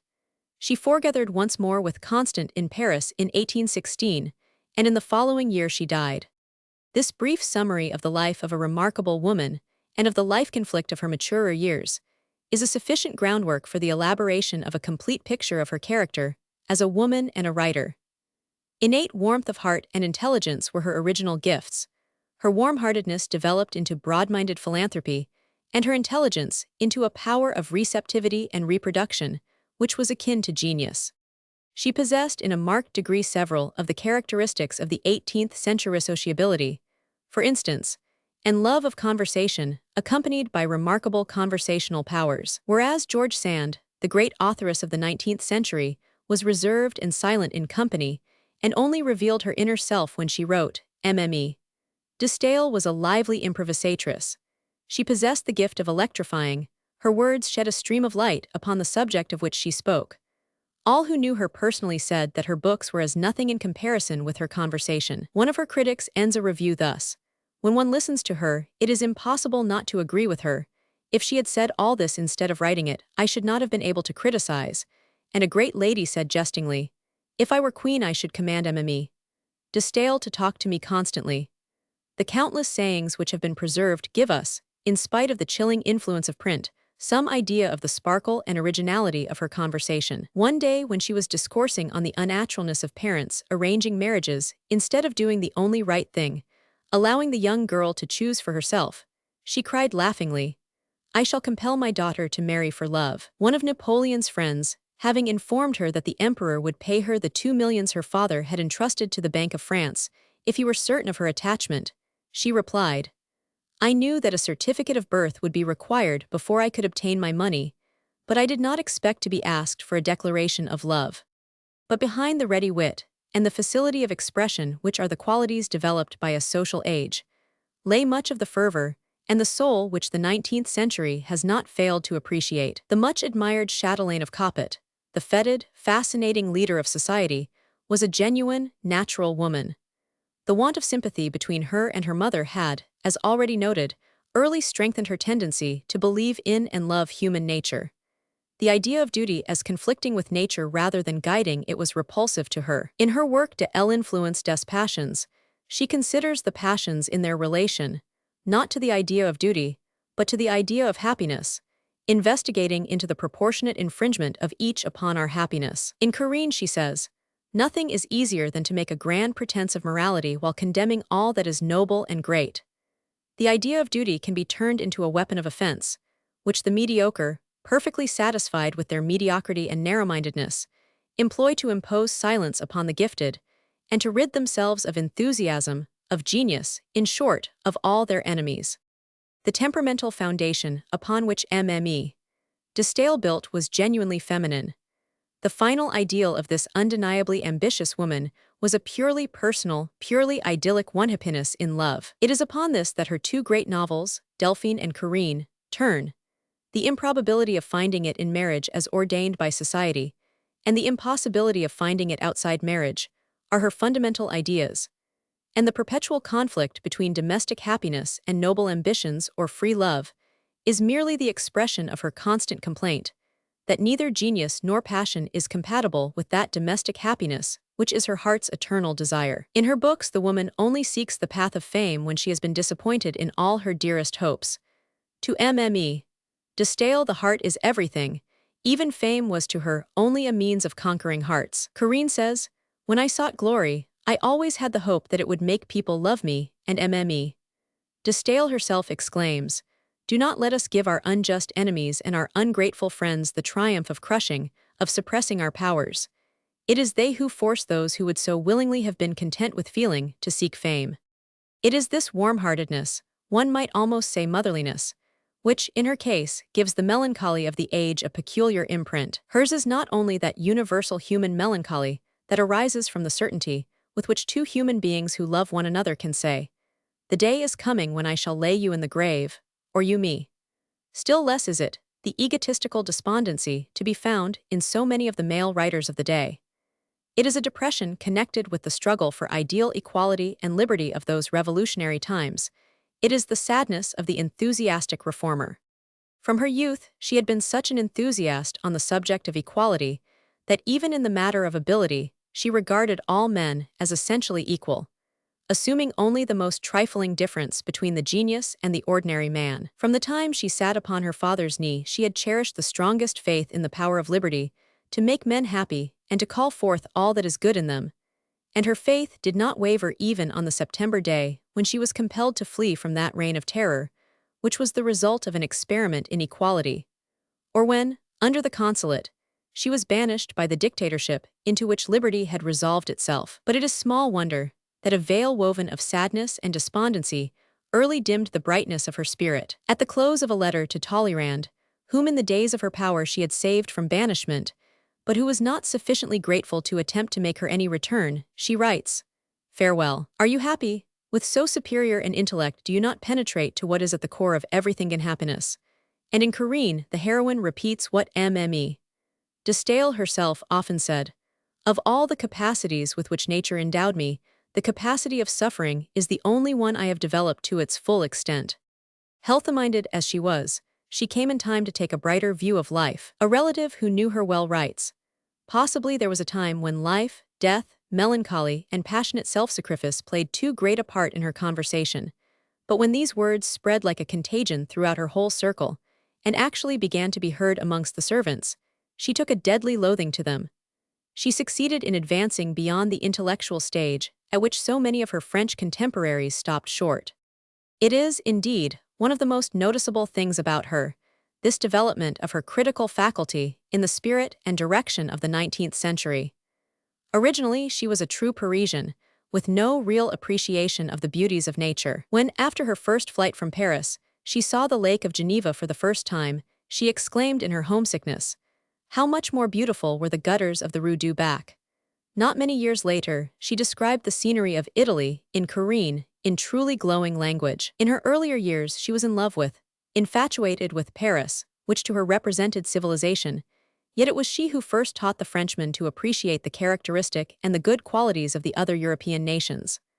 For she possessed the true critical gift, that is, she had the power of steadily enlarging her mind, increasing her receptivity, and destroying her prejudices in the bud, thereby holding herself in constant preparedness to understand. It is to this we must ascribe her marvelous power of attraction, and this explains how, banished and disgraced as she was, she enjoyed the power and influence of a queen at Coppet. Although our countryman Oehlenschläger does not seem to have had any clear appreciation of the real greatness of the woman whose guest he was, he gives a very charming description of Mme.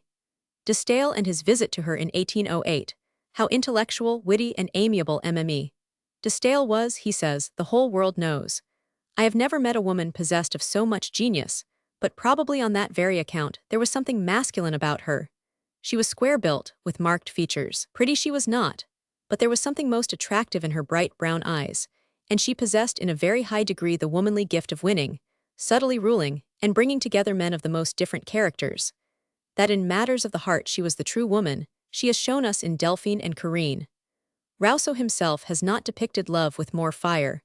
Wherever she appeared, she collected round her all the men of intellect, drawing them away even from young and beautiful women. When one remembers that in addition to all this she was very rich and very hospitable, giving magnificent entertainments every day, one does not marvel that, like some queen or fairy, she drew men to her enchanted castle. One is almost tempted to believe that it was to indicate this dominion of hers that she always had a little leafy branch by her at meals, which she took in her hand and played with. The servants had to lay one beside her plate every day, for it was as necessary to her as knife, fork, and spoon. Men made their way to Coppet, as some 50 years earlier they had made their way to the adjacent Ferney, where Voltaire, also an exile dwelling as close to the frontiers of France as possible, gathered the picked men of Europe round him in the last years of his life. One is irresistibly tempted to compare the influence which emanated from the aged man at Ferney with that exercised by the owner of Coppet. The years spent at Ferney are in every respect the most glorious period of Voltaire's life. It was from there that he, as the champion of justice and toleration, compassed achievements which no one could have believed to be within the power of a private individual whose only weapon was his pen. 3 years of his life at Ferney were devoted to litigation on behalf of Jean Calas. Calas was a merchant of Toulouse, aged 68, a Protestant. His youngest son had become converted to Catholicism and was completely estranged from his family. The eldest son, a wild, dissipated young man, committed suicide. The Catholic clergy immediately spread a rumor among the people that the father had strangled his son out of hatred for the Romish faith, which the latter, it was said, had intended to embrace on the following day. The whole family was imprisoned. The suicide's corpse lay in state, and performed one miracle after another. The bicentenary of the massacre of St. Bartholomew in Toulouse occurred at the time of the trial, and in their fanatical excitement, 13 judges, despite all proofs of his innocence, and without a shadow of evidence of his guilt, condemned Calas to be broken on the wheel. The sentence was carried out, the old man protesting his innocence to the last. His children, under the pretext of a reprieve, were shut up in a monastery and forced to adopt the Catholic faith. Then Voltaire at Ferney wrote his celebrated treatise on tolerance and moved heaven and earth to get the case tried over again. He appealed to the public opinion of the whole of Europe. He compelled the Council of State in Paris to demand the minutes of the trial from the Parliament of Toulouse. They were refused, there were delays of every kind, but in the end, After 3 years of unwearied fighting, Voltaire gained his point. The Toulouse sentence was pronounced unjust, the dead man's honor was cleared, and an indemnification was paid to his family. All who desire to be just to Voltaire ought to remember that it is during this period that the phrase, émigré says l'infâme, perpetually recurs in his letters. It was at Ferney that Voltaire gave shelter to the Servin family. The father was a Calvinist, but one of his daughters had been forced into a convent. Upon her becoming insane, she was released, whereupon she drowned herself in a well not far from her father's house. The father, mother, and sister are accused of murdering the nun, are tried, and all condemned to death. The unhappy family, knowing of no sanctuary in the whole of Europe except Voltaire's house, escaped to Ferney, the mother dying of grief upon the way. Voltaire, the banished man, by his eloquence and his ardor compels the French courts to try this case also again, and the family is acquitted. 3 years later Edelande found refuge at Ferney. Two young men, de la Barre and Edelande, were accused in 1765 of having passed a church procession without taking off their hats, which was a true accusation, and of having thrown a crucifix into the water, which was a false one. They were both examined under torture, and afterwards de la Barre was broken on the wheel. He went bravely to his death, his only words being, "I could not have believed that they would kill a young man for such a trifle." Edelande, who was condemned to lose his right hand and have his tongue cut out, escaped to Ferney, and no one dared to lay hands on him in Voltaire's house.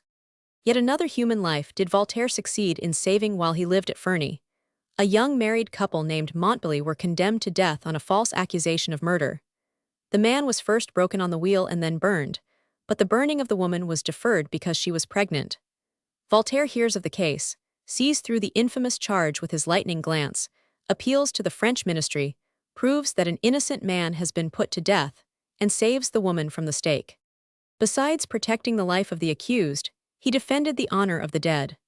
One of the last pieces of news that he received on his own deathbed was that his appeal against the unjust sentence which had cost General Lally his life had been successful, that the sentence was reversed, the dead man acquitted. During these years, Voltaire also found time to transform Ferney from a poor village into a prosperous town, to labor zealously for the abolition of serfdom in France, and to write a number of his most important books, in all of which his one aim was to undermine the dogmas of Christianity, which appeared to him to be at the root of the power of the priesthood and all the evils resulting therefrom.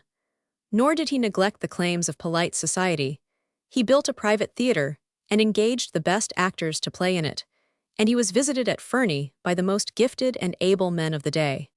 The renown of Coppet cannot be compared with that of Ferney, but none the less it is a fair renown.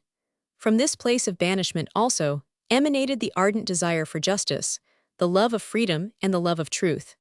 Somewhat later in the 19th century, each of the three principal countries of Europe sent its greatest author into exile. England sent Byron, Germany, Heinrich Heine, and France, Victor Hugo, and not one of these men lost any of his literary influence from the fact of his exile.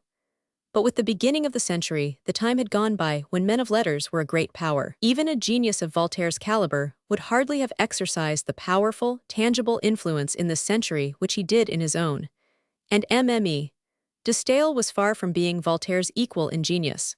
Moreover, her task was of an entirely different nature. The outward power of the Church was temporarily broken, and in any case, her mind was far too religious ever to have permitted her following in Voltaire's steps. The political despotism was so pronounced that merely to omit the French emperor's name from a work on Germany was regarded as a political demonstration and punished accordingly. But there was a task left undone by the Revolution with all its great outward reforms, a task the doing of which could not be forbidden by imperial edict, and that was the undermining of the mountain of religious, moral, social, national, and artistic prejudices which weighed upon Europe with an even heavier pressure than did the dominion of Napoleon, and which indeed had alone made that dominion possible. Voltaire himself had been entangled in many of these prejudices, especially the artistic and national. From Coppet Mme. de Staël waged war upon them all, and none the less she, like Voltaire, found time to fulfill all social duties. She too had her own theater, and she both wrote plays for it and acted in them. The chatelaine of Coppet was as untrammeled intellectually and as noble in her aims as was the philosopher of Ferney. She was less fortunate and less powerful, but on account of her sex and her sufferings she is even more interesting. Voltaire succeeded in doing much for others. MME. De Staël barely succeeded in defending herself. X. Corinne. In her book Essai sur les fictions, MME, de Staël makes the first attempt to define her literary ideal. Her motto is, avoid legend and symbol, avoid the fantastic and the supernatural.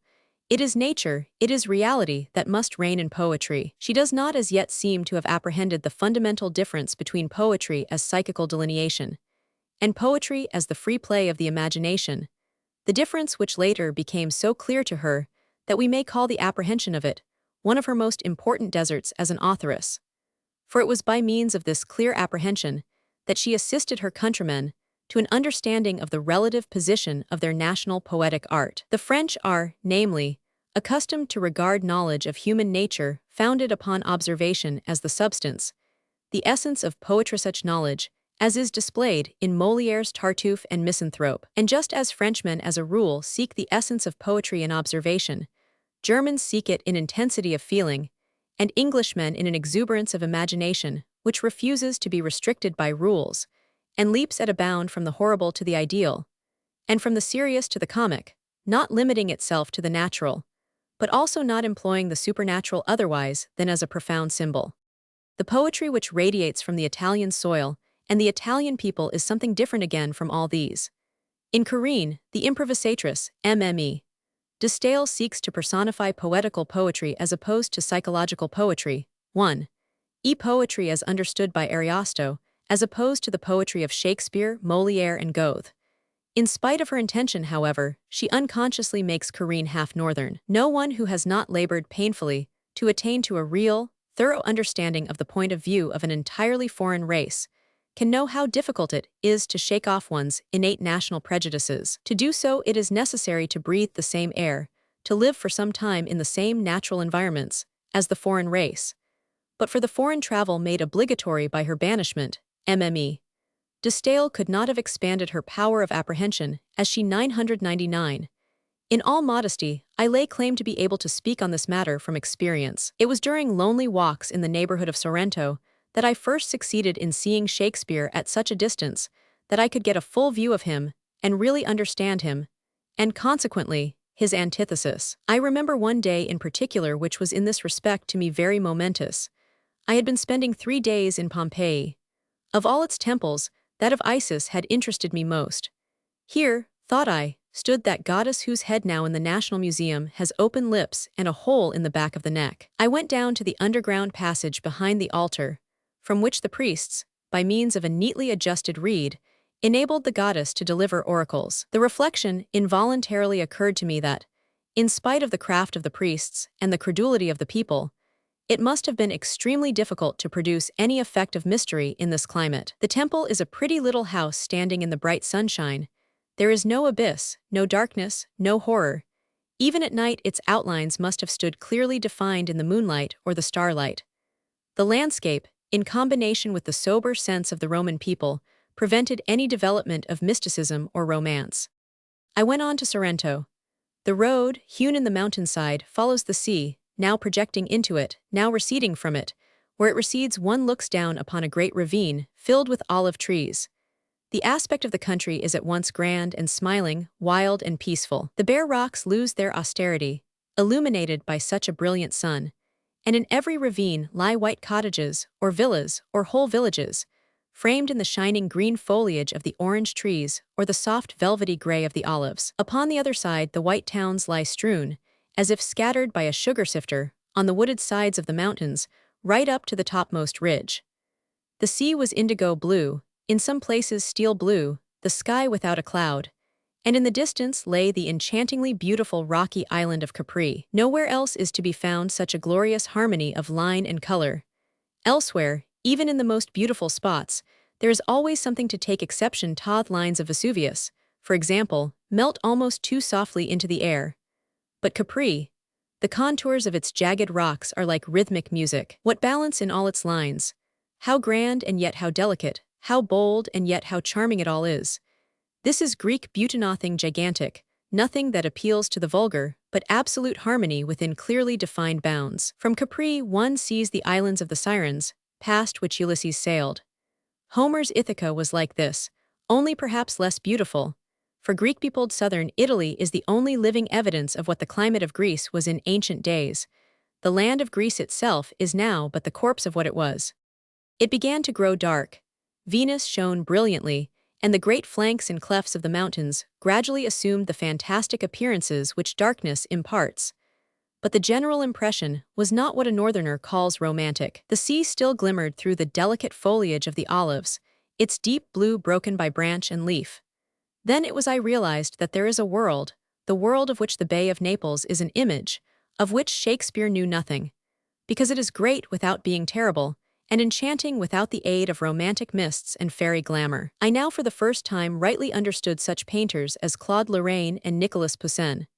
I comprehended that their classic art is the expression of classic nature, and by force of contrast, I understood better than ever before such a work as Rembrandt's etching of the three trees which stand like sentient beings, like types of northern humanity, on the swampy field in the pouring rain. I understood how natural it is that a land such as this should not have produced a Shakespeare, or needed a Shakespeare, because here nature has taken upon herself the task which falls to the lot of the poet in the north.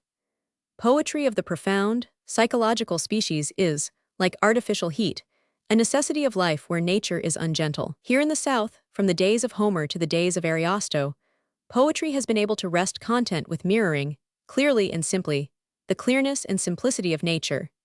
It has not sought to probe the depths of the human heart, has not plunged into caverns and abysses in search of the precious stones which Aladdin sought, which Shakespeare found, but which the sun god here scatters in lavish profusion over the surface of the earth. Corinne Italy is mme. De Stael's best tale. In Italy, that natural paradise, her eyes were open to the charms of nature. She no longer preferred the gutters of Paris to the Lake of Nemi.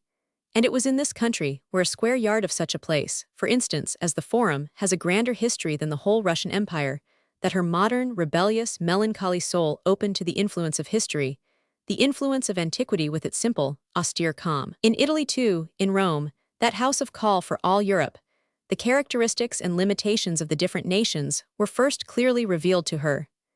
Through her, her own countrymen for the first time became conscious of their peculiarities and limitations. In her book, England, France, and Italy meet, and are understood not by each other, but by the authoress and her heroine, who is half English and half Italian. Corinne is, in the world of fiction, like a prophecy of what Elizabeth Barrett Browning was to be in the world of reality. One thinks of Corinne when one reads that Italian inscription upon a house in Florence. Here lived Elizabeth Barrett Browning, whose poems are a golden thread binding Italy to England. The plot of Corinne is as follows. A young Englishman, Oswald, Lord Nelvil, who has lost the father he loved above everything on earth, and whose grief is the more poignant because he reproaches himself for having embittered the last years of that father's life, attempts to distract his thoughts by travel in Italy. He arrives in Rome just as the poetess Corinne is borne in triumph to the capital. And although public appearances and public triumphs do not harmonize with his ideal of womanhood, he is quickly attracted by, and soon passionately in love with, Corinne, who is as frank and natural as she is intellectual. But though intercourse with her reveals all her beautiful and rare qualities to him, he never loses the fear that she is not a suitable wife for a highly born Englishman. She is not the weak, timid woman, absorbed in her duties and her feelings, whom he would choose for his wife in England, where the domestic virtues are a woman's glory and happiness. He entertains morbid scruples as to whether his dead father would have desired such a daughter-in-law as Corinne, a question which, as time goes on, he plainly perceives must be answered in the negative.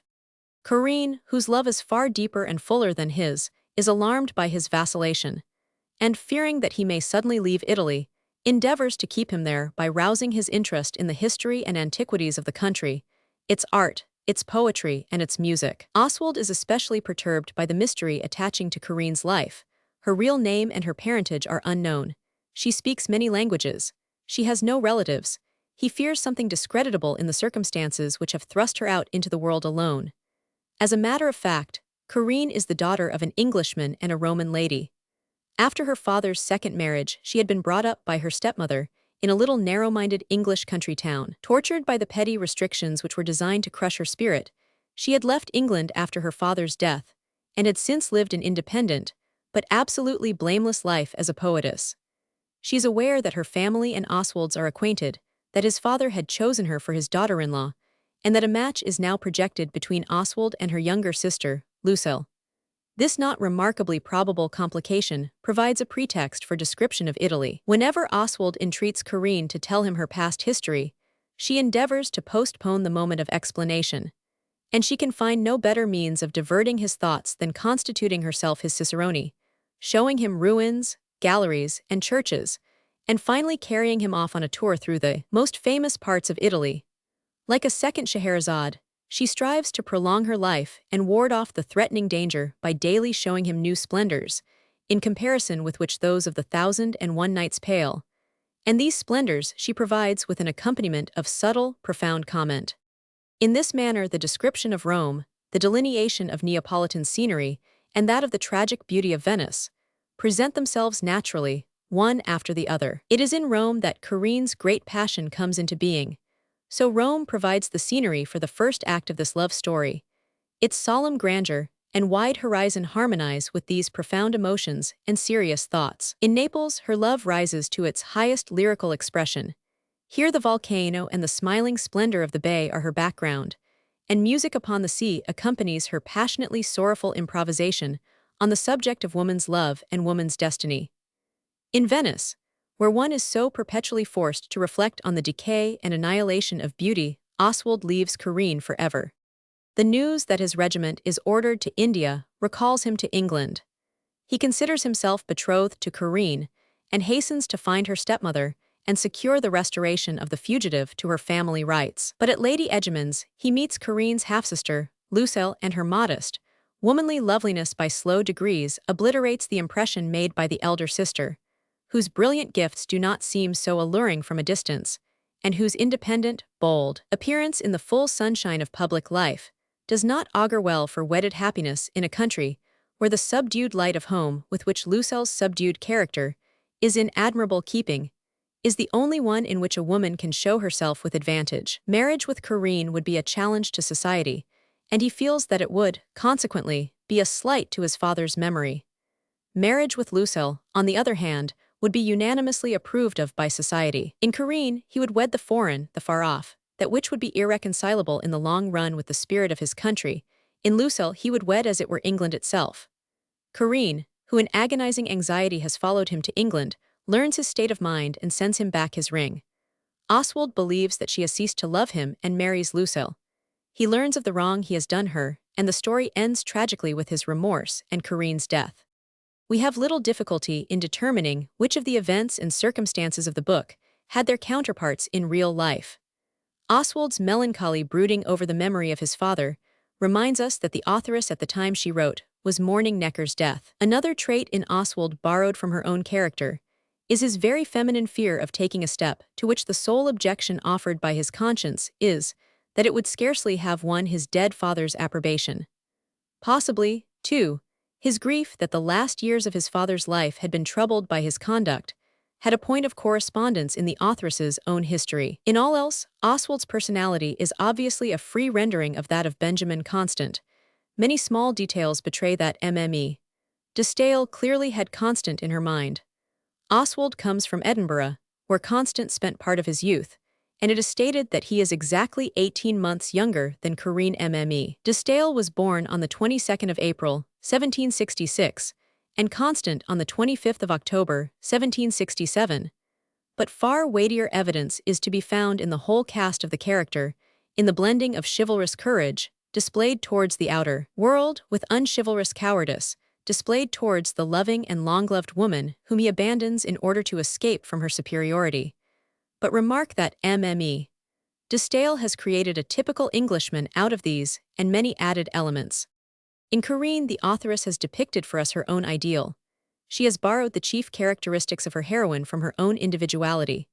Corinne is not like Delphine, the woman who is confined to the sphere of private life. She is the woman who has overstepped the allotted limits, the poetess whose name is upon all lips. The authoress has given her her own exterior, only idealized, her own eyes, even her own picturesque dress, with the Indian shawl wound about her head. She has endowed her with her own clear, active intellect, but it is with Corinne, as with herself the moment passion grips her with its eagle's talon, Her intellect avails her nothing, she becomes its defenseless prey. Like Mme. de Staël, Corinne is an exile, with all the thoughts and sorrows of the exile. For in Italy she is severed from the land of her birth, in England banished from the home of her heart and its sunshine. Hence when Corinne sings of Dante, she dwells sorrowfully on his banishment, and declares her belief that his real hell must have been exile. Hence, too, when giving Oswald an account of her life, she says that for a being full of life and feeling, exile is a punishment worse than death. For residence in one's native country implies 1,000 joys, which one first realizes when bereft of them. She speaks of all the manifold interests which one has in common with one's fellow countrymen, that are incomprehensible to a foreigner, and of that necessity for constant explanation, which takes the place of rapid, easy communication, in which half a word does duty for a long exposition. Corinne, too, like her creator, hopes that her growing fame will bring about her recall to her native land and reinstatement in her rights. Finally, Mme. de Staël has endowed Corinne with her own culture. It is expressly stated that it was her knowledge of the literatures and understanding of the characters of foreign nations that gave Corinne so high a place in the literary ranks of her own country. Her charm as a poet lay in her combination of the southern gift of color with the northern gift of observation. Employing all these borrowed characteristics, and inventing many others, the authoress has, it is to be observed, succeeded in producing a distinctly Italian type of female character. Mme. de Staël's literary activity divides itself, as it were, into two activities, a masculine and a feminine, the expression of thoughts and the dwelling upon emotions. We can trace this duality in Corinne. The book has, unquestionably, more merit as an effort of the intellect than as a work of creative imagination. A peculiar fervor and a certain tenderness in the treatment of the emotions betray that the author is a woman. Psychology is still in such a backward condition that as yet only the merest attempt has been made to define the characteristic qualities of woman's mind, of woman's soul, as distinguished from man's. When the day comes for making the attempt in good earnest, Mme. de Staël's works will be one of the most valuable sources of enlightenment. The woman's hand is, perhaps, most perceptible in the delineation of the hero. The authoress supplies us with the reasons for each of his distinguishing qualities. His sense of honor is explained by his distinguished birth, his melancholy by his English spleen, and by his unhappy relations with the father whom he worshipped, as Mme. de Staël worshipped hers, and by whose memory he allowed himself to be influenced in a manner which reminds us of the way in which Søren Kierkegaard was influenced by the memory of his father. Only one thing does the writer leave unexplained in a person whose moral courage is so extremely slight, and that is the recklessness with which he risks his life. Female novelists almost invariably equip their heroes with a courage which has no particular connection with their character, while at the same time, in modern society, it is generally women who prevent men from doing deeds of daring, and who also as a rule admire and pay hysterical homage to essentially cowardly public characters, the priests, who carefully protect their own lives in epidemics, the warriors who attack the enemy upon paper. The explanation would seem to be that masculine courage is a quality which, regarded as the highest attribute of man, becomes to woman a sort of ideal, but an ideal which she does not understand, which she does not recognize in real life, and which perhaps for this very reason she chooses to portray and portrays badly. These remarks apply more particularly to Oswald's heroic behavior on the occasion of the fire at Ancona, where he saves the entire town under the most terrible circumstances. He alone, with his English followers, makes an attempt to extinguish the conflagration, an attempt which is crowned with success. He rescues the Jews, who are shut up in the ghetto, where the people in their religious frenzy have left them to be burned as a propitiatory offering. He ventures into the burning asylum, into the room in which the most dangerous lunatics are confined. These maniacs he controls and rescues from the flames by which they are already surrounded. He loosens their chains, and will not leave one recalcitrant behind. The whole scene is excellently described, but as already said, the psychology is weak. Mme. de Staël makes full amends for this, however, in her description of the impression made by these deeds upon Corinne's womanly heart. Oswald, by leaving the town at once, manages to escape from all expressions of gratitude, but on the return journey they come to Ancona again. He is recognized, and Corinne is awakened in the morning by shouts of, "Long live Lord Nelvil! Long live our benefactor!" She goes out on the piazza, is recognized as the poetess whose name is famous all over Italy, and is received with acclamation. The crowd beseech her to be their spokeswoman and interpret their gratitude to Oswald. When he in his turn appears on the piazza, he is amazed to see that the crowd is led by Corinne. She thanked Lord Nelvil in the name of the people, and did it with such grace and nobility that all the inhabitants of Ancona were enraptured. And adds the authoress with feminine subtlety, she said we in speaking for them, "You have saved us.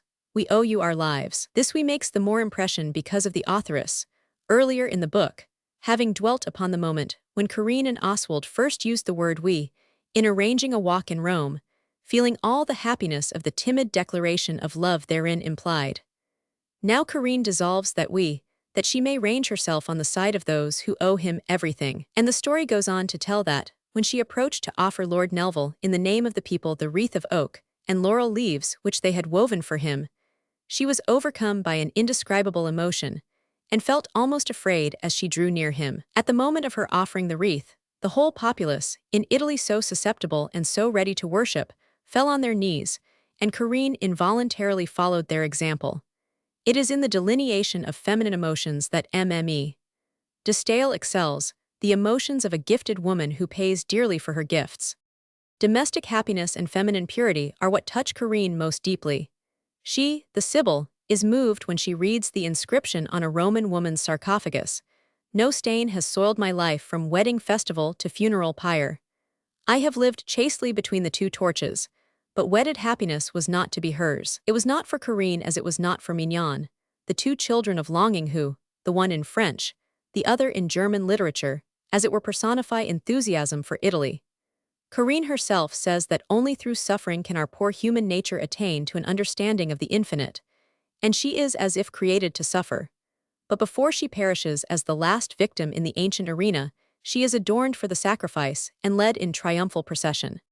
When we first meet her, on her progress to the capital, she is simply but picturesquely clad, with antique cameos in her hair, and a fine red shawl wound turban-wise about her head, as in Gerard's well-known portrait of Mme. de Staël. The costume suits Corinne. She is the child of the land of color, and she has not lost her love of color. Even in stiff conventional England, she has retained her fresh natural tastes, her joy in what Gautier has called the trinity of beautiful things: gold, purple, and marble. Like all the other great types of the period, she must be seen in the surroundings with which she harmonizes, among which she is at home, as René is in the primeval forest, Obermann upon the heights of the Alps, and Saint Priya by the Lake of Geneva. Her appearance has been preserved to posterity in the painting which engravings have made so familiar, Corinne improvising at Cape Messino. Her volcanic, glowing nature is at home in this volcanic, glowing region. The Bay of Naples appears to be a great sunken crater, surrounded by fair towns and forest-clad mountains. Encircling a sea which is even bluer than the sky, it resembles an emerald goblet filled with foaming wine, its rims and its sides adorned with vine leaves and tendrils. Near land the sea is a deep azure blue. Farther out it is, as Homer said, wine-colored, and above it shines a sky which is not, as is generally believed, bluer than ours, but really paler, only that its blue is underlaid by a white fire, which glows with a shimmer that is both blue and white. It was in this region that the ancients imagined hell to lie, the descent to it being through the cave of the Lake of Avernus. They called it hell, this paradise. Its volcanic origin and surroundings made them feel as if Tartarus were not far off. Volcanic formations everywhere.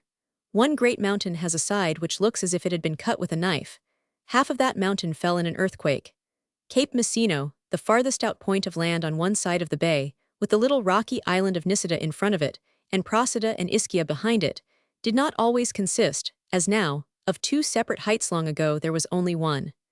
The two craters of Vesuvius were formed by the eruption which overwhelmed Pompeii. Fertility and fire everywhere. A few steps from where the sulfurous fumes of Solfatara forced their way up into the air through the crumbling lava, lie fields, some one mass of brighted poppies, others full of great blue flowers, of powerfully scented downy mints, and other herbs growing waist-high in such thronging profusion, such fruitfulness and luxuriance, that one feels as if all this billowing fullness would shoot up again in a single night, were it all cut down.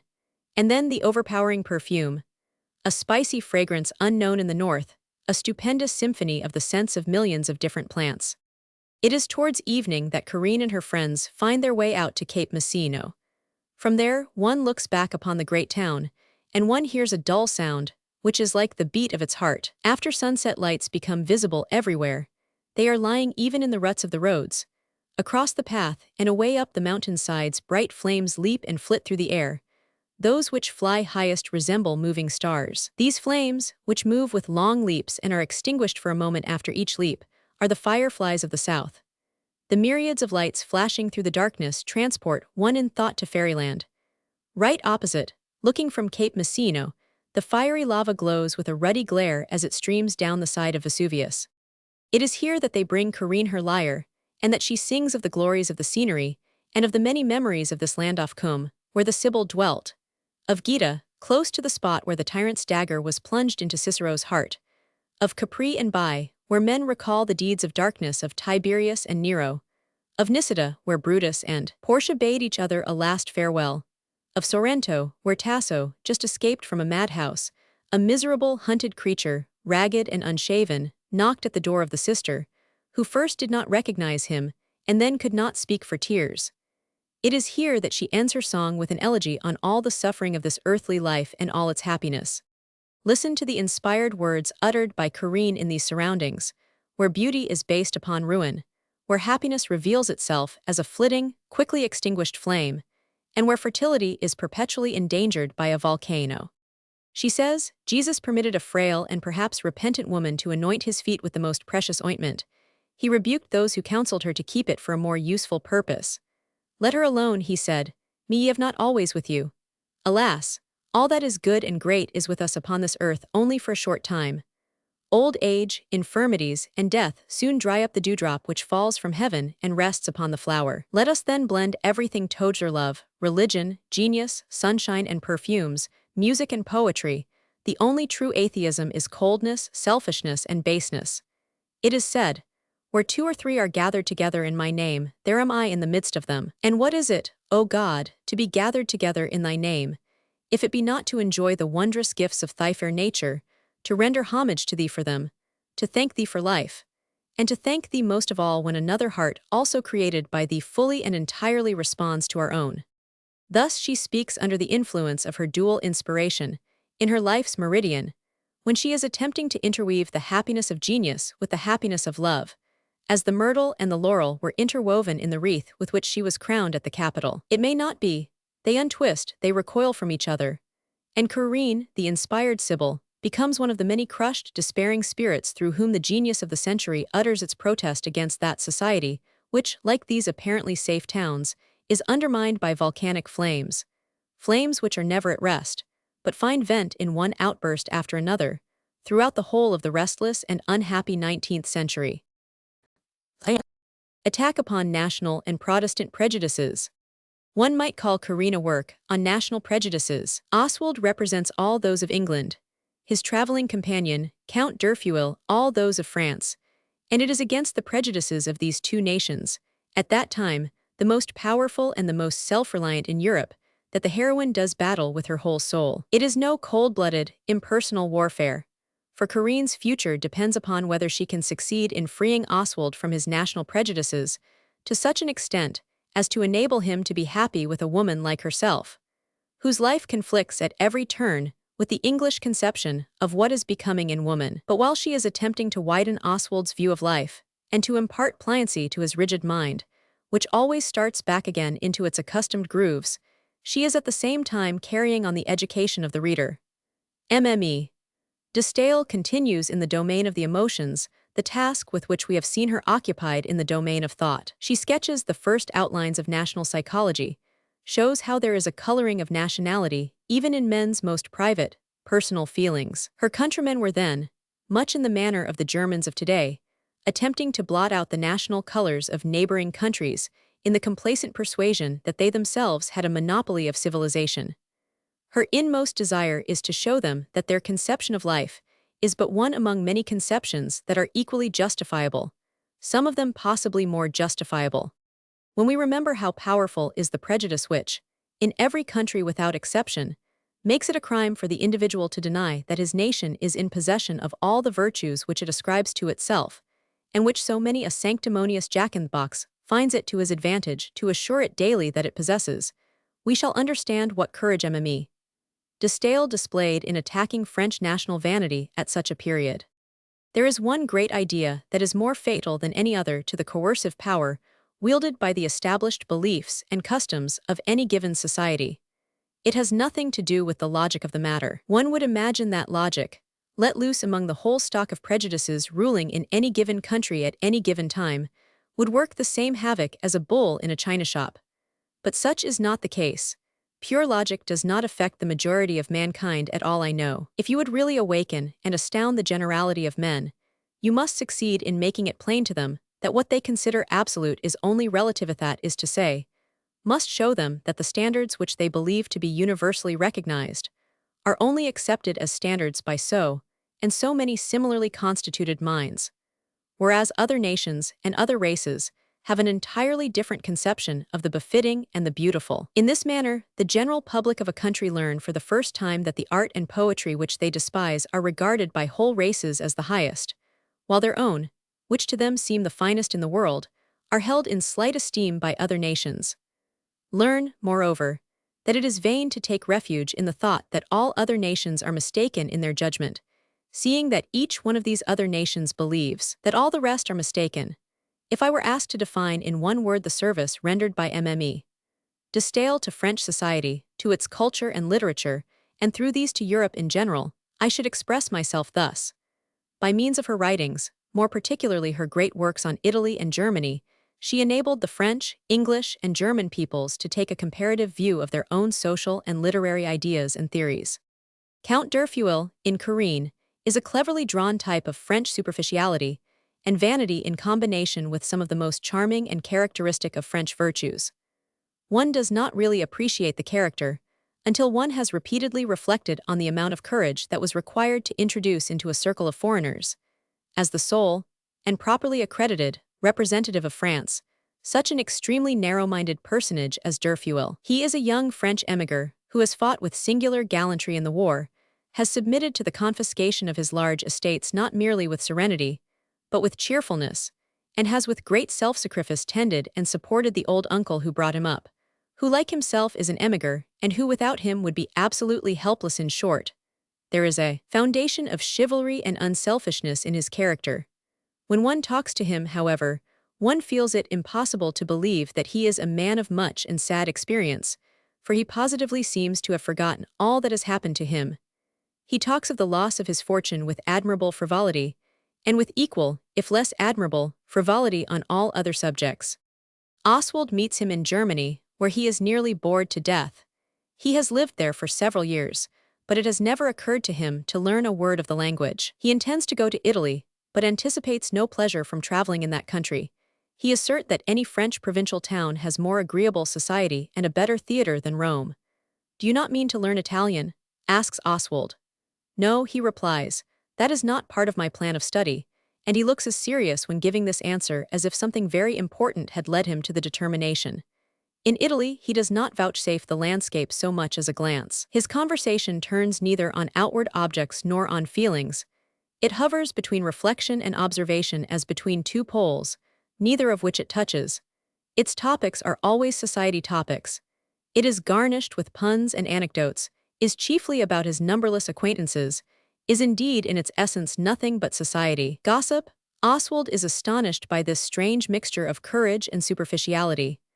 d'Erfeuil's contempt for danger and misfortune would have seemed admirable to him if it had cost more effort, and heroic if it had not been the outcome of the very qualities which render him incapable of deep feeling. As it is, he finds it tiresome. When d'Erfeuil for the first time sees St. Peter's in the distance, he likens it to the Dome of the Invalids in Paris, a comparison more patriotic than apt.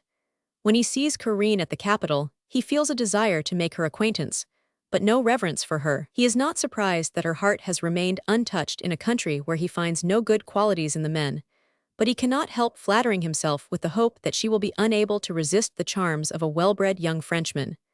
When she speaks to others in his presence in Italian or English languages he does not understand, he says to her, "Speak French. You know the language and are worthy to speak it."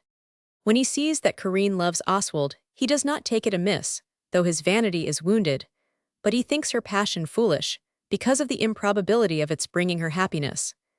At the same time, he most strongly advises Oswald not to enter into a lifelong union with an unpresentable woman like Corinne. With all his daring, he bows to the supreme authority of established custom. If you will be foolish, he says to Oswald, at least do nothing irreparable, reckoning among irreparable follies marriage with Corinne. His ideas on literary correspond to his ideas on social subjects. In Corinne's house, the conversation frequently turns upon Italian and English poetry. Derfuel, starting from the premise that French poetry from the time of Louis XV onwards forms the unquestioned standard, is naturally very severe in his judgment of all foreign productions. To him, the Germans are barbarians, the Italians are corrupters of style, and the taste and elegance of French style are logiving in literature. Our stage literature, he remarks, is admittedly the finest in Europe, and I do not think that it occurs even to the English themselves to compare Shakespeare with our dramatists. In a company of Italians, he shrewdly enough, if without much delicacy, defines Italian drama as consisting of ballets, silly tragedies, and wearisome harlequinades. To him, the Greek drama is coarse, Shakespeare formless. Our drama, he says, is a model of refinement and beauty of form. To introduce foreign ideas among us would be to plunge us into barbarism. Derfuel considers the antiquities of Rome altogether overrated.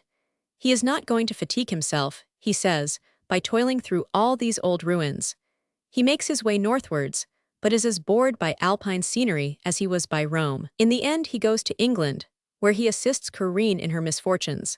His deeds have ever been nobler than his words. He cannot, however, when he sees how miserable her love for Oswald has made her, deny his vanity the satisfaction of ringing the changes upon I told you so, and he considers it a duty to himself not to let the opportunity slip of offering himself as Oswald's successor. For all this, it is true and unselfish devotion that he displays, and Corinne is distressed by her inability to be more truly grateful to him. But he is so careless and scatterbrained that she is constantly tempted to forget his generous deeds, just as he himself forgets them. It is very charming, no doubt, observes the authoress, to set little value on one's own good deeds, but it may be that the indifference with which some men regard their own noble actions has its origin in their superficiality. Without regard for anything but what she considers the truth, she thus derives some of the most conspicuous virtues of her countrymen from weaknesses in their character.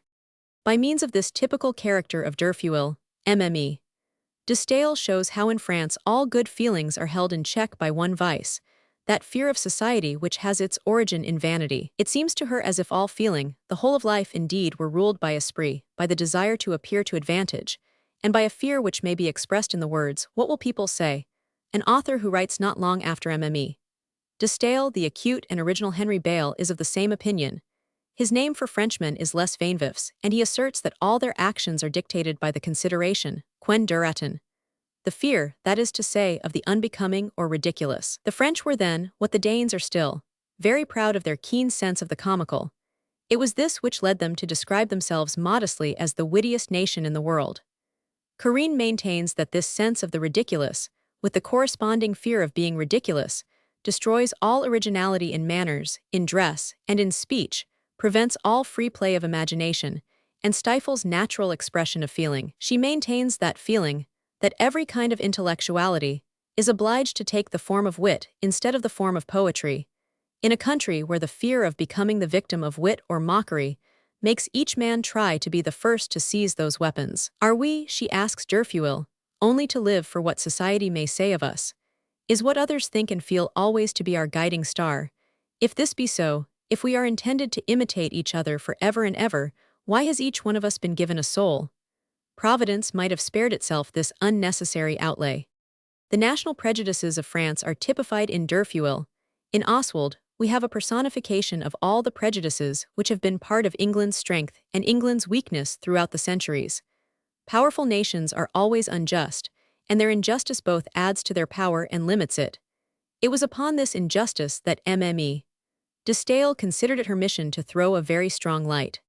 The story of the book turns upon the attempt of a woman to regain, by means of a man's love, that place in English society which she has forfeited by too great independence, by entering the arena of public life. Consequently, what the authoress chiefly dwells upon in her delineation of English character is the narrowness of the English conception of ideal womanhood. From this conception, with which he has been brought up, Oswald makes sincere but fruitless efforts to free himself. When in Italy, he sees Corinne admired and loved for her great gifts, without a thought being given to her sex or her enigmatical past, he is greatly perplexed. There is something repulsive to him in a woman's leading this public life. He is accustomed to look upon woman as a sort of higher domestic animal, and for long cannot reconcile himself to the idea of society forgiving her the crime of having talent. He feels himself as it were humiliated and exasperated by the thought. He regards it as impossible that a woman with such a well-developed, independent mind should be capable of binding herself faithfully to one man and living contentedly for him alone. And though, in spite of everything, Corinne loves him with a passion beside which all that he has seen or heard of pales, and which is so unselfish that it leads her to risk her reputation for his sake without demanding anything whatever in return, he forgets her great gifts, her nobility of mind and soul, the moment he stands once again upon English soil, inhales English mists and prejudices, and meets a fresh young girl of 16, the very perfection of a wife after the English recipe, reserved, ignorant, innocent, silent, a fair-haired, blue-eyed incarnation of domestic duty. The authoress tracks the prejudice, which explains Oswald's conduct to its source, which she finds to be the English conception of home. Oswald's principal difficulty in coming to a decision about Corinne is expressed in the words, "Of what use would all that be at home? And home is everything to us to the women, at least," remarks an Englishman to Oswald. And the authoress herself remarks elsewhere, "Though it is possible for an Englishman to find pleasure for a time in foreign ways and customs, his heart invariably returns to the impressions of his childhood." If you ask the Englishman you meet on board ship in foreign climes whither he is bound, he answers, if he is upon the return journey, home. It is to this English love of home that she attributes both the superstition that the independent intellectual development of woman is absolutely incompatible with the domestic virtues, and the English idolatry of these virtues. And strange as it may seem to us to see the Italian woman, nowadays so indifferent to everything intellectual, set up as a model of independence, there is no doubt that Mme. de Staël is right. The ideal of well-being conveyed by the word home is a genuine northern Teutonic conception, originally so foreign to the Latin races that the English word home has passed into the Latin languages, because these possess no equivalent. To this conception of home corresponds the word coziness, untranslatable into any Latin language, which was created to express the pleasure of being able to sit warm and comfortable within four walls. We have not far to seek for the origin of this ideal. The inhabitant of Northern Europe, living in a raw climate, amidst cold, harsh natural surroundings, finds the same pleasure in the thought of sitting by a warm hearth while snow and rain beat impotently on the window pane, which a Neapolitan feels in the thought of sleeping under the warm, glorious, starry sky, or passing the cool night in dance, play, and song, in the open air. But to each of these different ideals of well-being and happiness corresponds a different conception of virtues and duties, which the nation that possesses or enforces them regards as the universal conception. It considers itself the first among nations because it exacts the fulfillment of these particular duties and possesses these particular virtues, which is not surprising, seeing that both are naturally entailed by the national character, and it moreover censures all the nations whose conceptions differ from its own. Speaking of England, Oswald asks Corinne, "How could you leave the home of chastity and morality and make fallen Italy the country of your adoption?" In this country, Corinne replies, "We are modest, neither proud of ourselves like the English, nor pleased with ourselves like the French." It gratifies her to put both the puritanic arrogance of the northerner and the vain Frenchman's fear of ridicule to shame, by comparing them with the frank naturalness which the people of Italy even in their humiliation have preserved. She describes, delicately and truthfully, the touching naivete with which the latter display their emotions. There is no stiff reserve, as in England, no coquetry, as in France. Here the woman simply desires to please the man she loves, and cares not who knows it. One of Corinne's friends, returning to Rome after an absence of some duration, calls upon a distinguished lady. He is informed by the servant that the princess does not receive today. She is out of spirits, she is innamorata. Corinne tells how indulgently a woman is judged in Italy and how frankly she owns her feelings. A poor girl dictates a love letter to a writer in the open streets, and the man writes it with the utmost seriousness, never omitting to add all the polite forms which it is his business to know. Hence some poor soldier or laborer receives a letter in which many tender assurances occupy the space between most honored contemporary and yours with reverential respect. Corinne is perfectly correct. I have myself seen such letters, and on the other hand, it seems as if learning had not been at all unusual among the Italian women of those days. A Frenchman in Corinne who calls a learned woman a pedant receives the reply, "What harm is there in a woman's knowing Greek?" Neither does Corinne fail to perceive that the official recognition and support of duty and morality in the North is accompanied by the greatest brutality in all cases in which the laws of society have once been transgressed. She shows how the Englishman respects no promise or relation which has not been legally registered, and how in strict England the sanctity of marriage and an irreproachable home life exist side by side with the most shameless and bestial prostitution, just as the personal devil exists side by side with the personal God. She remarks, with womanly circumspection and modesty, but yet quite plainly, in England it is the domestic virtues which constitute woman's glory and happiness, but granted that there are countries in which love is to be met with outside the bonds of holy matrimony, then undoubtedly among all these countries, Italy is the one in which most regard is shown to woman's happiness. The men of that country have a code of morality for the regulation of those relations, which are without the pale of morality a tribunal of the heart. It is the same tribunal as that of the medieval courts of love. Byron is greatly impressed when he comes to Italy and finds this complete moral code, exactly the opposite of the English. MME. De Stael as usual tries to explain the milder morality by the milder climatic conditions. She says, "The aberrations of the heart inspire a more indulgent compassion here than in any other country.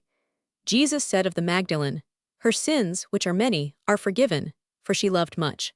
Those words were spoken under a sky as beautiful as ours.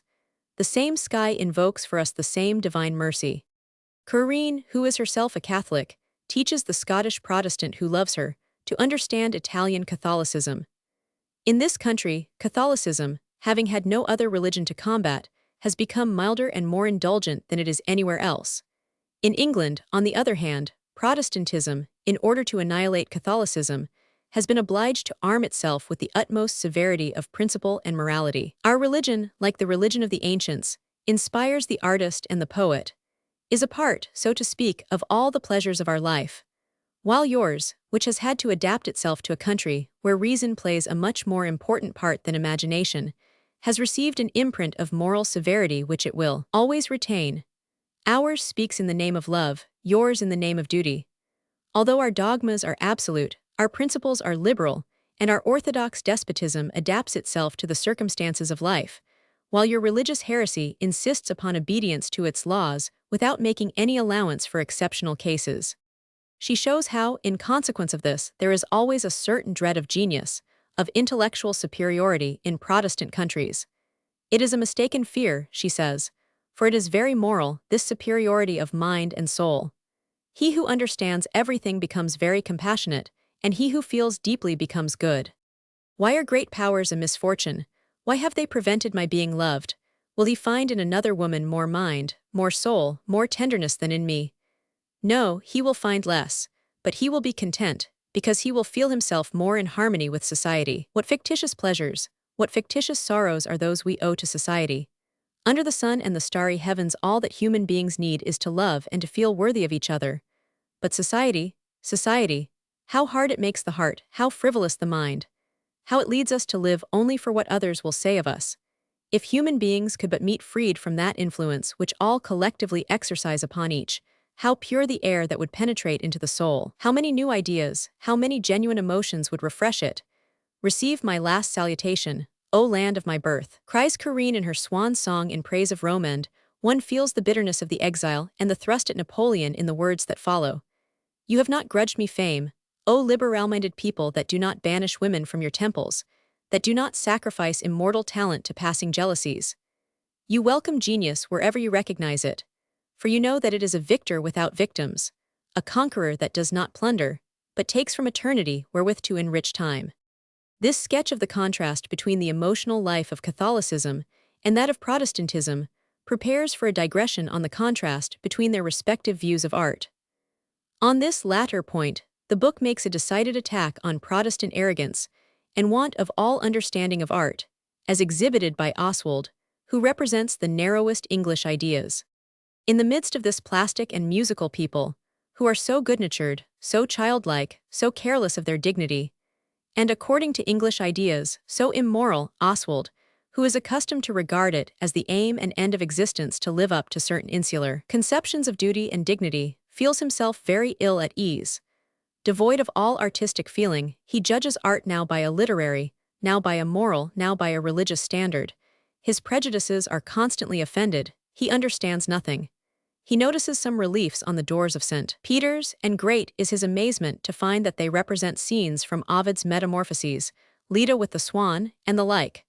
What is this but pure paganism? Corinne takes him to the Colosseum. And in this, resembling his contemporary Hohenschläger, his one thought is that he is standing in a gigantic place of execution. His one feeling, moral indignation at the crimes here perpetrated against the early Christians. He enters the Sistine Chapel, and, ignorant of the history of art, is greatly outraged that Michelangelo has ventured to portray God the Father in ordinary human form, as though he were a Jupiter or a Zeus. He is equally scandalized on finding in Michelangelo's prophets and Sibyl's none of that humble Christian spirit which he had looked for in a Christian chapel. All this the authoress has drawn from life. Italy presupposes in her visitors a certain amount of artistic or aesthetic taste. There are three ways of looking at everything: the practical, the theoretical, and the aesthetic. The forest is seen from the practical point of view by the man who inquires if it conduces to the healthiness of the district, or the owner who calculates its value as firewood. From the theoretical, by the botanist who makes a scientific study of its plant life. From the aesthetic or artistic, by the man who has no thought but for its appearance, its effect as part of the landscape. It is this last, the artistic, aesthetic view, that Oswald is unable to take. He has no eyes, his reasoning power and his morality have deprived his senses of their freshness. Therefore he cannot lose sight of the substance in the form. Therefore the Colosseum awakens in him only the remembrance of all the blood so wickedly spilled there. In Corinne's vindication of the aesthetic view, we feel the influence of Germany, more particularly of A.W. Schlegel, the first exponent of the awakening romantic spirit in that country. For however differently romanticism may develop in different countries, one thing which it invariably maintains is that the beautiful is its own aim and end, or Selbstzweck, as it was called in Germany, an idea borrowed from Kant's Kritik der Urteilskraft, the vindication of beauty as the standard and true aim of art. In France this theory was expressed by the formula l'art pour l'art, and it makes its appearance for the first time in Denmark in certain of Oehlenschläger's poems.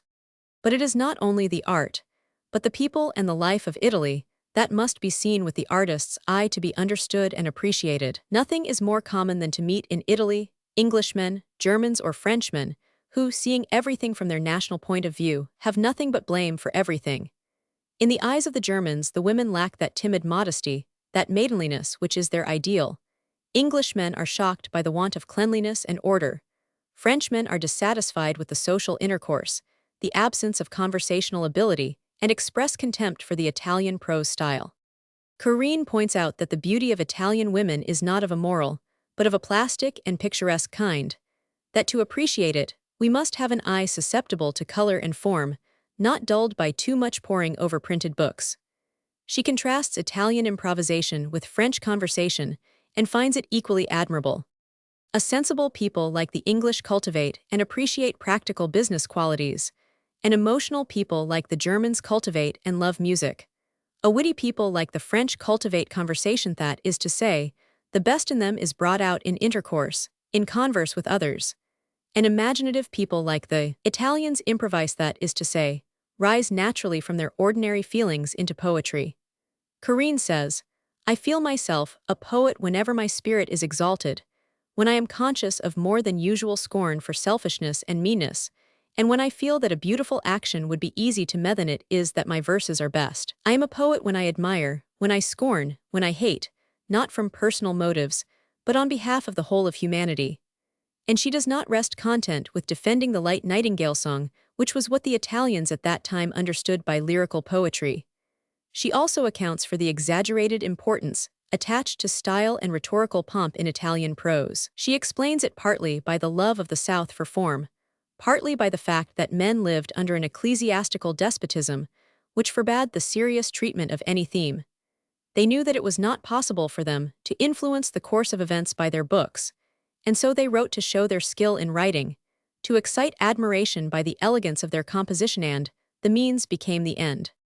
Another of the things which had shocked Oswald was Michelangelo's representation of the divinity and the prophets in the Sistine Chapel. In the mighty human form of Jehovah, he does not recognize that invisible, spiritual divinity into which the passionate national God of the old Hebrews has been transformed by the Protestantism of the North, and where among all these proud forms with which Michelangelo has covered the ceiling in his Promethean desire to create human beings, where, among those defiant, enthusiastic, despairing, struggling figures, is to be found the humility, the meekness he expected to see.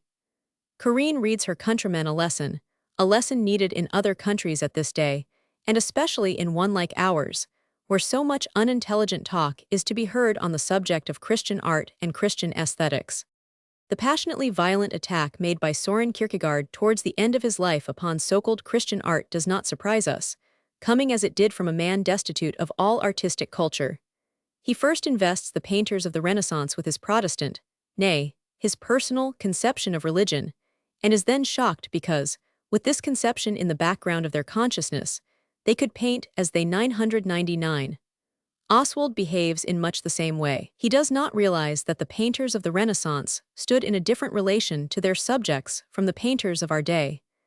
That whereas the artists of today seek to gain a real understanding of their subject, and study it either from the antiquarian, the ethnological, or the psychological point of view, the artist of the Renaissance took his subject as he found it, and made of it what he fancied, that is to say, what harmonized with his character.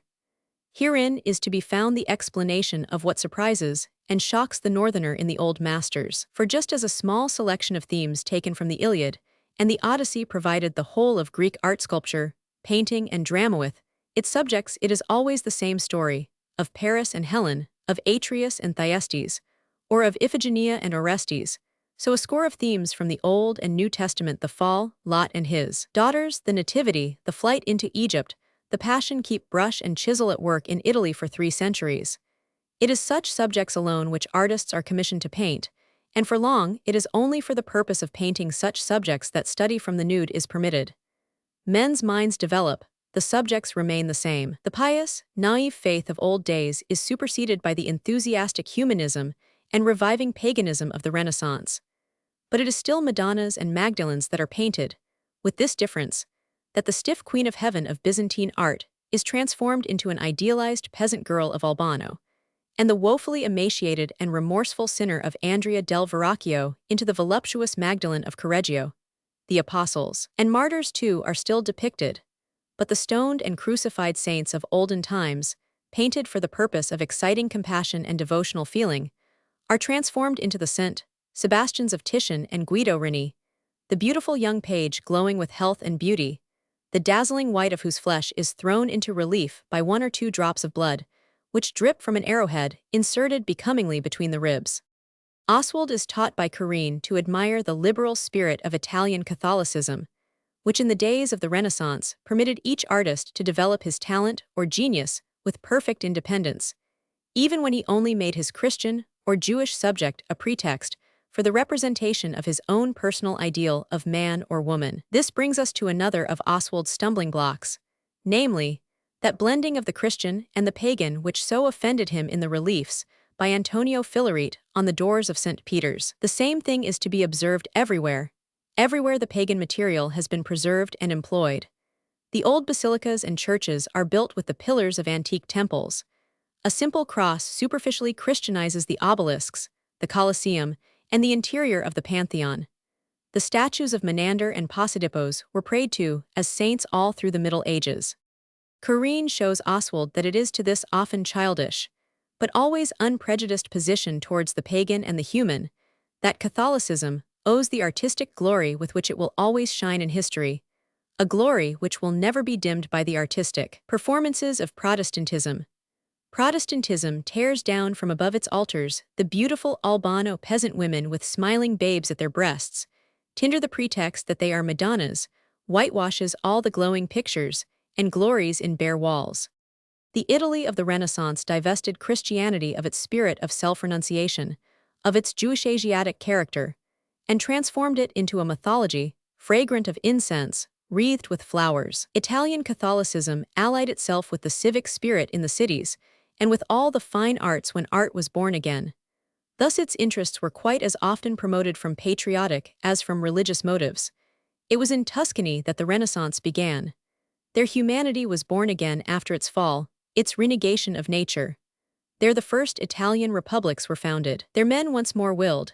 Houses congregated and formed small, proud, indomitably liberal states, each a town with its surrounding district. Towers and spires rose into the air, erect and proud as the bearing of a free man.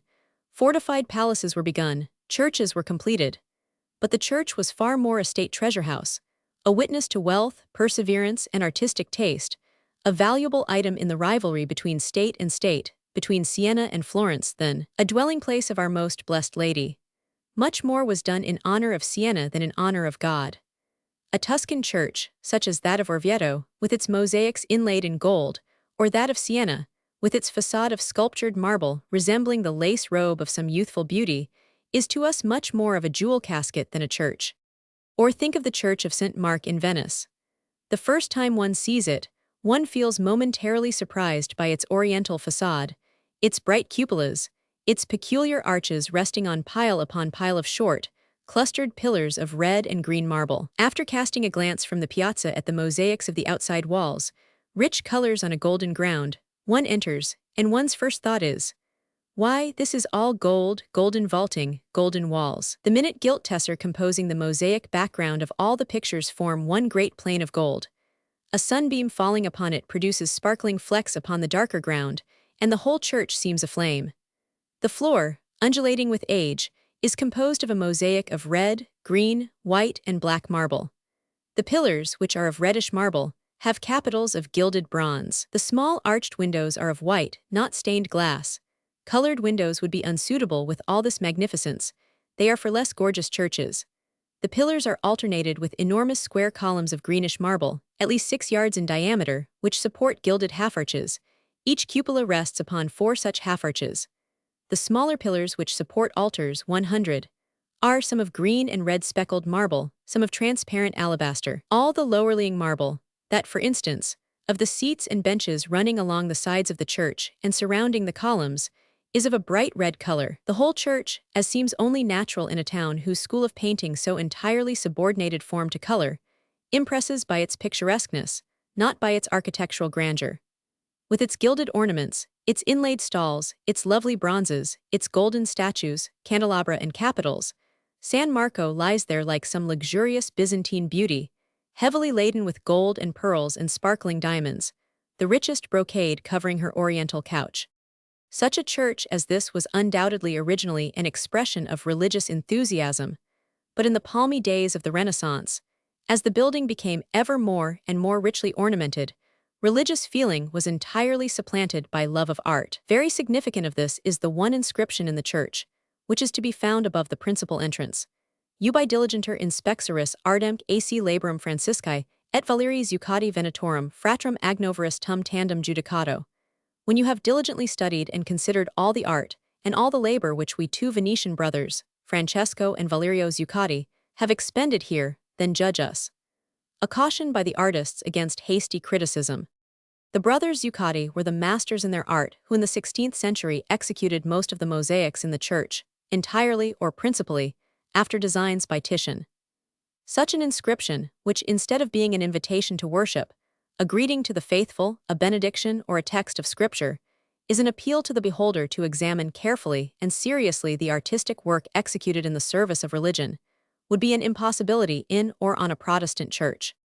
When the Catholic faith disappears, as it is doing today in Italy, from the Catholic Church, when Inquisition and fanaticism become a legend, when the ugly animal in the snail shell dies, the beautifully whorled shell will still remain. There will still remain the magnificent churches, statues, and paintings.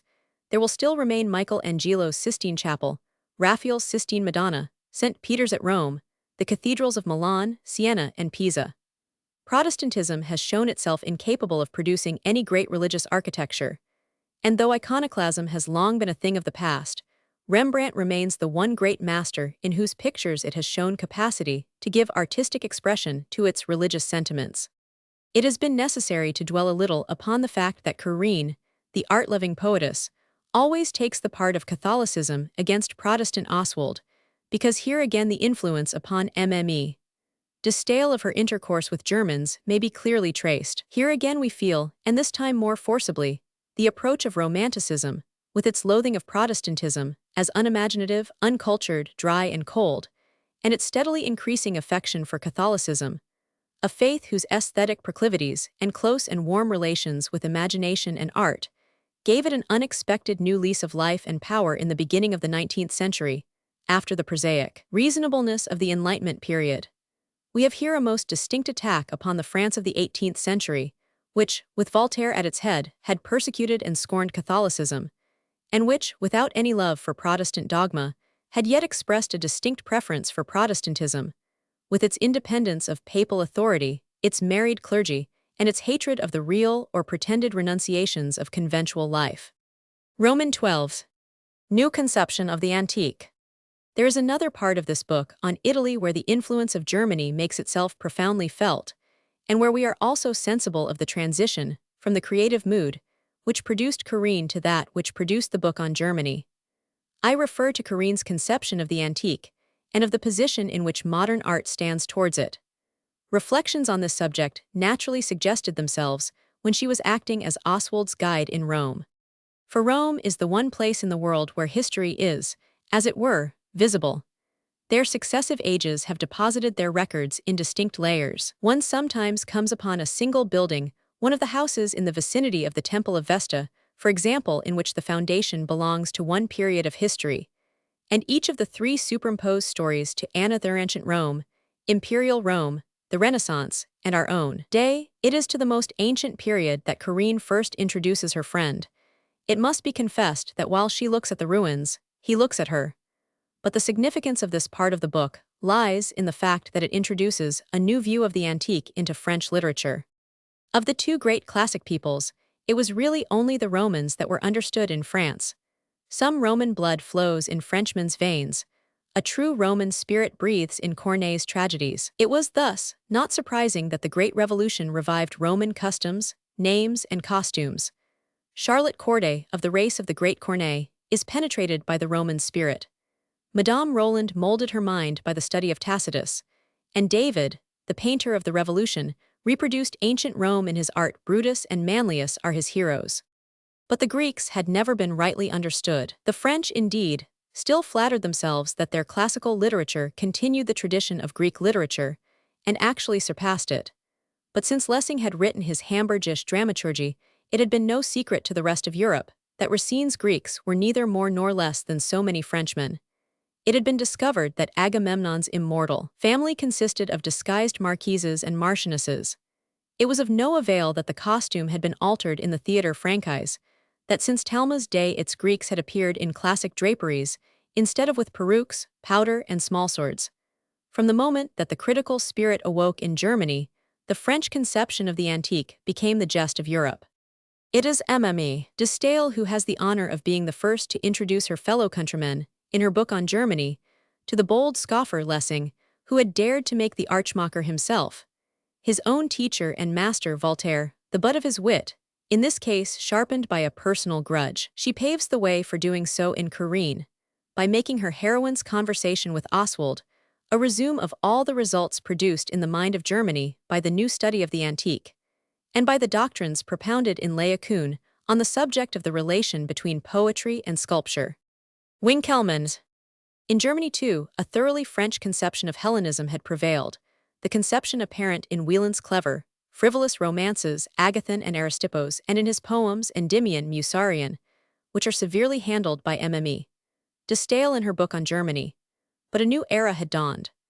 A poor German schoolmaster, Winkelmann, inspired by genuine, pure enthusiasm, succeeded, after encountering innumerable difficulties, in making his way to Rome to study the antique. Against his convictions, and in spite of the opposition of his friends, he adopted the Catholic religion to facilitate his stay there. He eventually fell a victim to his love of art, for he was foully murdered by a scoundrel who wished to obtain possession of his collection of valuable coins and precious stones.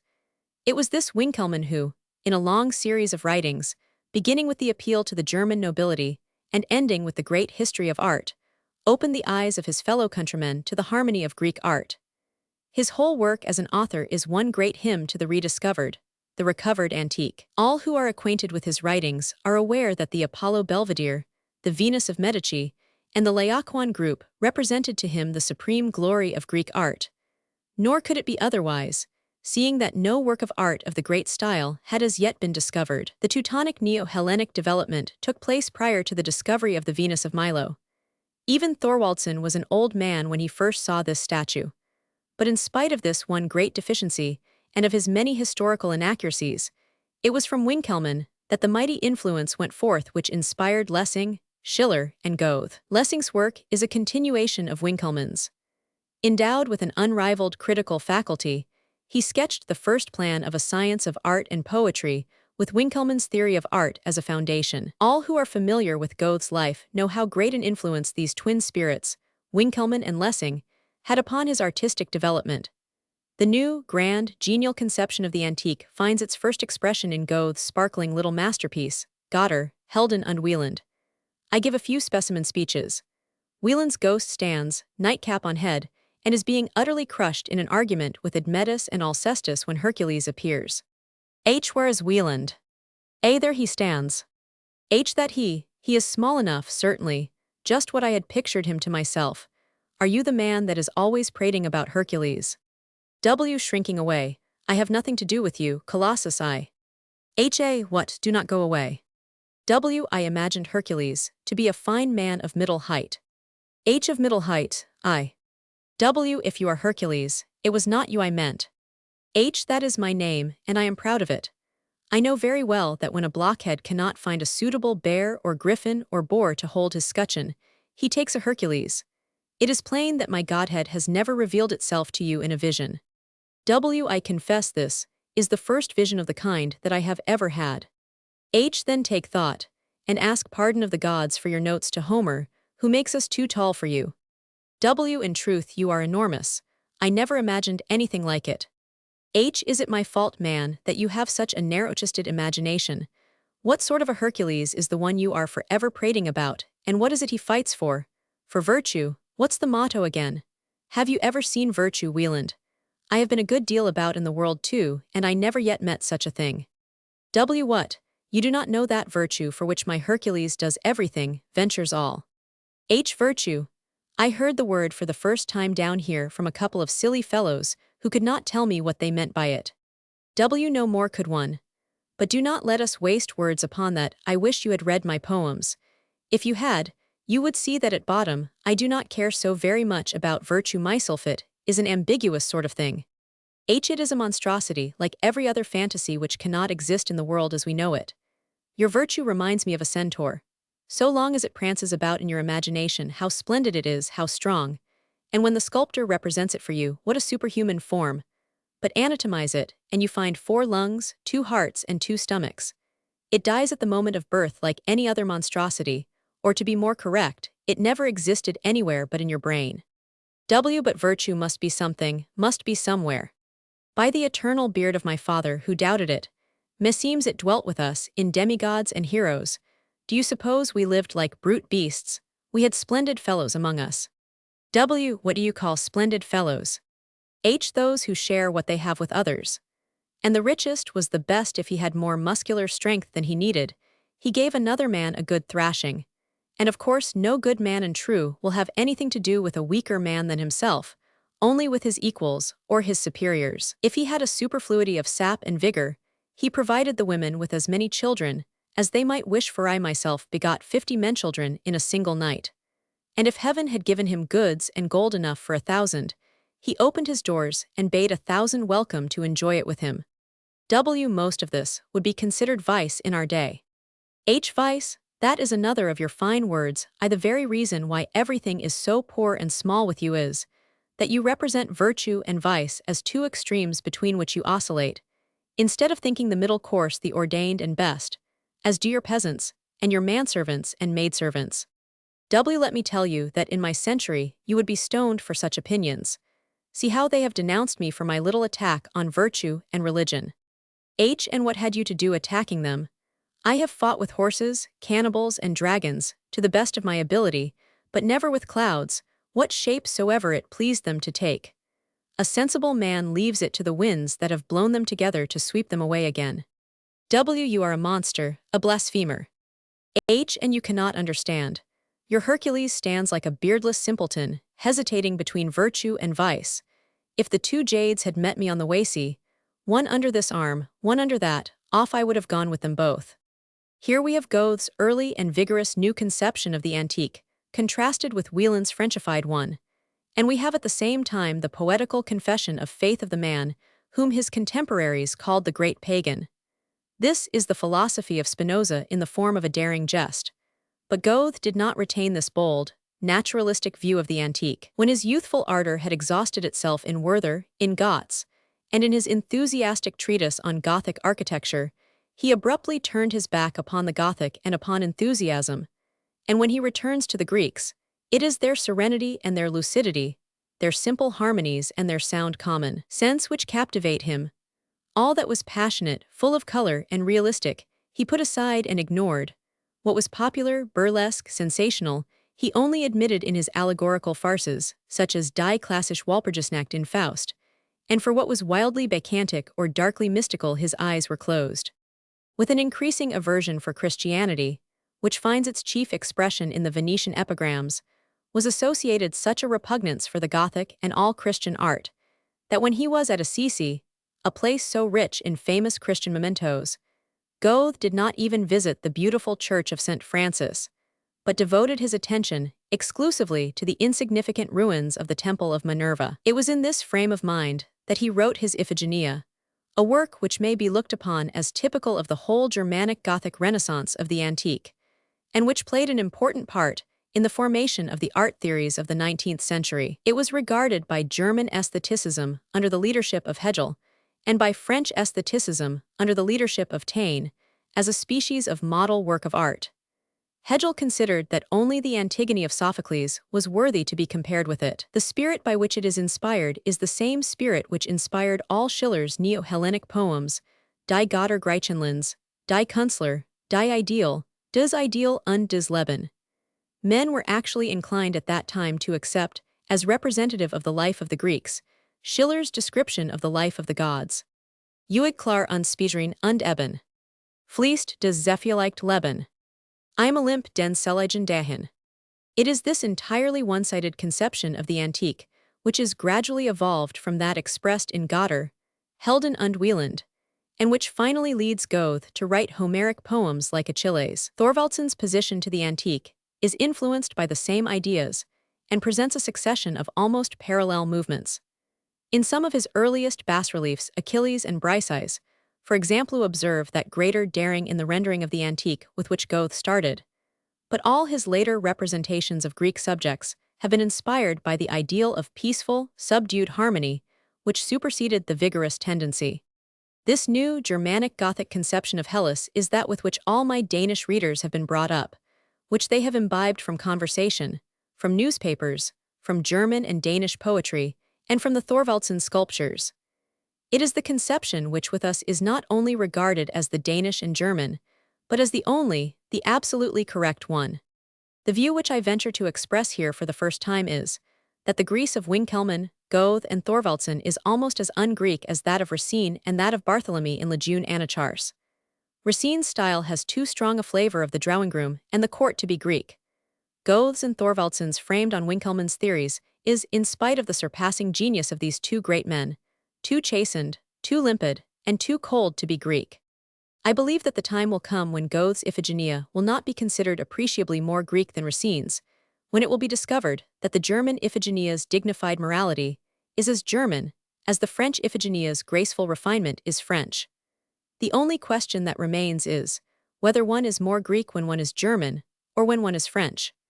I am perfectly aware that I am dashing my head against a wall of Germanic Gothic prejudice when I declare myself on the side of the French. I am not ignorant of the firmly rooted conviction that of the two European streams of culture one is Latin, Spanish, French, the other Greek, German, Northern. I know of the plausible arguments that German poetry with Goethe at its head has an antique bias and is more or less Hellenic, that Germany has produced Winckelmann, the rediscoverer of the antique, and the philologists who have interpreted Greece to us, while France has only produced Racine, who turned the Greek demigods and heroes into French courtiers, and Voltaire, who considered Aristophanes a charlatan. And yet, when in comparing the two Iphigenias, I asked myself the question, which of the two, the Frenchman's or the German's, more resembles the Greek? The answer I gave myself was the Frenchman's. The spirit of the French people resembles the Greek spirit in its absolute freedom from awkwardness, its love of lightness, elegance, form and color, passion and dramatic life. No reasonable person would dream of ranking the French with the Greeks. The distance between them is so great as to be practically immeasurable. Still, one must maintain their right to the place of honor against those who assert that the Germans stand nearer to the Greeks. The Germans who more immediately influenced Mme. De Staël, the leaders of the Romantic school, cherished a firm conviction of the vanity of literary and artistic attempts to reproduce the antique. A.W. Schlegel perpetuated Lessing's antagonism to the so-called classical poetry of France, exalting at its expense the poetry of the troubadours, which did not depend for support on Greek or Latin literature, and he was very much colder in his criticism of Goethe's Neo-Hellenic poems than of those which dealt with more homelike and more varied themes. To such influence is to be ascribed Corinne's dictum 1, that since we cannot make our own either the religious feelings of the Greeks and Romans or their intellectual tendencies, it is impossible for us to produce anything in their spirit, to invent, so to speak, anything in their domain. We do not need the footnote referring to an essay by Fr. Schlegel to tell us whose suggestion the authoress has here followed, and we almost feel as if we were reading the work of one of the Romantic critics, when, in De l'Allemagnie, we come upon the following development of the same thought. Even if the artists of our day were restricted to the simplicity of the ancients, it would be impossible for us to attain to the original vigor which distinguishes them, and we should lose that intensity and complexity of emotion which is only found with us. Simplicity in art is apt with us moderns to become coldness and unreality, whereas with the ancients it was full of life. I believe that this utterance hits the mark. And just as the German reproduction of the antique is German, so the Danish Renaissance of the antique is Danish and not Greek. That is to say, it is too Danish to be properly Greek, and too Greek to be genuinely Danish and really modern. One is never more conscious of this than when one sees a work of Thorvaldson's side by side with an antique bas-relief. When, for instance, one compares the Christiansborg medallions with the metopes of the Parthenon, or, as in the Naples Museum, sees a bas-relief of the most vigorous Greek period beside Thorvaldson's most beautiful bas-relief, his Night. Thorvaldson's Night is only the stillness of night, the night in which men sleep. Night, as a Greek would conceive of it, the night in which men love, in which they murder, the night which hides under its mantle voluptuousness and crime, it certainly is not. It is a mild summer night in the country, and it is this idyllic spirit and sweet serenity which is the specially Danish characteristic of this production of the Northern Renaissance of the antique. The peculiar rustic beauty of the charming figure is as essentially Danish as the severe grandeur and nobility of Goethe's Iphigenia are German. Like Goethe's, Thorvaldson's revival of the antique is the expression of a reaction against the French-Italian Rococo style, which, in spite of its justifiableness, was not a successful reaction. For even where the Rococo style is most ridiculous, there is always this to be said for it, that it has the strongest objection to repeat the old, to do over again what has already been done, and that, though its attempts frequently result in ugliness and distortion, they nevertheless evince a passionate, personal endeavor to find something new, something that shall be its own. Hence Bernini, in spite of his sins against truth and beauty, is really great in his best works, such as his St. Teresa in Santa Maria della Vittoria in Rome, and his St. Benedict at Subiacoso great that we understand the enthusiasm he aroused, and feel that he far excels many modern sculptors, who never produce anything distorted, but also never produce anything original. By his abrupt return to the antique, Thorvaldsen as it were ignored the whole development of art since the days of the Greeks. It would be impossible to divine from his work that such a sculptor as Michelangelo had ever lived. He was drawn to the antique by precisely the same qualities which attracted Goethe's serenity and quiet grandeur. It is possible to share Mme. De Staël's and the Romanticists view that the neo-Hellenic style in modern art that offspring of a disinclination to be one's self, modern, and an attempt to be the impossible antique is in itself an abortion exactly as the Romanticists' own medieval hieratic style was one and at the same time, without any self-contradiction, warmly to admire Goethe's Iphigenia and Thorvaldsen's finest works. This is, indeed, only what the German Romanticists and Mme. De Staël herself 999. But Mme. De Staël has failed to observe that in every case in which a work that is the result of the study of the antique is a work of real, lasting importance, it is so because the artist's or poet's national character and personal peculiarities show distinctly through the more refined, but less robust, classicism which is the result of his endeavor. The attacks made in Corinne and de l'Allemagne upon spurious classicism were an expression, in the first instance, of the reaction against the 18th century, but so far as France was concerned, they applied also to an earlier period, were attacks upon the great names of the 17th century, of the classic period of Louis XIV, which A.W. Schlegel, following in Lessing's steps, had so severely criticized. Here, where Mme. De Staël was running the risk of wounding French national pride, she shows all possible circumspection, only repeats the remarks of others, and qualifies where she can. She justly maintains, however, that the spirit of this criticism is not un-French, since it is the same as that which inspires Rousseau's letter on French music, the same accusation of having supplanted natural expression of the emotions by a certain pompous affectation. When the Germans of those days desired to give a tangible example of the French conception of the antique, they pointed to the portraits of Louis XIV, in which he is represented now as Jupiter, now as Hercules, naked or with a lion's hide thrown over his shoulders, but never without his great wig. But when Madame de Staël, following their example, praises German Hellenism at the expense of French, she scarcely does her countrymen justice. The art of David had already proved that Frenchmen were capable of discarding the periwig without foreign suggestion. Besides, she overestimates German neo-Hellenism. There is no doubt that the Germans, whose literature is so critical, whose modern poetry is actually an offspring of criticism and aestheticism, have understood the Greeks far better than the French have done, and that this understanding has been of value in their imitation of them. But one never resembles an original nature less than when one imitates it. The Germans favor restriction and moderation in all practical matters, but are opposed to the restriction of either thought or imagination. Therefore they triumph where plastic form vanishes in metaphysics, in lyrical poetry, and in music. But therefore also there are conjectures in their science, their art is formless, color is their weak point in painting, and the drama in poetry. In other words, they lack exactly that plastic talent which the Greeks possessed in the highest degree. If France is far from being a Greece in art, Germany is still farther. Of all the gods and goddesses of ancient Greece, the Germans have only succeeded in acclimatizing one Pallas Athene, and in Germany she wears spectacles. Mme. De Staël might have observed to Schlegel that an Athene with spectacles is not much more beautiful than a Jupiter with a wig. Roman 13. De l'Allemagne. The strongly opposed and long suppressed book on Germany is the most mature production of Mme. De Staël's culture and intellect. It is the first of her longer works in which she so entirely loses herself in her subject as to have apparently forgotten her own personality. In it she gives up describing herself, and only appears to the extent that she gives an account of her travels in Germany and reproduces her conversations with the most remarkable men of that country.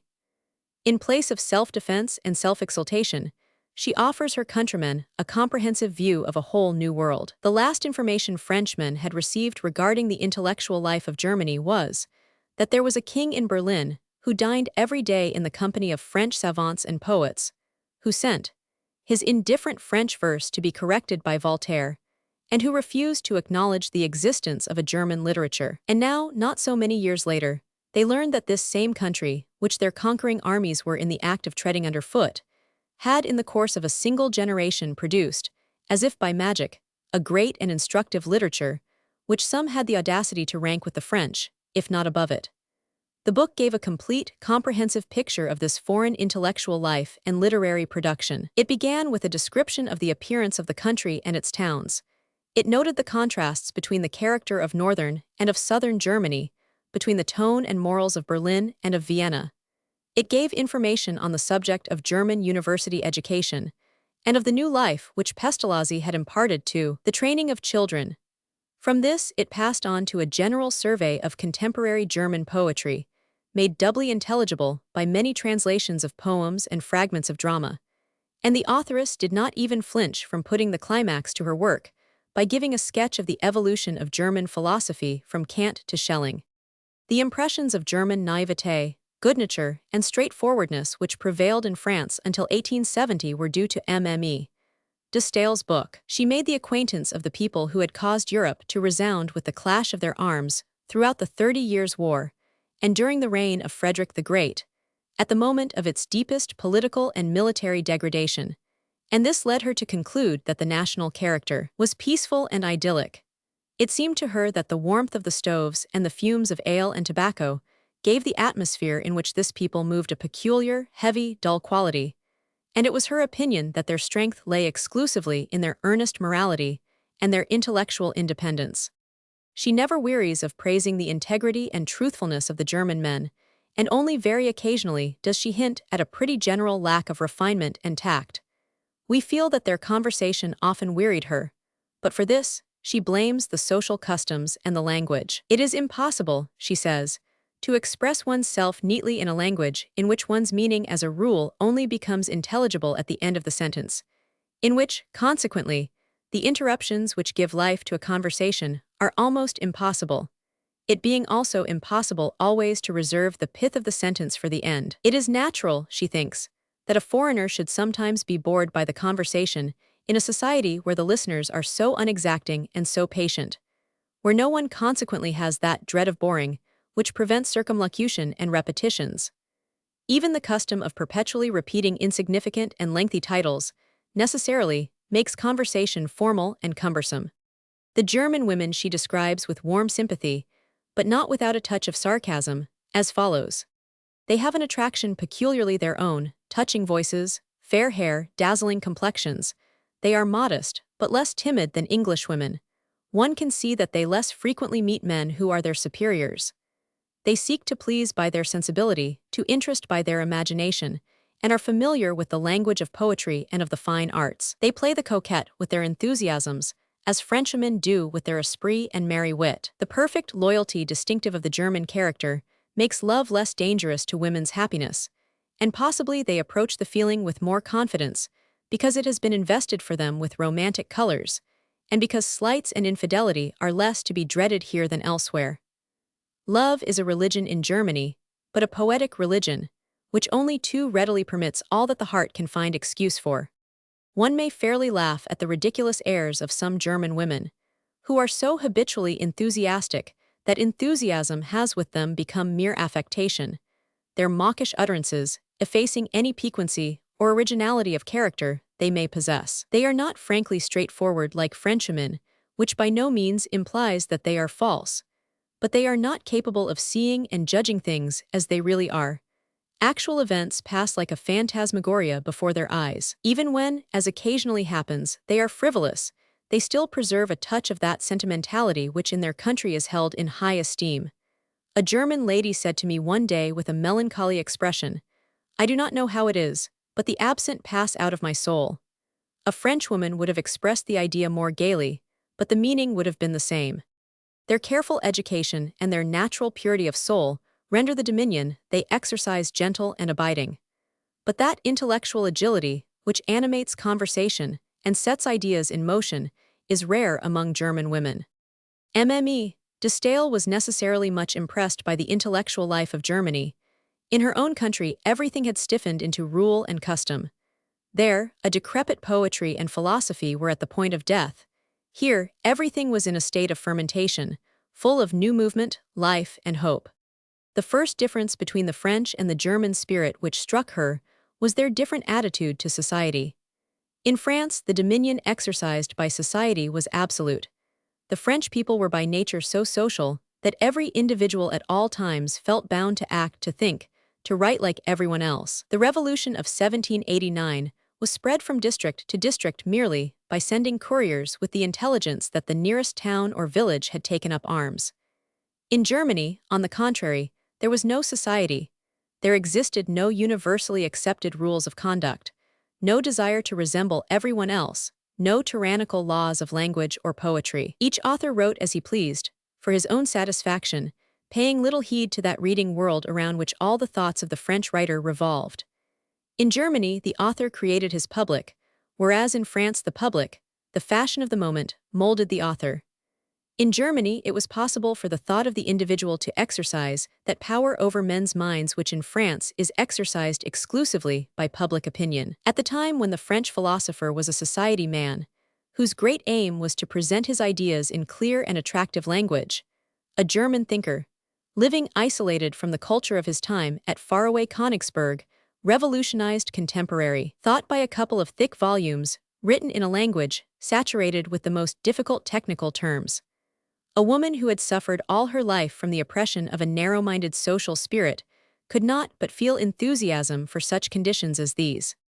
The next great contrast with French intellectual life that struck Mme. de Staël was the prevailing idealism of German literature. The philosophy which had reigned in France during the last half of the 18th century was one which derived all human ideas and thoughts from the impressions of the senses, which, consequently, asserted the human mind to be dependent upon and conditioned by its material surroundings. It was certainly not in Mme. de Staël's power to estimate the nature and the bearing of this philosophy, but like a genuine child of the new century, she loathed it. She judged it like a woman, with her heart rather than her head, and ascribed to it all the materialism she objected to in French morals, and all the servile submission to authority she objected to in French men. Taking Condillac's sensationalism, in combination with the utilitarianism of Helvetius, she pronounced the opinion that no doctrine was more adapted to paralyze the soul in its ardent, upward endeavor than this, which derived all good from properly understood self-interest. With genuine delight, she saw the opposite doctrine universally accepted in Germany. The ethics of Kant and Fichte, and the poetry of Schiller proclaimed exactly that sovereignty of the spirit in which she had believed all her life. These great thinkers demonstrated that inspired poet in each of his poems proved the spirit's independence of the world of matter, its power to rise above it, to rule it, to remold it. They expressed the most cherished convictions of her heart, and it was in her enthusiasm for these doctrines, for German high-mindedness and loftiness of aspiration, that she set to work to write her book De l'Allemagne as Tacitus in his day had written to Germania, for the purpose of placing before her fellow countrymen a great example of moral purity and intellectual vigor. Mme. de Staël had always looked upon enthusiasm as a saving power. She had said in Corinne that she only recognized two really distinct classes of men: those who are capable of enthusiasm and those who despise enthusiasts. It seemed to her that in the Germany of that day she had found the native land of enthusiasm, the country in which it was a religion, where it was more highly honored than anywhere else on earth. Hence it is that she ends her book with a dissertation on enthusiasm. But this belief in enthusiasm, in the power of imagination and the purely spiritual faculties, led her to many rash and narrow conclusions. In her delight in the philosophically idealism of Germany, she treats experimental natural science with the most naive superiorities of opinion that it leads to nothing but a mechanical accumulation of facts. Nature philosophy, on the other hand, which has made the discovery that the human mind can derive all knowledge from itself by the conclusions of reason, which, in other words, regards all things as formed after the pattern of the human mind, seems to her the wisdom of Solomon. It is a beautiful conception, she says, that which finds a resemblance between the laws of the human mind and the laws of nature, and which looks upon the material world as an image of the spiritual. In her pleasure in the beauty of this idea, she fails to perceive how untruthful it is, to foresee how barren of all result it is soon to prove. She extols Franz Baader and Stephens at the expense of the great English scientists, and, following the example of her romantic friends, has a good word to say for clairvoyance and astrology, for every phenomenon, in short, which seems to prove the prevailing power of the spirit. Many years before this, a French pamphlet written against Mme. de Staël had been entitled L'Antiromantique. Her romantic tendency had in the interval become more and more marked. Spiritualism, as such, seemed to her the good, the beautiful, the true, both in art and in philosophy. This explains both her overindulgence towards the abortions of the Romantic school, especially the dramas of her friend Zacharias Werner, and her misunderstanding of Goethe, whose greatness rather alarms than delights her, and whom she now excuses, now quotes with the remark that she cannot defend the spirit of his works. She prefaces her prose translation of Die Braut von Corinth with the words, "I can certainly neither defend the aim of the poem nor the poem itself, but it seems to me that no one can fail to be impressed by its fantastic power," and she concludes her otherwise excellent criticism of the first part of Faust with these words, "This drama of Faust is certainly not a model work, whether we look upon it as the outcome of a poetic frenzy or of the life-weariness of the worshipper of reason. Our hope is that such productions will not repeat themselves," adding only by way of compensation a remark on Goethe's genius and the wealth of thought displayed in the work. Thus irresistibly was even such a mind as hers affected by the spirit of the day in her native country, with its tendency to religious reaction. In the intellectual life of Germany, she had perception and sympathy for Romanticism alone. German pantheism she neither sympathized with nor understood. It alarmed her. The daring spirit which had sounded so many abysses recoiled tremblingly from the verge of this one. And yet here lay the key to the whole new intellectual development in Germany.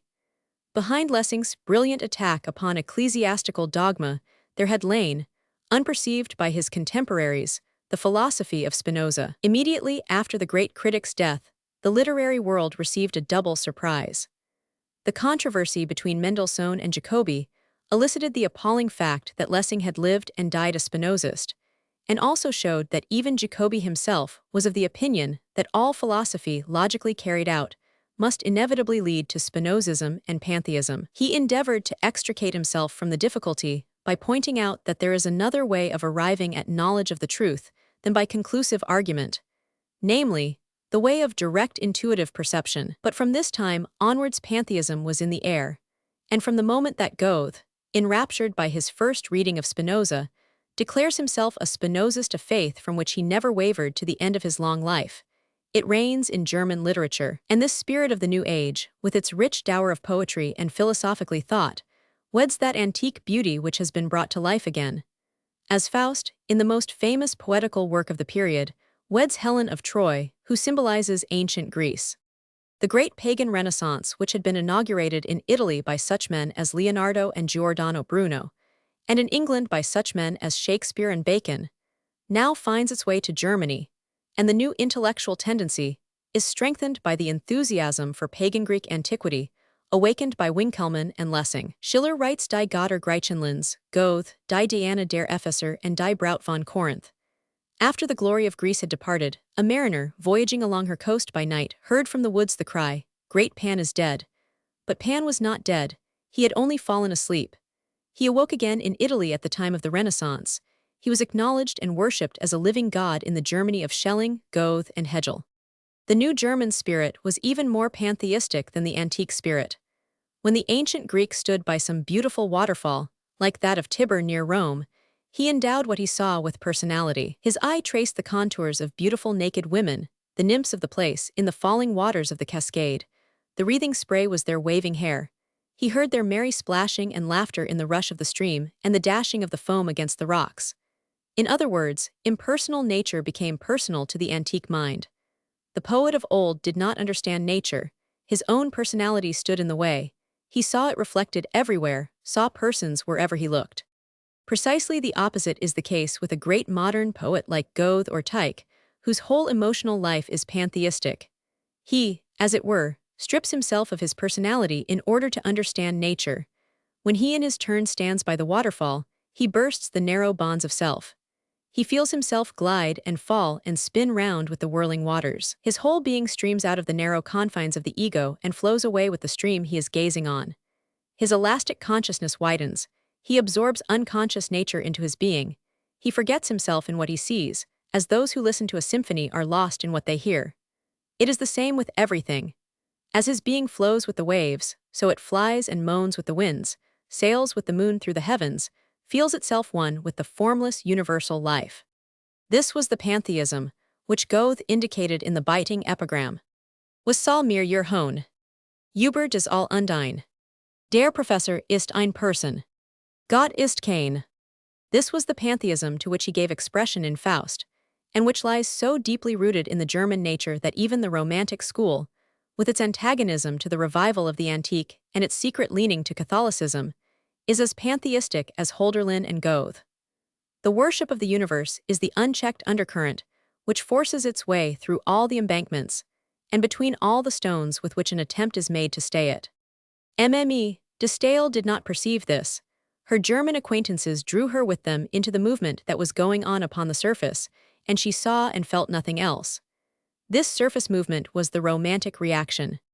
The violent attempt to be that which was really unnatural in the modern German, namely antique and classical, produced a violent counter-movement. Goethe's and Schiller's ever more determined and strict adherence to the antique ideal in art led them at last, in their attachment to severity and regularity of style, to take a step in the direction of that school against which they had been the first to rebel, namely French classical tragedy. Goethe translated Voltaire's Mahomet and Schiller Racine's Fetter, and thus, through the action of these two greatest of German poets, the French and the German conception of the classical entered into league with one another. But this alliance, as was inevitable, gave the signal for revolt. The antique was so severe, men longed for color and variety. It was so plastic, they longed for something fervent and musical. The antique was so Greek, so cold, so foreign. Who had the patience to read Goethe's Achilles or Schiller's Die Braut von Messina with its solemn antique chorus? Had they not a past of their own? They longed for something national, something German. The antique was so aristocratic.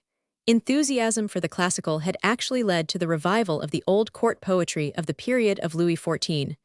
But surely art should be for all classes, should unite high and low.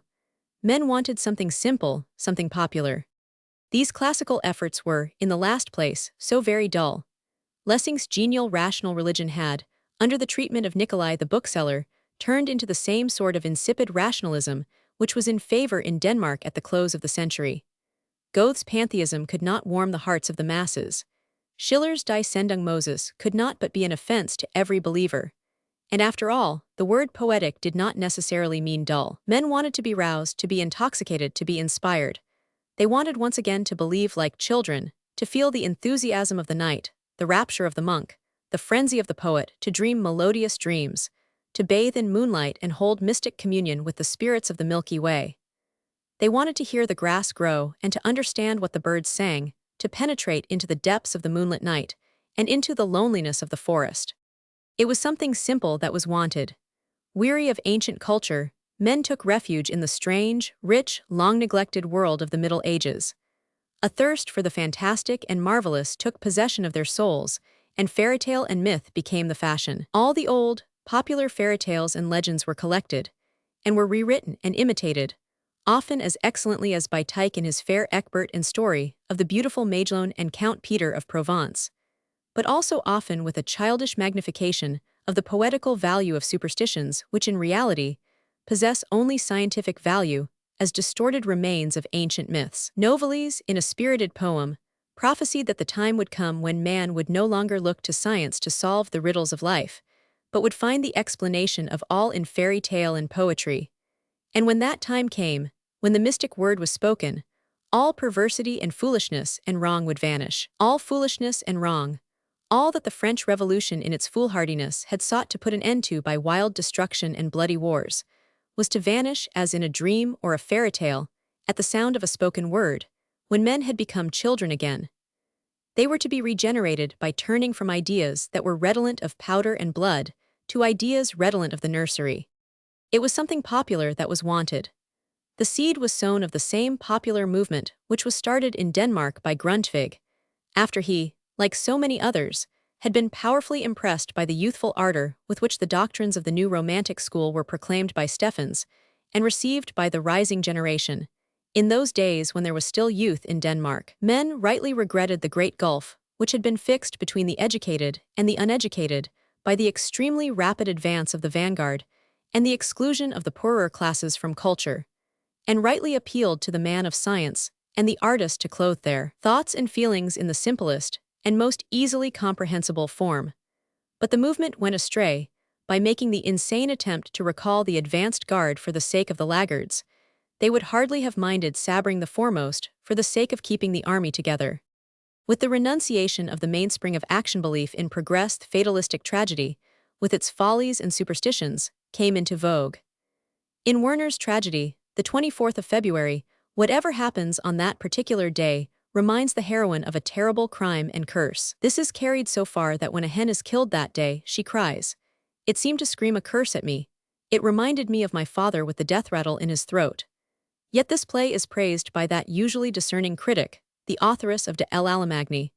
The affectedly childlike tone of the satirical dramas gave them the character of puppet plays. Naivete became more and more the fashion. In their terror of the salons of the 18th century, men took refuge in the nursery. The leaders of the school were Protestants by birth, but their bias towards the pious simplicity of the Middle Ages of necessity brought about a movement in the direction of Catholicism. In that essay, on the difference between neoclassical and popular art, by which Mme. de Staël showed herself influenced both in Corinne and de l'Allemagnie, Friedrich Schlegel, after demonstrating that it is impossible for genius to preserve its freshness, its impetuosity, when it chooses subjects the treatment of which demands erudition and exercise of the memory, observes, "It is not so with the subjects which belong to our own religion.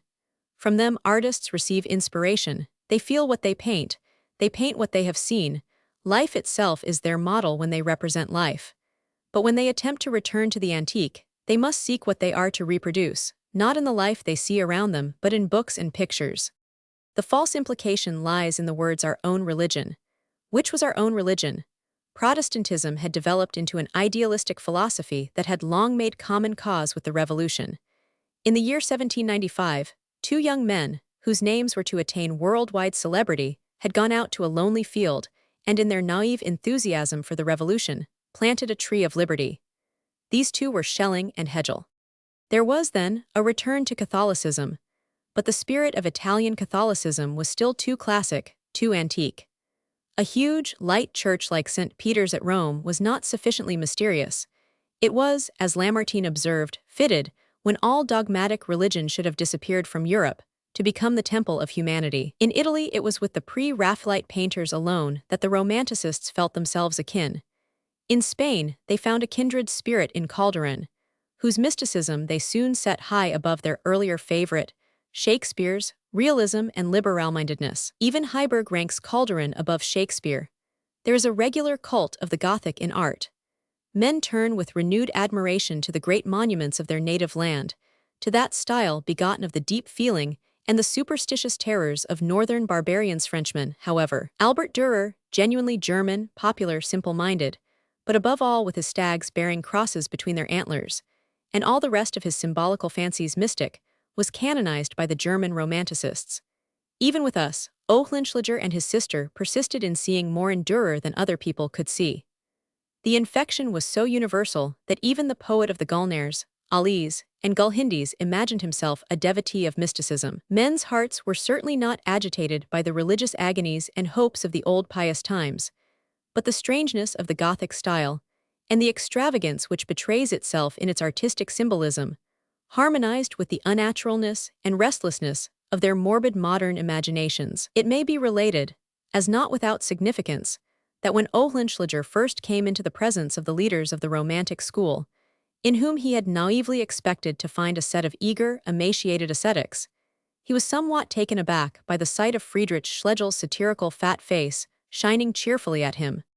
It was, however, in the course of the ardent struggle against the neoclassical tendency that Friedrich Schlegel rendered his one true, and also really great, service to science. He introduced the study of Sanskrit, and thereby opened up to Europeans an entirely new intellectual domain. He laid the foundation, first of one new linguistic science, the Indo-Oriental, which henceforth developed alongside of the Greco-Roman, and then of a second, namely comparative philology. For the moment it was Hindu indolence, the contemplative life, the plant life, that was the ideal. It is this ideal which is extolled in Schlegel's Lucinde, and which somewhat later is appropriated by the French Romanticists, reappearing with variations in Théophile Gaudier's Fortunio. We trace it in Oehlenschläger's inspired Idler Aladdin, and it is the ideal always present to the mind of the aesthete in Enten Eller, who, like Kierkegaard himself, was brought up on the German Romanticists. Note his words, "I divide my time thus. Half the time I sleep, the other half I dream. When I sleep I never dream, for to sleep is the highest achievement of genius." Goethe, as an old man, sought refuge in the East from the turmoil of the day, and wrote his Westlicher Divan. The Romanticists did but follow in his track. Presently, however, their doctrines were placed on a philosophical basis by Schelling, who had been alarmed and converted by the religious and political aberrations of the French. As Goethe had sought refuge in far-off Asia, Schelling sought refuge from discordant surroundings in the far-off past, and discovered there the sources of life and truth. In contradiction to the belief of the Enlightenment period that humanity had laboriously raised itself from barbarism to culture, from instinct to reason, he maintained that it had fallen, that is to say, from a higher state in which its education had been superintended by higher beings, spiritual powers. There was a fall, and in the degenerate times following upon that fall, there appeared but few of those teachers, those higher beings, prophets, geniuses of the Schelling type, who strove to lead men back to the old, perfect life. We of today know that science has justified the pre-revolutionists and proved Schelling wrong. We, who live in the age of Charles Darwin, no longer accept the possibility of an original state of perfection and a fall. There is no doubt that the teaching of Darwin means the downfall of orthodox ethics, exactly as the teaching of Copernicus meant the downfall of orthodox dogma. The system of Copernicus deprived the heaven of the church of its local habitation. The Darwinian system will despoil the church of its paradisaic Eden. But in those days this was not recognized, and Schelling directed men back to that primeval world whose myths of gods and demigods were to him historical facts. He ended by extolling mythology as the greatest of all works of art, one which was capable of infinite interpretation. And infinite in this context means arbitrary. We have here the germ of Grundtvig's myth interpretation with its unscientific and untrustworthy presentment of Scandinavian mythology. But the loss of all interest in the life of the day is still more markedly shown in Schelling's absorption in nature. As the mystics held that it was the working of the imagination of God which created the world, so Schelling held that it was the corresponding power in man which alone gave ideal reality to the productions of his intellect. It is, then, this essentially artistic force, the so-called intellectual intuition, which may be defined as the entire imagination working according to the laws of reason, of which Schelling, clearly influenced by the aesthetic criticism of the day, maintains that it alone opens the door to philosophy, to the perception of the identity of thought and reality. Nay, this intellectual intuition was not only the means, it was the end. This confusing of the tool with the work marks the beginning of a general, complete confusion in Romantic poetry and philosophy. Philosophy begins to encroach on the domain of art. Instead of research, we have fancy and conjecture. Poetry and the fine arts, on the other hand, invade the domain of philosophy and religion. Poems become rhymed discussions, and their heroes booted and spurred ideas. Works of art seek vainly to disguise their lack of corporeal form by a cloak of Catholic piety and love. Men imagined that the new nature philosophy was to make all experimental study of nature superfluous henceforth and forever. But we, who have seen the absolute impotence of the nature philosophy, and who live in an age in which experimental science has changed the aspect of the earth and enriched human life by unparalleled discoveries and inventions, we know that in this case also reactionary endeavors led to defeat, and that life itself undertook the refutation of the fallacy.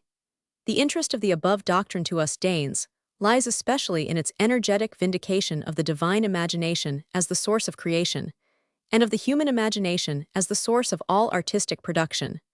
For here we have the idea that gave birth to Aladdin, and feel the heartbeat which in 1803 drove the blood straight to that extremity of the great Germanic Gothic body, which is known by the name of Copenhagen. It is easy to understand how inevitable it was that these new theories should make a strong impression on Oehlenschläger. The Romanticists' exalted imagination above everything in the world it was the peculiarly divine gift. Whom could this impress more than the man through whom inventive power had in Danish literature supplanted the clever manipulation of language which had distinguished Baggesen and the 18th century? The Romanticists looked upon the world of myth as the highest, as the real world. There he was, with a whole new mythology, the Scandinavian, ready to his hand, waiting to be used. Fr. Schlegel and Novalis had cried in chorus, "We must find a mythology which can be to us what the mythology of the Greeks and Romans was to them." But they sought in vain, or found only the old Catholic legends. Oehlenschläger alone had no need to seek. The orange fell into his turban. The Romanticists believed in a greater past from which the race had fallen, and he dwelt among a people whose past far outshone its present, a people that desired to forget the darkness of today and to see itself glorified in the glorification of the dreams of its childhood and the achievements of its youth. Thus it was that it only needed a word from Stephens to break to the surprise of Stephens, and everyone else the spell by which his tongue was tied. It was one of the unmistakable deserts of the Romantic school that it endeavored to widen the narrow circle of subjects provided by classical literature, and to teach men to appreciate what was admirable and characteristic in modern foreign nations as well as in their own country. This made the school a patriotic school, and patriotic in every country. It is to be observed that there already existed in Germany that inclination to make excursions into foreign regions, which characterized French Romanticism in the days of Victor Hugo. We notice it first in Herder, with his admirable appreciation of the characteristically national intellectual productions of different countries. Then came A.W. Schlegel, with his criticism and translations. Schlegel's famous lectures on dramatic literature, published just before the entry of the powers into Paris, expound the Greek, English, and Spanish drama sympathetically, but contain the most violent, bitter attacks upon French taste and the French drama. Not content with attacking the tragedians, he treats even Molière with foolish contempt. It is instructive to compare this book with Mme. de Staël's de l'Allemagne. Schlegel's misunderstanding and dislike of France are as great as Mme. de Staël's understanding and appreciation of Germany. He makes amends by expounding both Shakespeare and his own discovery, Calderon, with profound and subtle sympathy. His criticism of these two poets has, however, along with one great merit, one great defect. The merit is that every characteristic, however small, has justice done to it. Schlegel's own masterly translations of many of Shakespeare's and some of Calderon's plays show what progress has been made in the comprehension of foreign poetry, since Schiller, in his translation of Macbeth, cut up the play to suit the classical fancies of the day, and in so doing cut away all its boldness and realism. The defect, which is the defect of the whole school and in Denmark does not pass away with the school, but is to be observed in the following period too, lies in the conception of poetry, which, marked by German one-sidedness, is so sweepingly transcendental that it quite shuts out the historical interpretation. One model, unquestioned, absolute, follows the other. The French had found their models in the Greeks and Aristotle. Now it is, say, Shakespeare who is alone absolutely worthy of imitation in poetry, Mozart as Kierkegaard maintains in Ten Eller who is the perfect model in music. The sober, trustworthy historical view of the matter, which recognizes no perfect models, is entirely disregarded. The great work is the model for a whole new style, is in itself a code of laws. To our Heiberg, for instance, St. Hansifton Spill is the perfect realization of the drama proper in lyrical form. Instead of studying poetry in connection with history, with the whole of life, men evolve systems in which schools of poetry and poetic works grow out of each other like branches on a tree. They believe, for instance, that English tragedy is descended in a direct line from Greek tragedy, not perceiving that the tragedy of one nation is not the offspring of that of other nations, but the production of the environment, the civilization, the intellectual life in the midst of which it comes into being. But in the meantime, barriers were broken down, the world lay open to the poet's gaze, and he was free to choose his subject wherever his fancy led him. We have in our own literature a spirited confession of this new faith in Oehlenschläger's beautiful poem, Dichteren's H. Gem, the home of the poet. Det Estjarkaker Sig fra Spitzbergs H. Vide Clipper. For Sinflod's LD Stilig and Heilig Grav. Till H. for den sidst Tange Slipper. I Sondrapolen's Ode have. This was the emancipating watchword, sounded by the Romantic critic. The brief resume here given of the aims of the school, which was flourishing in Germany at the time de l'Allemagne was written, has already indicated to the reader the points upon which Mme. de Staël was in sympathy with this school, and how far it may be said to have influenced the direction of her later literary career. The strenuous opposition of the Romanticists to the philosophy of the 18th century had her full sympathy. Schelling himself had called his whole system a reaction against the enlightening, clarifying processes of the Age of Reason. Their profound respect for poetic inspiration and their broad-mindedness harmonized with her own tendencies and prejudices. The Romantic doctrine of the all-importance of imagination won her approbation, but the Romanticists' conception of the nature of imagination was incomprehensible to her. They started from the hypothesis that at the foundation of everything lay a perpetually producing imagination, a species of juggling imagination, which with divine irony perpetually destroyed its own creations as the sea engulfs its own billows. And they held that the poet, that creator on a small scale, should take up the same ironical position towards the creatures of his imagining, towards his whole work, and deliberately destroy the illusion of it. MME. De Staël had too practical a mind to be able to accept this far-fetched theory, on the subject of which she had many hot arguments with her romantic friends. But on another very important point, she was in harmony with them. Like all the authors involved in the first reaction against the 18th century, she became as time went on more and more positively religious. The philosophical ideas of the revolutionary times were gradually effaced in her mind, and their place was supplied by ever more serious attempts to imbue herself with the new pious ideas of the day. She, who in her youth had eagerly controverted Chateaubriand's theory of the superiority of Christian subjects in art, now becomes a convert to his aesthetic views. She accepts unreservedly the Romanticist doctrine that modern poetry and art must build upon Christianity, as the antique had built upon the Greco-Roman mythology, and, living, listening, talking herself into ever greater certainty that the 18th century was completely astray, and constantly meeting men who have returned to the pious belief of the past, she finally herself comes to believe that idealism in philosophy, which to her, as a woman, is the good principle, and inspiration in poetry, which to her, as an authoress, is the saving, emancipating principle, must necessarily restore its authority to revealed religion, seeing that sensationalism, the principles of which in both philosophy and art are antipathetic to her, has opposed religion as an enemy. Thus it is that in her book on Germany, she actually comes to range herself on the side of that passionate, prejudiced, and often painfully narrow reaction against the 18th century spirit of intellectual liberty, which had broken out on the other side of the Rhine, and was to reach its climax in France itself. Roman 14. Barante. MME. De Staël's book on Germany was a glance into the future, a glimpse of what was going on beyond the frontiers of France. It was in many ways a prophecy of the nature of the literature of the 19th century. But the group of writers to which she belonged would have left its task unfulfilled if it had not supplemented its prognostications by a backward glance over the intellectual life of the 18th century. This retrospect was supplied by Barante in his remarkable book, Tableau de la littérature française au XVIIIe siècle. Prosper de Barante, born in 1782 of an old and distinguished bureaucrat family of Auvergne, is the one member of our group who cannot be described as an émigré, for he took office under the Empire as prefect in La Vendée. His book, however, partakes of the general character of the emigrant literature, nor is this surprising, for he lived far from Paris, was on intimate terms with the exiles, especially with MME. De Staël, and in disfavor with the government on account of his frequent visits to Coppet. He also shared MME. De Staël's partiality for foreign, more particularly German, literature, which was another offense in the days of the Empire. He translated all Schiller's plays.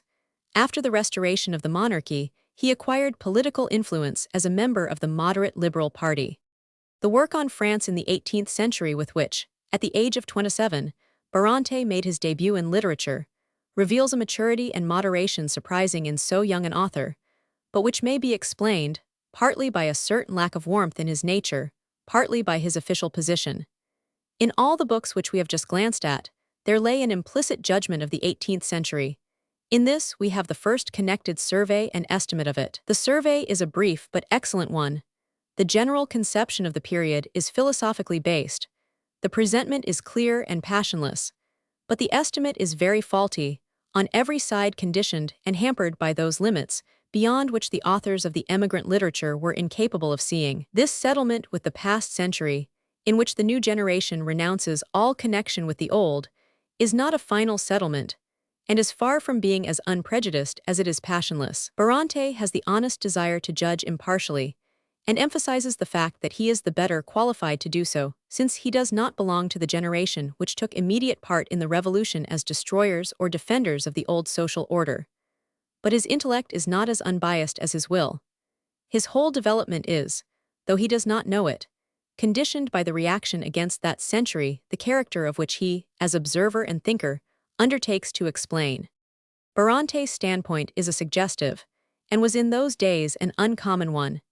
He hears it constantly asserted that the authors of the 18th century were responsible for the revolution which at the close of that century shook France to its very foundations, and this assertion he considers a baseless one. It contains an injustice to those authors, from the fact that it attributes too much significance to them.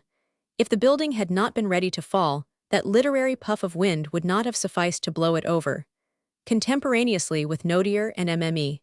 De Staël, he formulates and interprets the proposition: literature is the expression of the state of society, not its cause. In his opinion, the 7 Years' War had a great deal more to do with the weakening of authority in France than had the encyclopedia, and the profanity which prevailed at the court of old Louis XIV.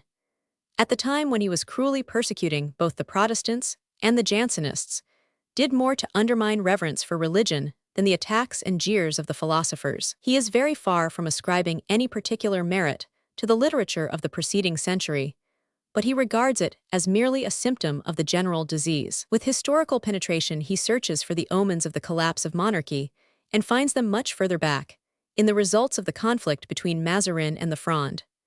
Held down by the iron hand of Richelieu, princes, nobles, and officials, all the great in turn had made a bid for popular support, and by so doing had lost in dignity and consideration. The power of royalty alone remained totally unaffected.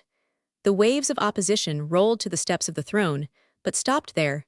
During the first half of Louis XIV's reign, the throne stood in more solitary elevation than ever over the general level. Richelieu's work was accomplished. Every power in the land, except that of the throne, was destroyed. If this one remaining authority were undermined, then all the powers of society would stand bereft of the veneration which had constituted their strength, and this was very sufficiently done during Louis XIV's miserable old age, the insolent rule of the Regency, and the wanton, foolish rule of Louis XV. The philosophy of the 18th century, then, according to Barante, was not the conscious work of any individual or individuals, but represented the general bent of the mind of the people. It was written, so to speak, at their dictation. This did not add to its value. To his thinking, all that this philosophy accomplished was to overturn an immoral and inequitable government in an immoral and inequitable manner. But what thus happened of necessity. The soul of Barante's book is the firmest faith in historical laws.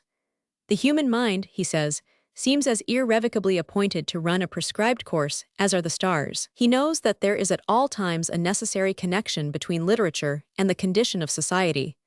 But whereas this connection is at times indistinct, requiring penetration to detect it, and careful demonstration to prove it plainly, in the period under consideration, it seems to him so plain that no nice observation is required to discover it. The first reason for this he finds in the relation of the writers to their readers. In earlier times, the number of the former had been very small. Thinly scattered over the whole of Europe, they had written in a dead language.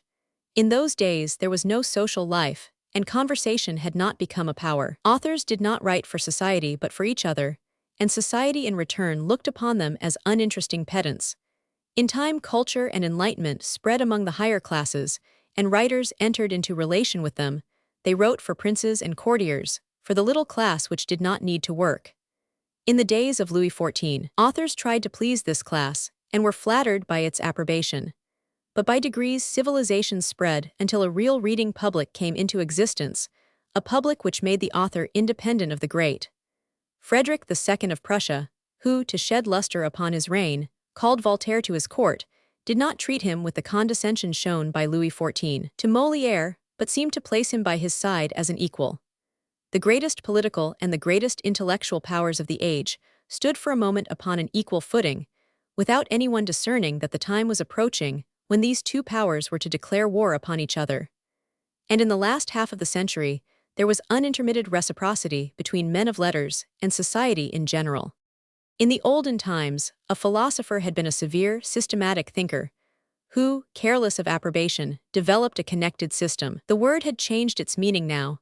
The philosopher was no longer a solitary thinker, but a man of the world, who conversed more than he wrote or taught, who invariably sought to please society and win its approbation, and who did this by making himself its organ. Barante sees an evidence of the powerful influence exercised by the spirit of the times upon individual writers in the circumstance that authors, such, for instance, as the Abbé de Mably, who had the strongest antipathy to the philosophers of the fashionable school, nevertheless resembled the very men they opposed, and arrived at the same results by different means. And he finds in the unpatriotic classical education of the upper classes the explanation of the fact that the public forestalled the men of letters in neglecting and slighting their own historical traditions and national memories for the sake of laboriously appropriated exotic ideals. At school, the child learned to spell the names of Epaminondas and Leonidas long before he heard of Bayard or Du Guesclin. He was encouraged to take a deep interest in the Trojan Wars, but no one dreamt of interesting him in the Crusades. Roman law, the principles of which are the outcome of autocratic rule, had gradually superseded those Germanic laws, which were the outcome of the life of a free people. What wonder, then, that when authors turned to antiquity for their subject matter and grew enthusiastic on the subject of Greece and Rome, they found a ready audience in French society. What wonder that in literature also, national tradition was slighted and broken. Having thus in advance laid the blame on society of all the mistakes made by literature in the 18th century, and its achievements appear to him to be one and all mistakes, Barante has provided himself with the basis for a calm appraisement of the individual eminent writers. In his appreciations, we have the views scattered throughout the emigrant literature concentrated, and as it were, brought to a focus. Voltaire, whose reputation had, since his death, been made the subject of as much hot dispute as the body of Patroclus, he criticizes coldly, but without animosity. He admires his natural gifts, the easily stirred, impetuous feeling that produced his pathos, the irresistible fascination of his eloquence and his wit, and the charm that lies in his genial facility in shaping and expressing thoughts. But he sees the use Voltaire made of his talents, sees how he allowed himself to be led by the opinions of the time, by the desire to succeed, to please. He laments the tendency to shameless, irreverent mockery which characterized Voltaire even as an old man. And this is all. For what was just, for what was great in Voltaire's life warfare, he has no eyes, no word. He professes to criticize Voltaire impartially, and yet he, as it were, juggles away the indignation that was in his soul, that which was the very breath of life in him.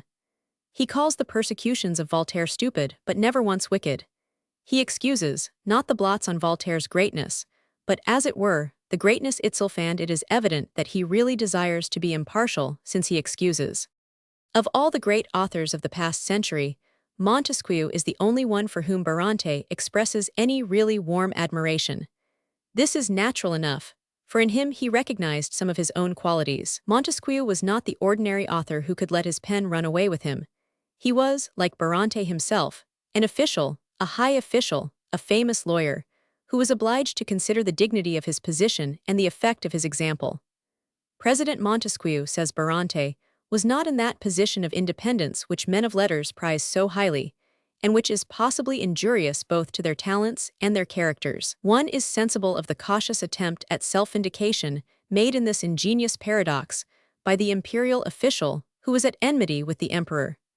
But whatever the cause, Barante made no mistake in rating Montesquieu very highly. Other authors of his period had more genius, but Montesquieu's accurate knowledge of practical life, of administration and government, gave him an insight which the others lacked, and a moderation on which high value was set at the beginning of this century. In Montesquieu, Barante approves of things which he censures bitterly in others. He invites the reader to compare Montesquieu's work, De l'Esprit des Lois, with an older work by de Maat on the same subject, in order to see the progress in philosophy made by Montesquieu, who, treating religion with all due reverence, nevertheless regards it as a subordinate matter. Diderot is the author against whom Barante is most biased. In judging him, he shows himself extremely narrow-minded. He allows Diderot's precipitancy and violence to blind him to his genius, a genius whose recklessness ever and again reminds one of the recklessness of an elemental force, was as little comprehensible to Barante as to the rest of the alarmed, disillusioned generation to which he belongs. Diderot was better calculated to please the Germans, who were unprejudiced in intellectual matters, than his own oversensitive countrymen of this period. Goethe himself translated Le Neveu de Rameau, and Hegel treated of it exhaustively in his Phänomenologie des Geistes. But Barante, passionately condemning Diderot's incessant and unbridled attacks upon religion, sums him up in these words: his inner man was ardent and disorderly, his mind was a fire without fuel, and the talent of which he showed some gleams was never put to any systematic use. It was but natural that the 18th century writer, who had the profoundest understanding of nature, should be held in lowest esteem by the young idealists. Rousseau, the last of the writers of the 18th century cited before the bar of the 19th, had characteristics which necessarily appealed to Bronte. He was the only sentimentalist among these writers, and the new century had begun sentimentally. He was the most solitary of them, and the new century appreciated the isolated personality. He stood quite apart from the philosophers and encyclopedists. His character had been formed by a strange and unhappy life. He was uninfluenced by society or public opinion. Without family, friends, position, or country, he had wandered about the world, and on his first appearance as an author, he had condemned society instead of flattering it. Instead of giving in to public opinion, he tried to alter it. His attempt was successful, and where others pleased, he roused enthusiasm. All this was certain to appeal to Bronte. But one has only to compare Bronte's pronouncement on Rousseau with that published 20 years earlier by his friend Mme. de Staël, to see what progress the reaction against the spirit of the previous century has made. That he dwells at length on the impurity of Rousseau's life, and the bad points in his character, is in itself quite justifiable, and in this matter his criticism only presents the natural contrast to Mme. de Staël's warm apologetics. His severe judgment of Rousseau's political doctrines is the result of more critical, mature reflection than Mme. de Staël's womanlike attempt to vindicate them up to a certain point. But in his appreciation of Rousseau's attempts at religious reform, he is far from reaching her level. His principal objection to the famous Confession of Faith, to the so-called natural religion, is that it is a religion without public worship. Nor can we wonder at this, he says, for to a morality without deeds, like Rousseau's, a religion without worship is the inevitable corollary. His bias towards inferencedrawing in favor of the existing actually led this free-thinking critic to defend the traditional usages of the Church against Rousseau. At the bottom of all this narrow-mindedness and injustice of Bronte's lay what lay at the root of much that was false and perverted in other liberal writers during the two following decades, namely, that spiritualistic philosophy which was now making its way into France, and which, after encountering much resistance, became dominant. Nay, was actually, under Cousin and his school, elevated to the rank of state philosophy. Had this philosophy been content to develop its principles and ideas as clearly and convincingly as possible, it would have been a philosophy like any other, would have roused opposition, but never enmity and detestation. But its champions, from the very beginning, and in almost every country into which it found its way, displayed unscientific and illumined tendencies. They were less anxious to prove their theories than to vindicate the moral and religious tendency of these theories. They were far less bent upon refuting their opponents than upon denying them feeling for what is noble, high enthusiasms, sense of duty, and ardor. Mme. de Staël's dread of sensationalism was not a dread of the philosophy in itself, but of its consequences. The noble-hearted woman, who, with all her love of truth, was never anything but a dilettante in philosophy, was possessed by a naive fear that sensationalistic psychology would lead men to submit unresistingly to the tyranny of Napoleon. So, out of love for liberty, she took up arms against it. Bronte, as a man, has not her excuse. To him also, however, Descartes and Leibniz are not only great thinkers, but represent the principle of good in metaphysics, as if there were any place for moral principles in metaphysics. Possibly, he observes, they at times lost themselves in misty regions, but at least they pursued an upward direction. Their teaching harmonizes with the thoughts which move us when we reflect profoundly on ourselves. And this path necessarily led to the noblest of sciences, to religion and morality. He goes on to describe how men grew weary of following them, and turned to follow in the path of Locke and Hume, whose doctrine he describes, not as a contradictory though equally justifiable one-sidedness, but as a degradation of human nature, a prostitution of science. He thinks it natural that Spinoza, whom he couples with Hobbes, should be opposed not only with reasons, but with indignation. He confronts the empiricists with Kant's famous doctrine that the pure notions of the understanding have their sources in the nature of the soul, and that an innate fundamental conception of religion is to be found at all times and in all races. Always and everywhere, he says, there is to be found the belief in a life after death, reverence for the dead, burial of the dead in the certainty that life has not ended for them, and finally, the belief that the universe had a beginning and will have an end. These are to him, much as they were to Benjamin Constant, the spiritual elements which constitute the firm foundation of religion. He does not realize that they may be resolved into still simpler elements, which are to be found unconnected with religious feeling. For he does not investigate freely, independently, but esteems it an honor to succeed to what he calls la gloria heritage de la haute philosophie. In a precisely similar manner, he inveighs against attempts to place morality upon an empirical basis.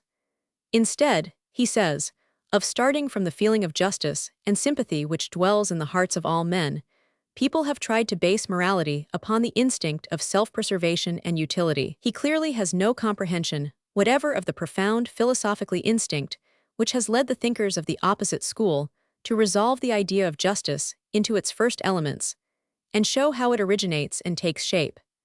He merely writes bombastically and indignantly of the impossibility of arriving by such processes at revealed religion, the divine proofs of which unbelief had rejected. The same man who praises Montesquieu's Letters Persines and approves of that author's qualification of religion as a secondary matter is, with the half-heartedness of the period, horrified by the attempt of the empirical philosophers to discover the elements which go to the construction of the idea of justice. Hence it is that we find in Barante the beginnings of that foolish play upon the double meaning of the word sensualism, which was to be throughout the century a weapon, in the hands of hypocrisy and baseness, word being used at one time as the appellation of the particular philosophy, sometimes known by that name, at another as the equivalent for sensuality, or yet again for the doctrine that sensual pleasures are the aim of life. Barante, like Cousin, defends the superficial and unscientific spiritualism which flourished in France in the first decades of the century as a philosophy which encouraged virtue and morality. MME. De Staël wrote a notice of Barante's book for one of the newspapers of the day, the Mercure de France. The censor forbade it to be printed at the time, but it was published later, without alterations. It is only 3 pages long, but a critic needs no further evidence to convince him of the genius of the writer. She begins with some warm words of admiration for the maturity and rare moderation of the young author, only regretting that he does not more frequently abandon himself to his impressions, and reminding him that restraint does not always imply strength. Then, as if in a flash, she perceives beneath the incidental and personal merits and defects of the book the intellectual character of the new century. The consideration of this work seems to have suddenly and forcibly revealed to her to what an extent she herself, with her cheerful reformatory energy, was a product of the preceding century with its firm faith in progress. Barante's book is to her an intimation that the period of transition is at an end. She is amazed by the despondent resignation to circumstances, the fatalism, the reverence for the accomplished fact, which meet her in its pages. She divines that this despondent resignation to the pressure of circumstance will be one of the features of the new period. She has the presentiment that its philosophy will to a great extent consist of demonstrations that the real is the rational. And she seems, with the farsightedness of genius, to discern how ambiguous that word the real will prove to be, and how much irreflective acquiescence in the existing the maxim will entail. She closes her review with these words of prophetic wisdom. The 18th century proclaimed principles in a too unconditional manner. Possibly the 19th century will explain facts in a spirit of too great resignation to them. The 18th believed in the nature of things, the 19th will only believe in the force of circumstances. The 18th desired to control the future, the 19th confines itself to the attempt to understand mankind. The author of this book is perhaps the first who is very distinctly tinged with the color of the new century. The style and the matter of this utterance are equally striking. Of all the notable men with whom MME.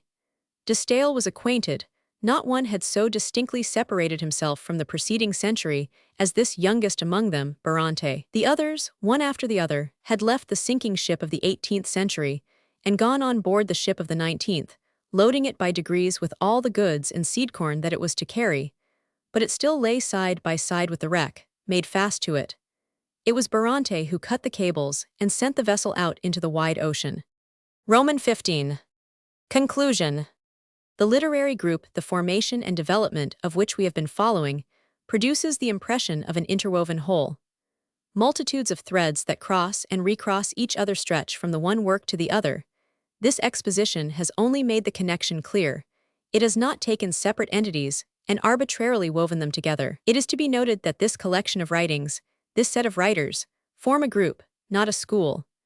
A group is the result of the natural, unintentional connection between minds and works which have a common tendency.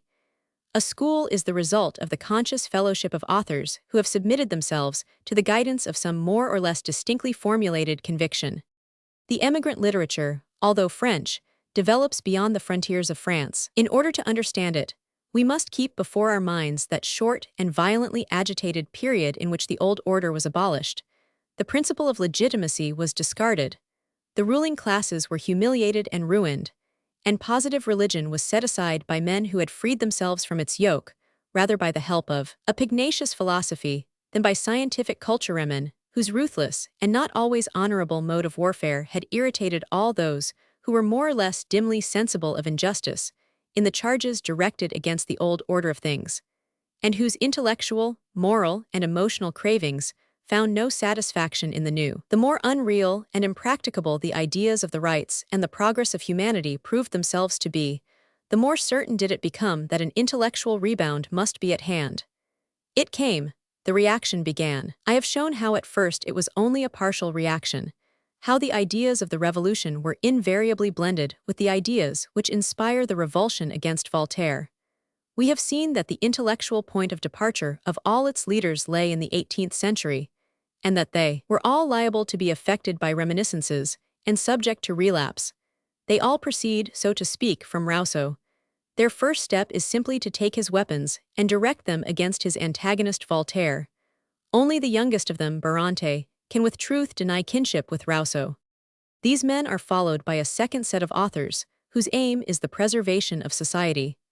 They also are for the most part émigrés, and they advocate unconditional reaction. Their writings, along with single works of authors like Chateaubriand, who are progressive in art but reactionary in their attitude towards church and state, and certain youthful reactionary works of future liberal and even radical writers like Lamartine and Hugo, form a group characterized by unconditional adherence to the old ruling idea, in them being the principle of authority.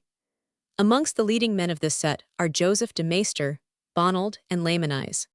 But under the title Emigrant Literature, I have gathered together and drawn attention to the more healthy literary productions, in which the reaction has not as yet become subjection to authority, but is the natural and justifiable defense of feeling, soul, passion, and poetry, against frigid intellectuality, exact calculation, and a literature stifled by rules and dead traditions, like that which continued to prolong its feeble and bloodless existence in France under the Empire.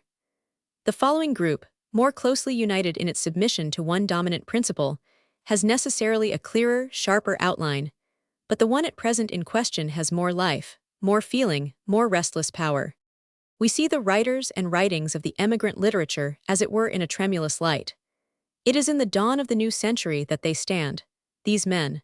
The first beams of the morning sun of the 19th century fall upon them and slowly disperse the veil of oceanic mist and Wertherian melancholy which envelops them. One feels that a night of terror and bloodshed lies behind them. Their faces are pale and serious. But their grief is poetical, their melancholy awakes sympathy, and one is conscious of fermenting forces in the passionate outbursts which betray their mortification at being obliged, instead of continuing the work of the day before, to regard the foundation laid that day with suspicion, and to gather together laboriously the fragments left by the havoc of the night. The emigrant literature is a profoundly agitated literature. Chateaubriand leads the way with the stormy passion and the powerful, brilliant landscape painting of his novels. In them, everything glows and flames with Catholic ecstasy and satanic passion, but in the midst of the flames stands, like a figure hewn in stone, the modern personality, the egoistic, solitary genius, René.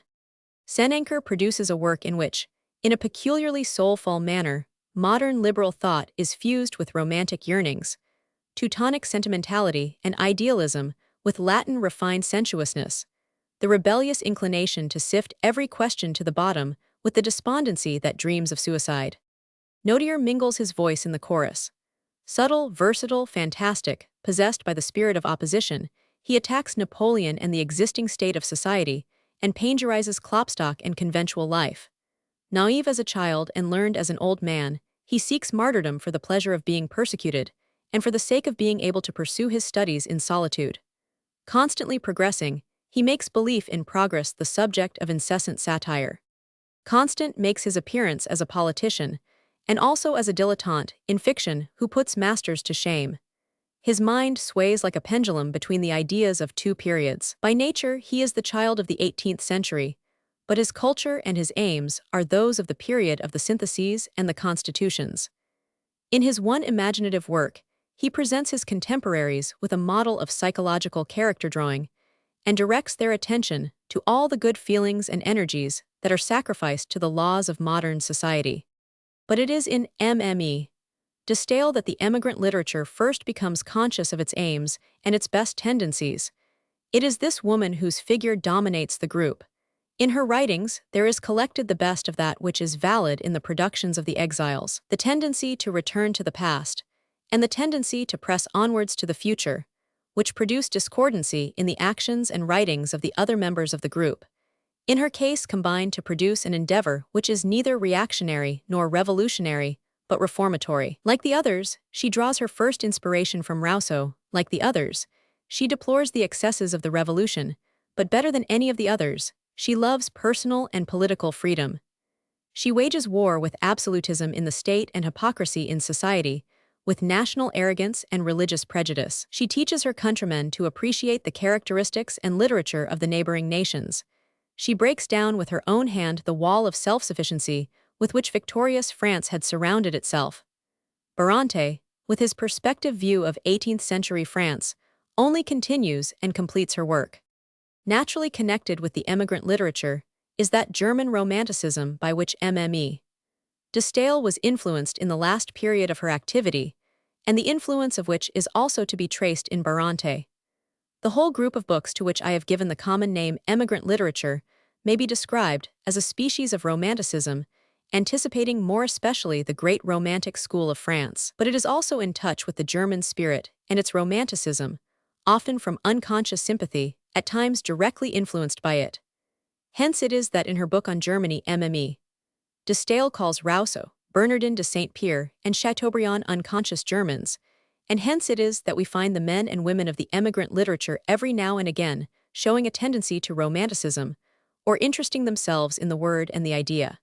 But they not only herald the great authors who are to succeed them, they are in a very remarkable manner their prototypes. As a romantic colorist, Chateaubriand anticipates Victor Hugo. In his melancholy ennui he anticipates Byron. Long before the days of the Romantic school, Senancour touches the chords which are afterwards sounded by Sainte-Beuve. Nodier, with his philological and archaeological erudition, his pure, austere prose, his fantastic and unpleasant themes, is the precursor of Merimée. Long before the time of the great French novelists, Constant gives us Balzac's heroines. As a politician, although liberal and anti-clerical, he has some points of resemblance with an emphatically romantic politician, the German, Jens. Barante, with his spiritualistic and yet fatalistic literary philosophy, prepares the way for the criticism and aestheticism which were to be enthroned in high places in the days of Victor Cousin. MME. De Staël seems to announce the greatest authoress of the century, a woman who possessed less elevation of mind than herself, but more genius and fecundity, the poetess and philosopher, George Sand.